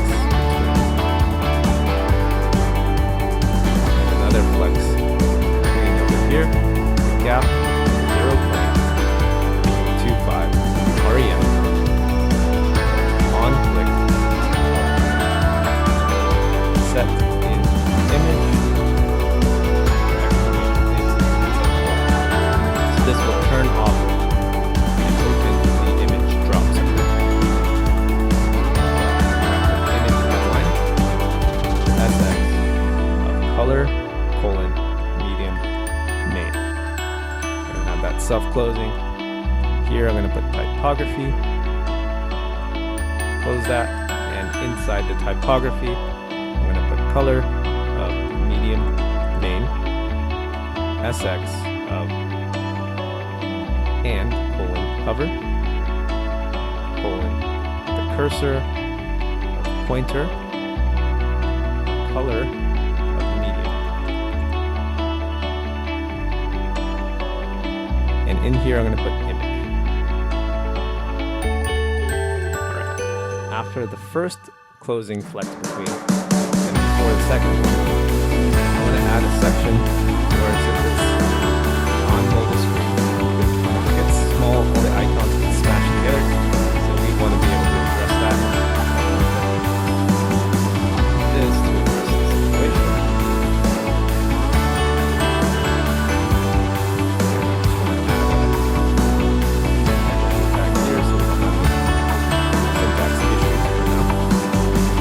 Flex between the gap of 0.25 REM, and inside here I'm going to div box outline SX of color colon medium main. I'm going to close it, and then I'm going to say typography with color medium main. Clip as well. I'm going to copy and paste all 4 of these. So this, instead of GIF box, I'm going to do attach file outline. I'm going to put attachment. And here, this one's going to be mic outlined.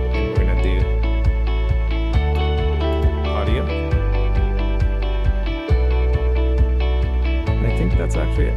Clip, attachment, audio. Okay, yeah. I added one too many.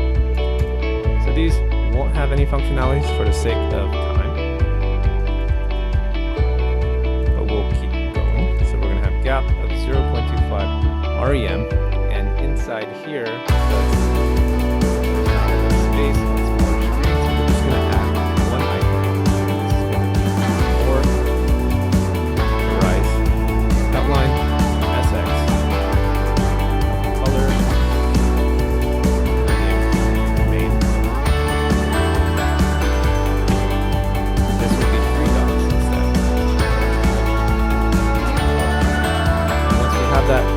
One last thing we want to address is going to be the button.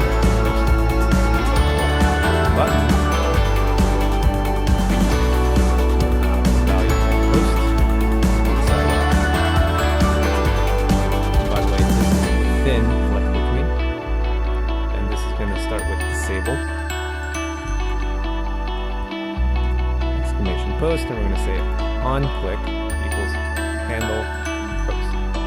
So the handle post function that we created earlier will address this situation. And then from here, we're going to do SX, pass in color with palette, dot background, dot alt, with the background color of palette, dot primary, dot main, border radius of 3 REM.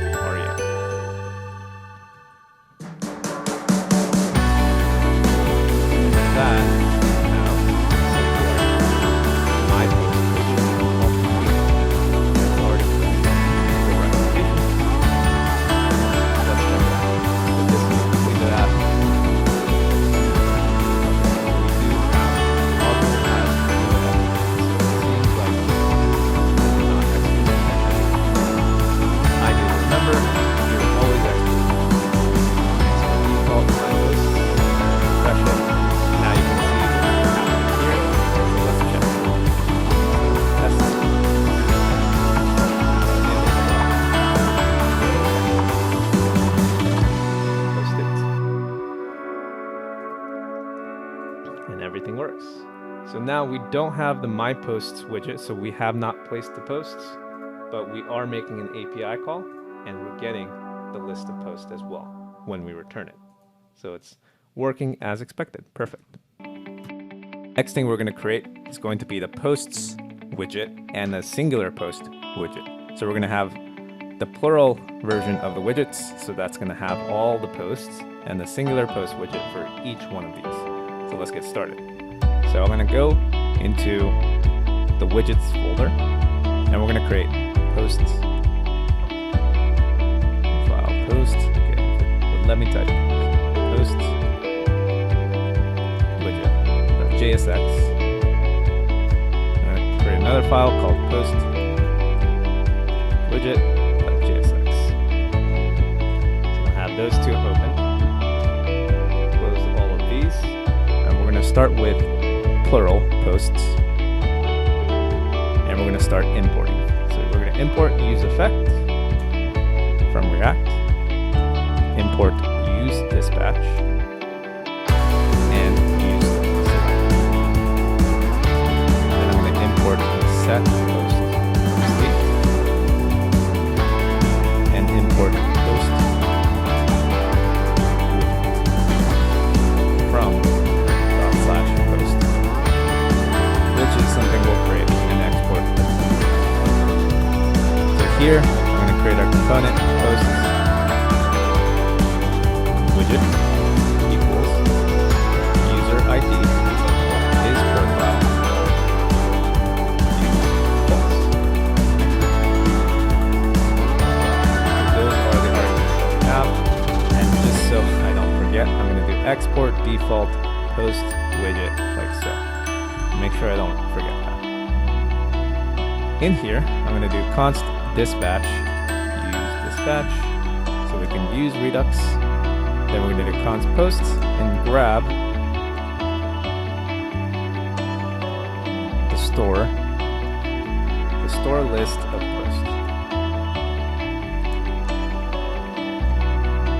like so, and then grab the token as well. So use selector, and grab the token. All right, so we're going to make two different API calls over here. The reason why we're doing that is because of this tag is profile. So the post widget is going to do two things. On the home page, it's going to grab all the posts from anybody, and that's going to be the API call regarding go down, browse, go to post. That's going to be all of these posts. Get that's what's going to happen on the home page. However, if you go to the profile page, with a specific user page, we're going to call get. We're going to address both of them. So the first thing we're going to do, we're going to get posts like so with async, and then we're going to make an API call. So const response equals await fetch. We're going to do HTTP localhost 3001/post. This will grab all the posts, give it a method of get and headers with an authorization of bearer and token inside, like we did before, to validate the API call. And then we're gonna make it usable with response.json. And once we get the response, we're gonna get dispatch. We're gonna set the posts value inside our store with the data that we got back. So that is going to be our get post. Now we're going to copy this entire thing, and we're going to do the same thing for get user posts. But the URL is going to be slightly different. So after post, we're going to do / user ID / post. This should be a template. I know it's a little bit of funky syntax. We have user ID /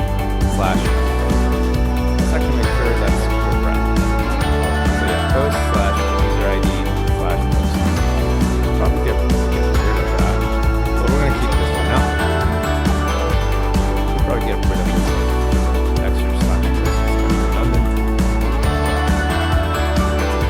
But up to you. So from here, we have set post, and we're going to do the exact same thing afterwards. So in here, I'm going to do use effect. I'm going to do if is profile. We're going to make the get user post API call. Otherwise, we do the get post. It's pretty straightforward. And I'm going to give this an empty array so it only calls once. So we're going to do ESLint disable line React hooks exhaustive. Get rid of that annoying warning. And under here we're going to return empty fragment. So all we're going to do is with the posts that we get, we're going to create a component for each post. So inside of here I'm going to do friends in the bracket. We're going to destructure the number of items from each post. ID, user ID, first name, last name, description, location, picture, path, user, picture, path, likes, and then comments. And then from here, I'm going to return our post widget. And we're going to pass in a lot of different props. So I'm going to copy this entire thing.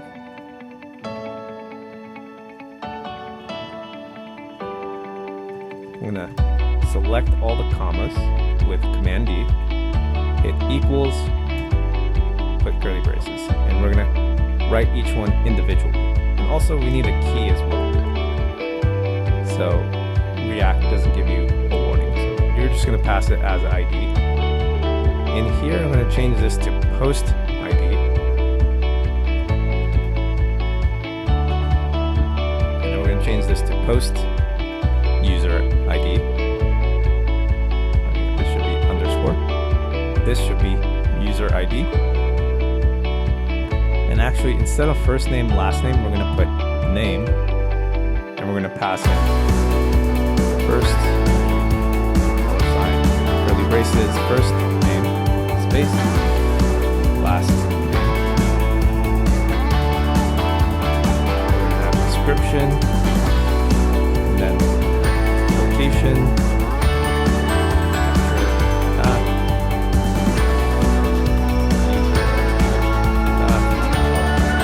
lights,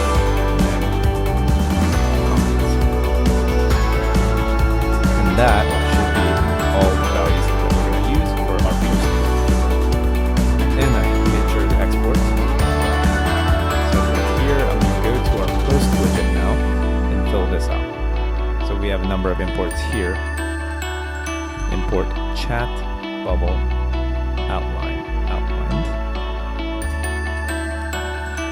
And then from here, I'm going to import favorite border outlined, favorite outlined. So these are icons for liking, and then share outlined. And then from here, I'm going to import number of component from Material UI. So import box, divider, icon, button, typography, and then use, save that, and then I'm going to import flex, import friend from components/friend. Now we have not created this, so actually let's do that real quick. Go component, create a new file, call this friend.js. So this will be used in this component as well as friends list.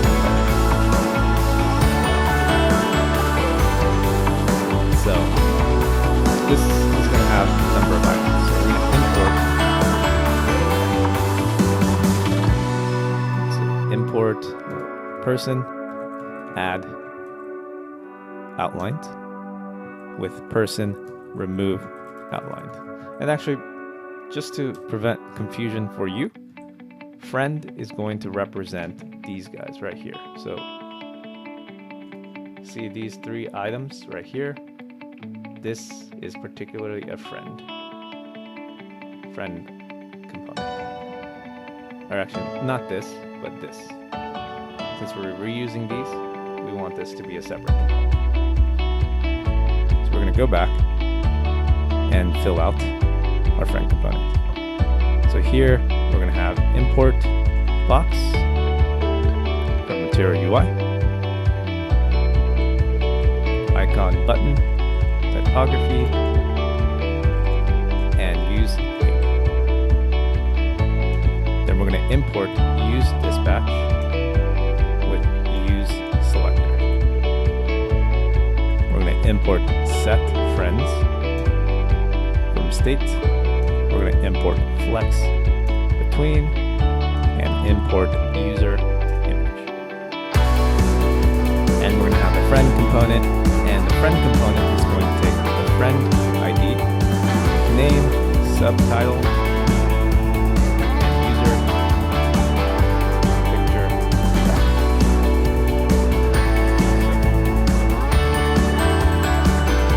And again, I'm going to make sure I export default friend. Inside of here, I'm going to do constant palette. Use state. Grab the colors. Constant dispatch equals use dispatch. I should probably like copy this. Writing the same thing. So we're going to do navigate equals use navigate. Const underscore ID. I'm going to do use selector. I'm going to pass in state with state.user. Const token as well. Use selector. I'm going to grab the state.token. I'm going to grab friends from use selector. So we have not configured an API call that grabs our friends yet, but once we do,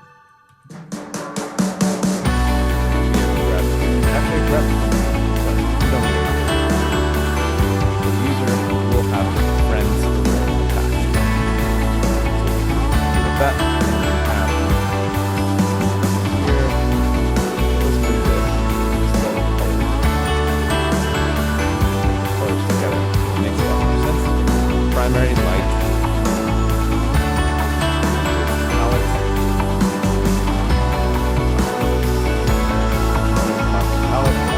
easier, so we're going to primary, light, primary, dark, palette, primary, dark, const main equals palette.primary, or palette.neutral.main, same with medium, neutral, medium. And finally, we want to check if the user is a friend. Because if it's a friend, we want to show an icon that shows that they're going to remove the friend. If they're not a friend, we want to show an icon that makes it look like they'll be able to add the friend. So this is why we have this functionality. So what we're going to do is friends.find. We're going to check if the friend exists, and if the friend ID is equivalent to the friend ID being passed in from the parent component, then we can trigger whether if they're a friend or not. And so we're going to create a function that will make an API call whether they'll be able to add the friend or not. So if you take a look, let me go back to the code, or let me go back to the website, take a look. This friend component has, since this person is already my friend, we're showing a minus icon. So if I click it, now it shows show that we can add this one. Depending on whether they are a friend or not, show a different icon. So that's why we have this and that's why we need to create an API call to make sure we add the friend. So we're going to give it a response, wait effect, cp://local, host 3000, users /_ID, friend. So for that, remember, for add removing a friend, we need to pass in both the ID of the current user and the friend add or remove. And here we're going to have a method of patch, this time with the headers of authorization,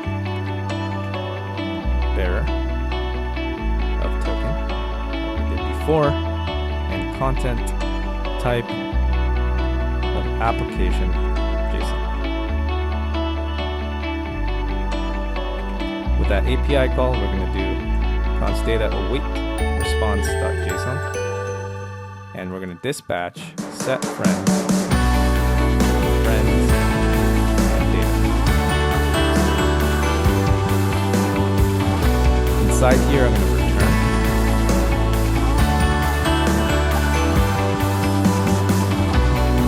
pass in flex between the gap and 1 REM, and then with the user image user path and the size of 55. And inside this, we're going to have a box and give it some properties. So say on click, and we're going to navigate to /profile/friend ID. Now there is a bug, is that when you go to the user and you go to a certain person's profile page, and then you try to click on someone else's profile page and try to go to that user, the URL does update with React Router, but the components do not re-render. Now there's a workaround to it, but it's very complex. But there's an easy workaround, which I'm not too big of a fan of, but it does the job. So basically, it will go to the next user's page, and then we will refresh the page. I'm not too big a fan of the solution, but it's a dirty workaround that we have right now. So I'm not entirely sure what the best solution is. I just didn't want to deal with having to write a long workaround to get all the components working in that particular edge. So this is kind of a little bit of a happy way to deal with that. So with that in mind, in real production app, you're going to have to fix that.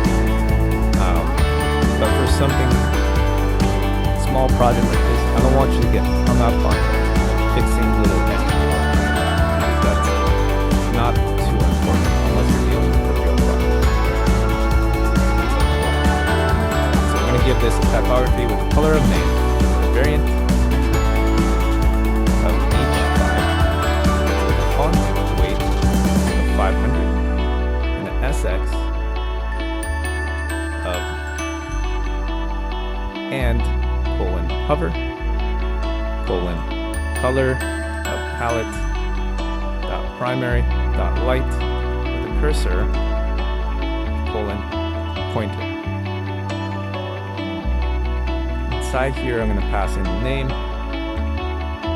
and also typography, color of medium, the font size of 0.75 REM, and a subtitle. Below the first flex between closing tag, we're now going to add the icon button, the remove and add of zone 2, on click, patch friend, so, and the SF of background, color, primary, light,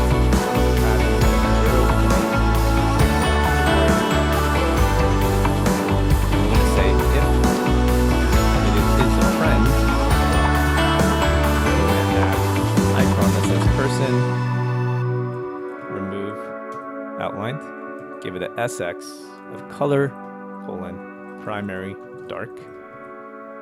Make sure that's closing. I'm just gonna copy this so I can just paste it over here, and this should be add outline. So depending on if they're a friend or not, we're going to show a different icon. And then we're going to save it. And it seems like use navigate has not been imported. So I'm going to import use navigate.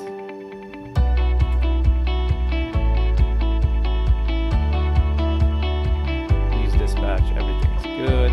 Make sure everything's typed in. You have no typos. And we're going to save it. And with that, we can go back to post widget. Then we can import our friend that we were working on, and we can continue our import. So we're going to import widget wrapper, import use state. By the way, I know this part is kind of tenuous. We have the posts, the post widget, and the friend component. So the post, by the way, is probably the hardest part of the front end. There's a lot of functionality to it, a lot of little things happening. So just understand, if you're a little confused on what's happening, don't worry about it. Just try and import use dispatch, import use selector, and we're going to import set post, like so. From here, I'm going to create a component, post widget, and in here, I'm going to pass in a lot of the things that I passed in the right. If I go back to the posts widget, go down, I can essentially just copy this. Same values. The only thing we don't need is going to be the key. And what I'm going to do is I'm going to select all the equal sign and the opening braces like this. I'm going to hit Command Shift right, and I'll select everything from that point to the end and just hit back. And I'm going to put comma. So that's a neat short way to get rid of all of that. And then I'm going to have a return like so. And this is where we're going to write our logic. But before that, I'm going to do export default post widget. And we're going to add a number of statements. So here, let's save this one. So I'm just going to copy everything from here. Just going to apply if I need to. Palettes, use theme, use dispatch. I don't need use navigate. Use selector and grab it from the token. You don't need the ID. You don't need this spread. So the same means writing some of the code. So I'm going to add a state called isComment. Set is comment. So this is just going to determine if we open the comments list or not. So we can keep it as useState false like this. We have the token. Then we also need the const logged in user ID. Now I'm being more explicit because it's very confusing because you have friend IDs, you have the current user ID, you have the poster ID. You want to be more explicit in this case of which ID represents who. So that's why I'm writing logged in user ID as opposed to regular user ID. So I'm going to state and then state.user._ID. And then from here, I'm going to do const is liked. So now this part is a little confusing. So I'm going to write Boolean likes of logged in user ID. So if you remember correctly on the backend, we have set, if I go to the models and set to the user, and I look at, actually sorry, post, that's what I want to look at. We set the likes to the type of map and of Boolean. So what this represents is that we're going to have the likes is going to be an object that looks like user ID, some value, blah, blah, blah. User ID, and user ID2. This is what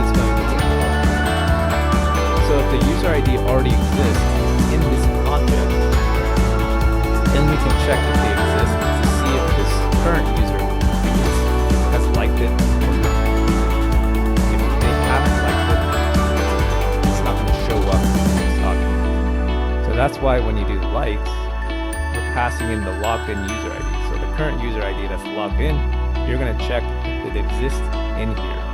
And that's going to give us a Boolean from there.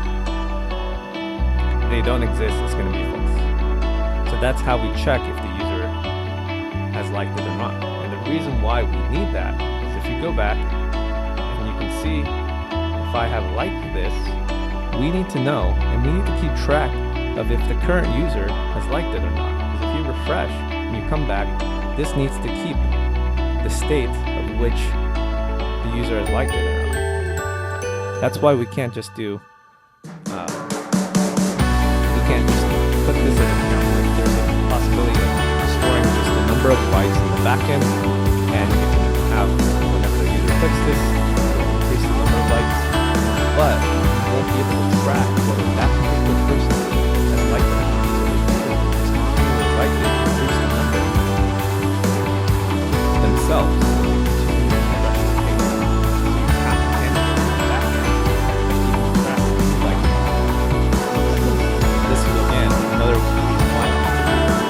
Model beforehand catch situations like that. And also we're going to get the like count, so the number of likes that this post has, we're going to grab via object.keys likes.length. So this grabs the number of likes via how many keys there are. And after that, we only need medium, and we just need primary. So palette.primary, and then .name.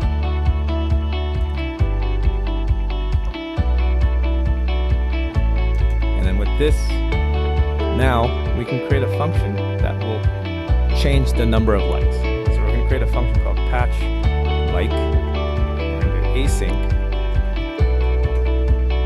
Make an API call. So we're going to do response equals await fetch http://local post 3001 post /post ID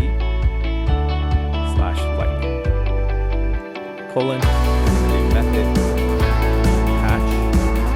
So we're going to set a headers authorization. Now, since we're only doing the bare, we could have made abstract wrapper functions to write this, but it's not. I'm going to do content type application /JSON. And we're going to do body JSON string file.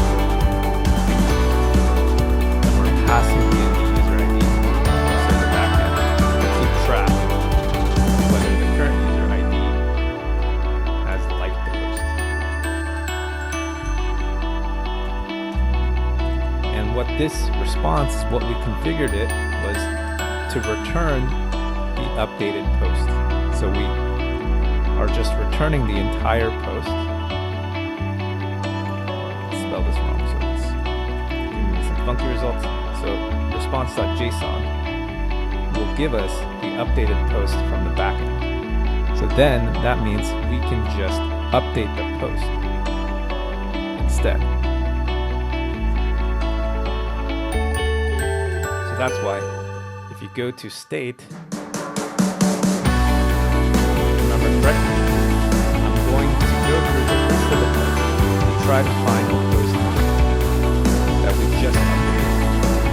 And if so, we're just going to replace it.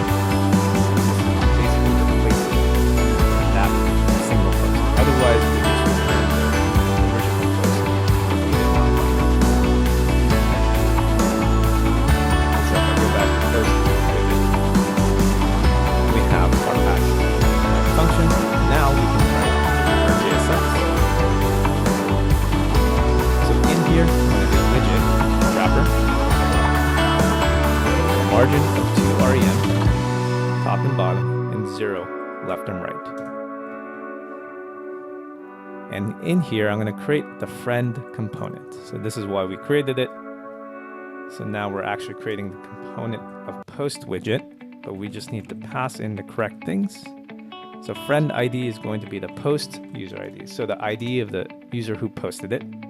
Then we're going to do name, pass in their name with the subtitle, in this case being the location, and the user picture path being the same user picture path. So we're going to have a typography with a color of main, SX, margin top of 1 REM, and pass in a description. From here, I'm going to do picture, path, and pass in an image. And this image is going to have a width of 100%, height of auto, alt of post, style of border radius 0.75 REM, margin top 0.75 REM, source of http://host:3001 assets/.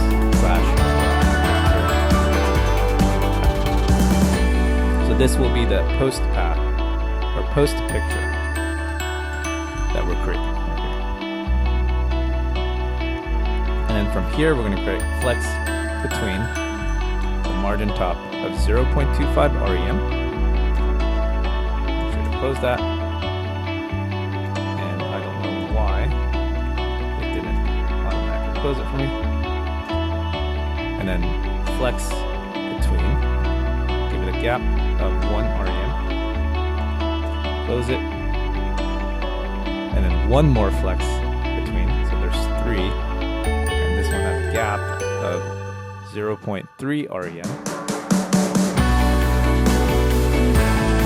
And pass icon button on, click, patch. And in here, since he is right, favorite outline, SX, color, primary, closing tag, colon, and favorite. This is determining the icon button, whether someone has liked it or not. Below this icon button, I'm going to do a typography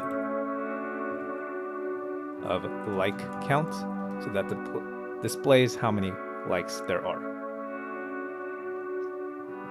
Okay, so after the following flex between,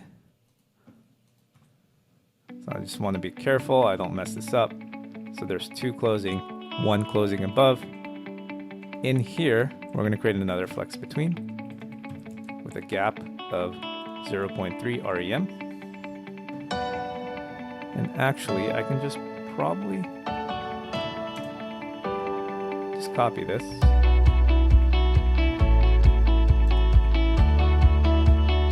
And I'm just going to remove everything inside. And on click, we're going to remove the patch like to be set is comments. And we're going to revert is comments. So it'll open the comment section and remove it.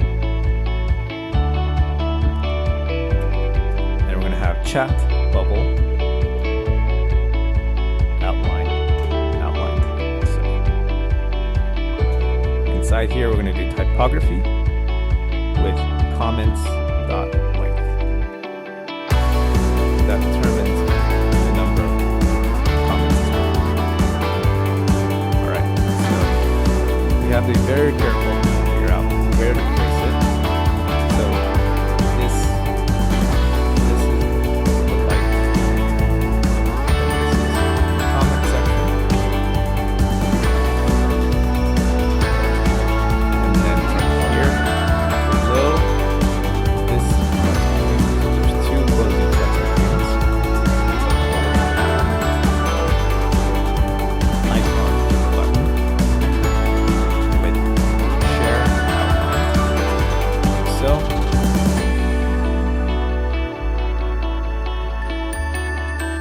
this one should be closed. Let me double check. And then we should have below this flex between, we're going to do is comments. So just make sure we align below this flex between. It's nice, but you see, it's hard to figure out where it aligns. So this is where we're going to display the actual comments. So we're going to have a box with a margin top of 0.5 rem, and I'm going to iterate through our comment section, comments.map, pass in the comment index, and in here I'm going to return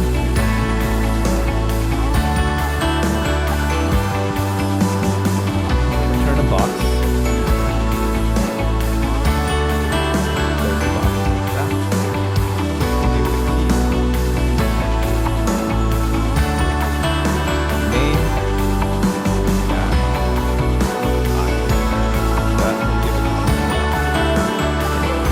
The reason why I have I, which is last name as well. The reason why we do that is to make this index 012 might not be actually unique.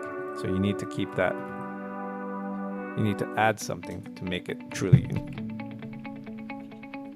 Okay, so we have a divider. We're going to do typography, SX, pass in color, colon main, margin of 0.5 rem, with 0, padding left of 1 rem. Make sure we close it. And inside here, I'm going to pass in comment. And it seems like we have everything aligned properly. And then there's actually one more divider right below it as well. We are exporting. We have the post widget over here.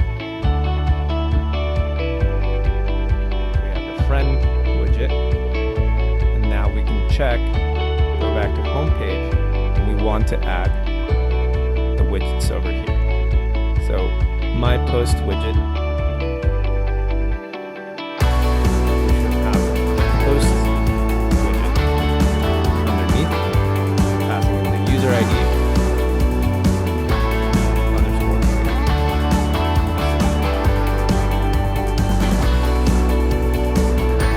Cool. And let's double check.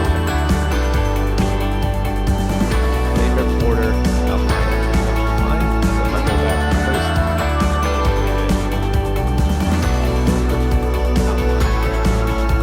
that should be, let me double check.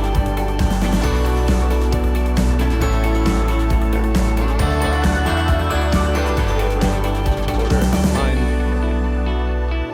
Things imported. Perfect. Let me double check everything. So we have a like. Okay, it does not seem to update the likes. So let's fix that.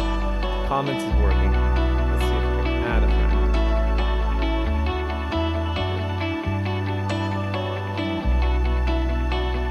It does seem to add it. Perfect. We don't have the friends list yet. We'll get to that. The only thing that's not working is the like button. So let's go and take care of that. After looking through, I figured out what the problem with the like is. If you go back, I had a little bit of a typo. If you go to the index state post underscore, you want to put the dot. Make sure you have that dot. Save it. Now, refresh it. Go back. Everything should work as expected. Great. Comment. Add friends. Post section. Now, the post section was probably the hardest part. Adding, moving, adding likes, moving likes. It's quite fun. So it might not be hard, but it can be quite fun. Alright, the last two widgets that we need to take care of is going to be this advertisement widget and the friends list widget. These two should not be as involved as the other two. So we're just going to handle those. So I'm going to close everything. I'm going to just close a lot of these folders. So we can focus on the right things. So under widgets, I'm going to create a new file called advert.widget.jsx. Close this. I'm going to import typography, use theme as well, and I'm going to import flex between, and then import widget wrapper. And I'm going to create the advert widget, like so. Make sure I export default advert widget. And from here, I'm going to do const palette equals views theme, and we're just going to grab some colors. So we're going to grab the dark, so palette dot neutral dot dark. I'm going to copy palette dot neutral, so const main equals that main as well. Const medium palette dot neutral.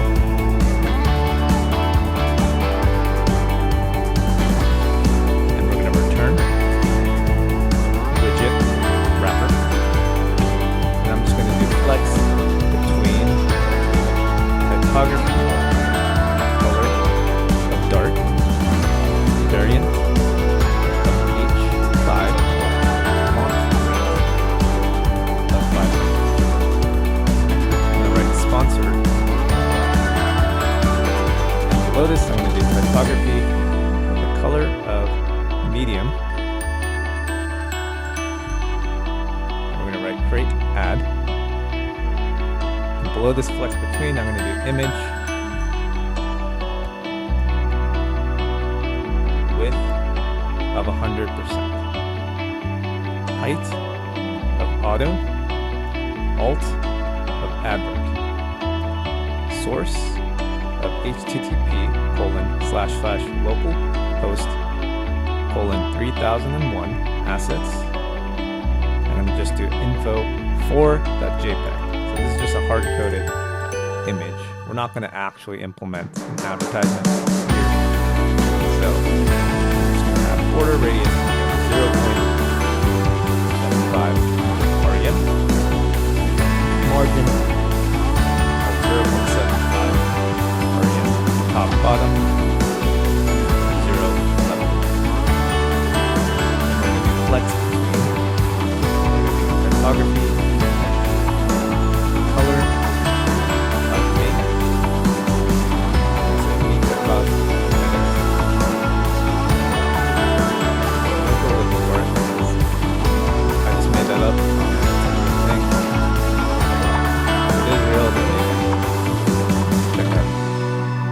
Check out their products.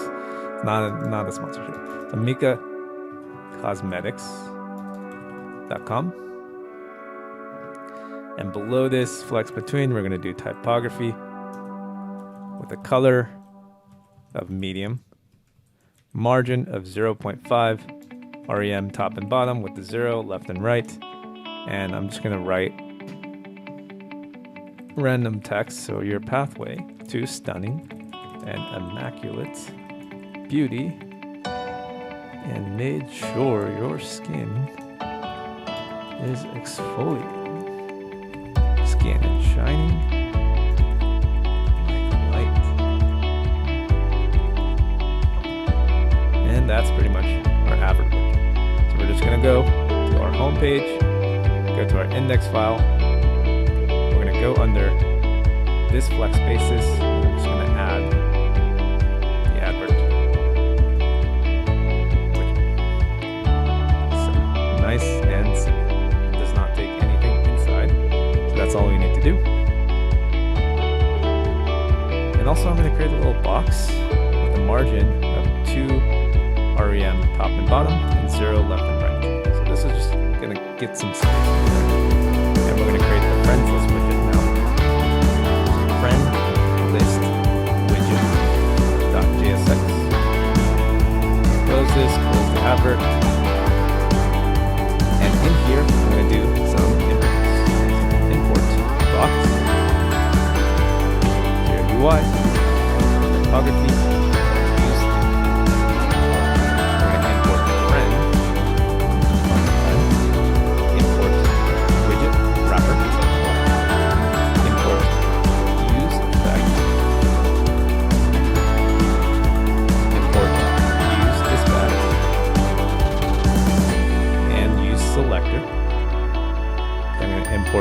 set friends.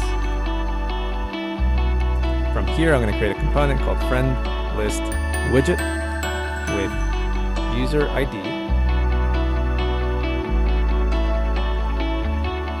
And I'm going to make sure I export this friend list widget.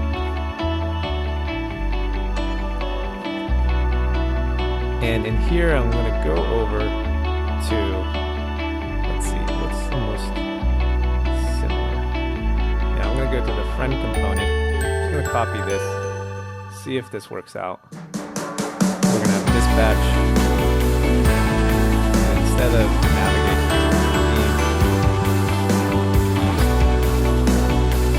you don't need the ID, but we can keep the other one. Just trying to find ways to writing some of this. Same thing over and over. From here, I'm going to create a function called getFriends, so we can get a list of the user's friends. Response, wait, fetch. And the reason why we can't just grab it from the user list of friends, we're going to be using this friend list widget if you click on someone else's profile. So this will grab the list of users for that specific user ID. So we need to make sure we're handling not just the current user, but also other users as well. So http://localhost:3001 users/user ID/friends. And in here, I'm going to do method :get with headers of authorization :error token const data of await response.json, and we're going to dispatch set friends of data. So we're setting our data, or setting our friends list in our state. And we're going to make sure we got to call this. So we're going to do use effect. So get friends, and in here there should be empty array. And we're going to do ES disable line React hooks exhausted. And in here we're going to return widget wrapper. Typography with a friend list, and inside the typography we're going to give it properties: color, palette, neutral, dark, variant of h5, font weight of 500, SX, margin bottom 1.5 rem. Inside here, we're going to do box. Give this a display of flex, but the flex direction will be column. So it'll go up and down instead. And we're going to give it a gap of 1.5 rem. And what I want to do is I'm going to map out friends. And for each friend, I'm going to use the friend component.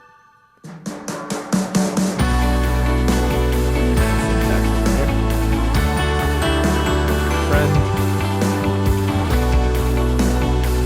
I'm going to pass in key friend._id, friend ID, friend._id with the name of friend. First name, friend, last name, with the subtitle, friend.authentication, user picture path with friend.picture path. And that should conclude our friends list widget. We can go back to index.jsx, and we're going to pass in the friend list widget. Close it, but we're also going to add the user ID property, underscore ID. And with that, hopefully, you can see our friends list. Perfect. We can remove it, we can add them, go down, add a random person. We have our friend list, we have our ad, all working, light and dark mode. Everything is working as expected. Now the only thing left is going to be the profile page. Now in our completed application, take a look, go to Steve Ralph's page, we can see most of everything is going to be all widgets that we've already created. And that's the whole purpose of React. We can use reusable components and we can reuse them for different purposes. So here I have this user widget, I have the friend list widget, the my post widget, and the post widget. So we can use pretty much everything. We can go to another person, we can have their post, we can see everyone else's post as well, like, comments, things like that. Everything is all set up. We just need to set the layout, and so we can reuse a lot of the same components. Let's actually so if we go to scenes, we're going to go to the profile page. We've already created the layout. All we have to do is set this up. So we're going to import a number of items. Import box. Use the query. Close this, close this, close this. I'm going to import use effect with use state. And then import use selector. React Redux, import use params. We're going to import Navbar, so we need the Navbar again. Import friend list widget, import my post widget, import posts plural widget, import user widget. Here I'm going to do const user set user. So in this case, we need to set the user specific to this page. So we're going to keep it as local state. And we're going to grab the user ID from the URL. So if you've noticed, if you go back, notice user ID, if I click on this, I get profile IDs set that before when we navigate to someone else's page. We're able to get this information and use that as our user ID. So with that, we also are going to get the token as well because we're going to make an API call. State, and we're going to do state.token. And we're going to do is non-mobile screens. We're going to grab use media query, and we're going to pass in min width of 1000 pixel, and I'm going to call a function called get user. So we're just going to get the user information for this page. So we're going to do const response equals await fetch http://local host 3001 users slash user ID. We've already made this type of API call before, so we're just going to repeat that again. The method of get, we're going to do headers again, authorization of bearer token, and we're going to format the response that we get with response.json, and we're going to set the user as finally, we're going to make the API call using use effect, get user, passing an empty array, disabling that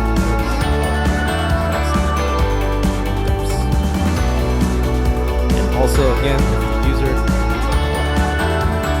does not exist, we're going to return null, so we don't get any errors. Inside of our JSX, I'm going to add box component. I'm going to add a navbar. And actually, what we can do is go back to the home page. Let me just copy some of this, and we're just going to modify it. It's not exactly going to be that similar, but some of it will be similar. So we're going to have 2 rem, 6% flex blocks. This time we're going to have a gap of 2 rem, justify content of center. So now we want it to be center location. This is going to be 26%. We're going to have 42%. We're not going to have separate third column. In here, flex spaces, we're going to have a user widget. We're also going to have a box, a margin of 2 rem, 0, right, friend this widget, user ID equals user ID. So,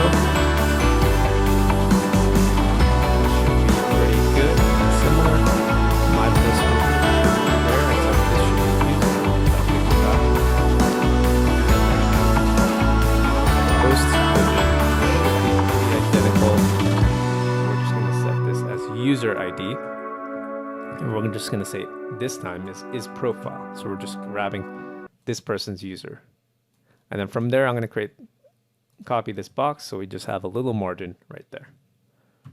And with that, we should be able to get the same output as here on our completed app, but not without some errors that we have to handle. So ID is _ID is not defined. Okay, so if I look over here, this is not correct. This is not defined. But also, what's the next error? Picture path is not defined. So if I go over here, this should be user.picture path. And I think that should cover all of it. So if I go here, click on Steve Ralph, and I can see this is working as expected. We have friends, we have all our friends. We can go back and go to the main page. We can go to someone else's profile. Same with this. Everything is working as expected. Perfect. And with that, that is everything in our application. This was quite the complete package. We have done everything from backend to frontend using MERN, setting up our databases, setting up authentication with JWT tokens. We have set up the front end with responsive layouts. We have responsive layouts on smaller screens, full screens, things like that. We also have light and dark mode. We can add friends, remove friends. We can like a user's post, dislike them. We have also the comments list. We have information all coming from the backend, so we're not using actual fake data. We're actually using real data that we are putting into the Mongo database. We even have a page where you can go for a person's users or a person's profile page and grab all the information that they have and see what they have there. We can even create our own posts as well, and we can register a new user logging in with validation. We have done everything from complete scratch. I'm very glad that you are able to get through this entire application. It's not easy to do all of this work. This is a lot of information and hard. It's a hard project because it's doing everything. This is complete from backend to front end. See how they connect, see how they work together. So you have done a great job getting up to this point. Now, if you have any questions about this project, you can write a comment below, see if there's anything you like, and tell me if there's anything you want me to build for next time. But also, please, if you do, make sure to like, comment, and subscribe if you like this content, so I can see you next time with the project that you want to see next.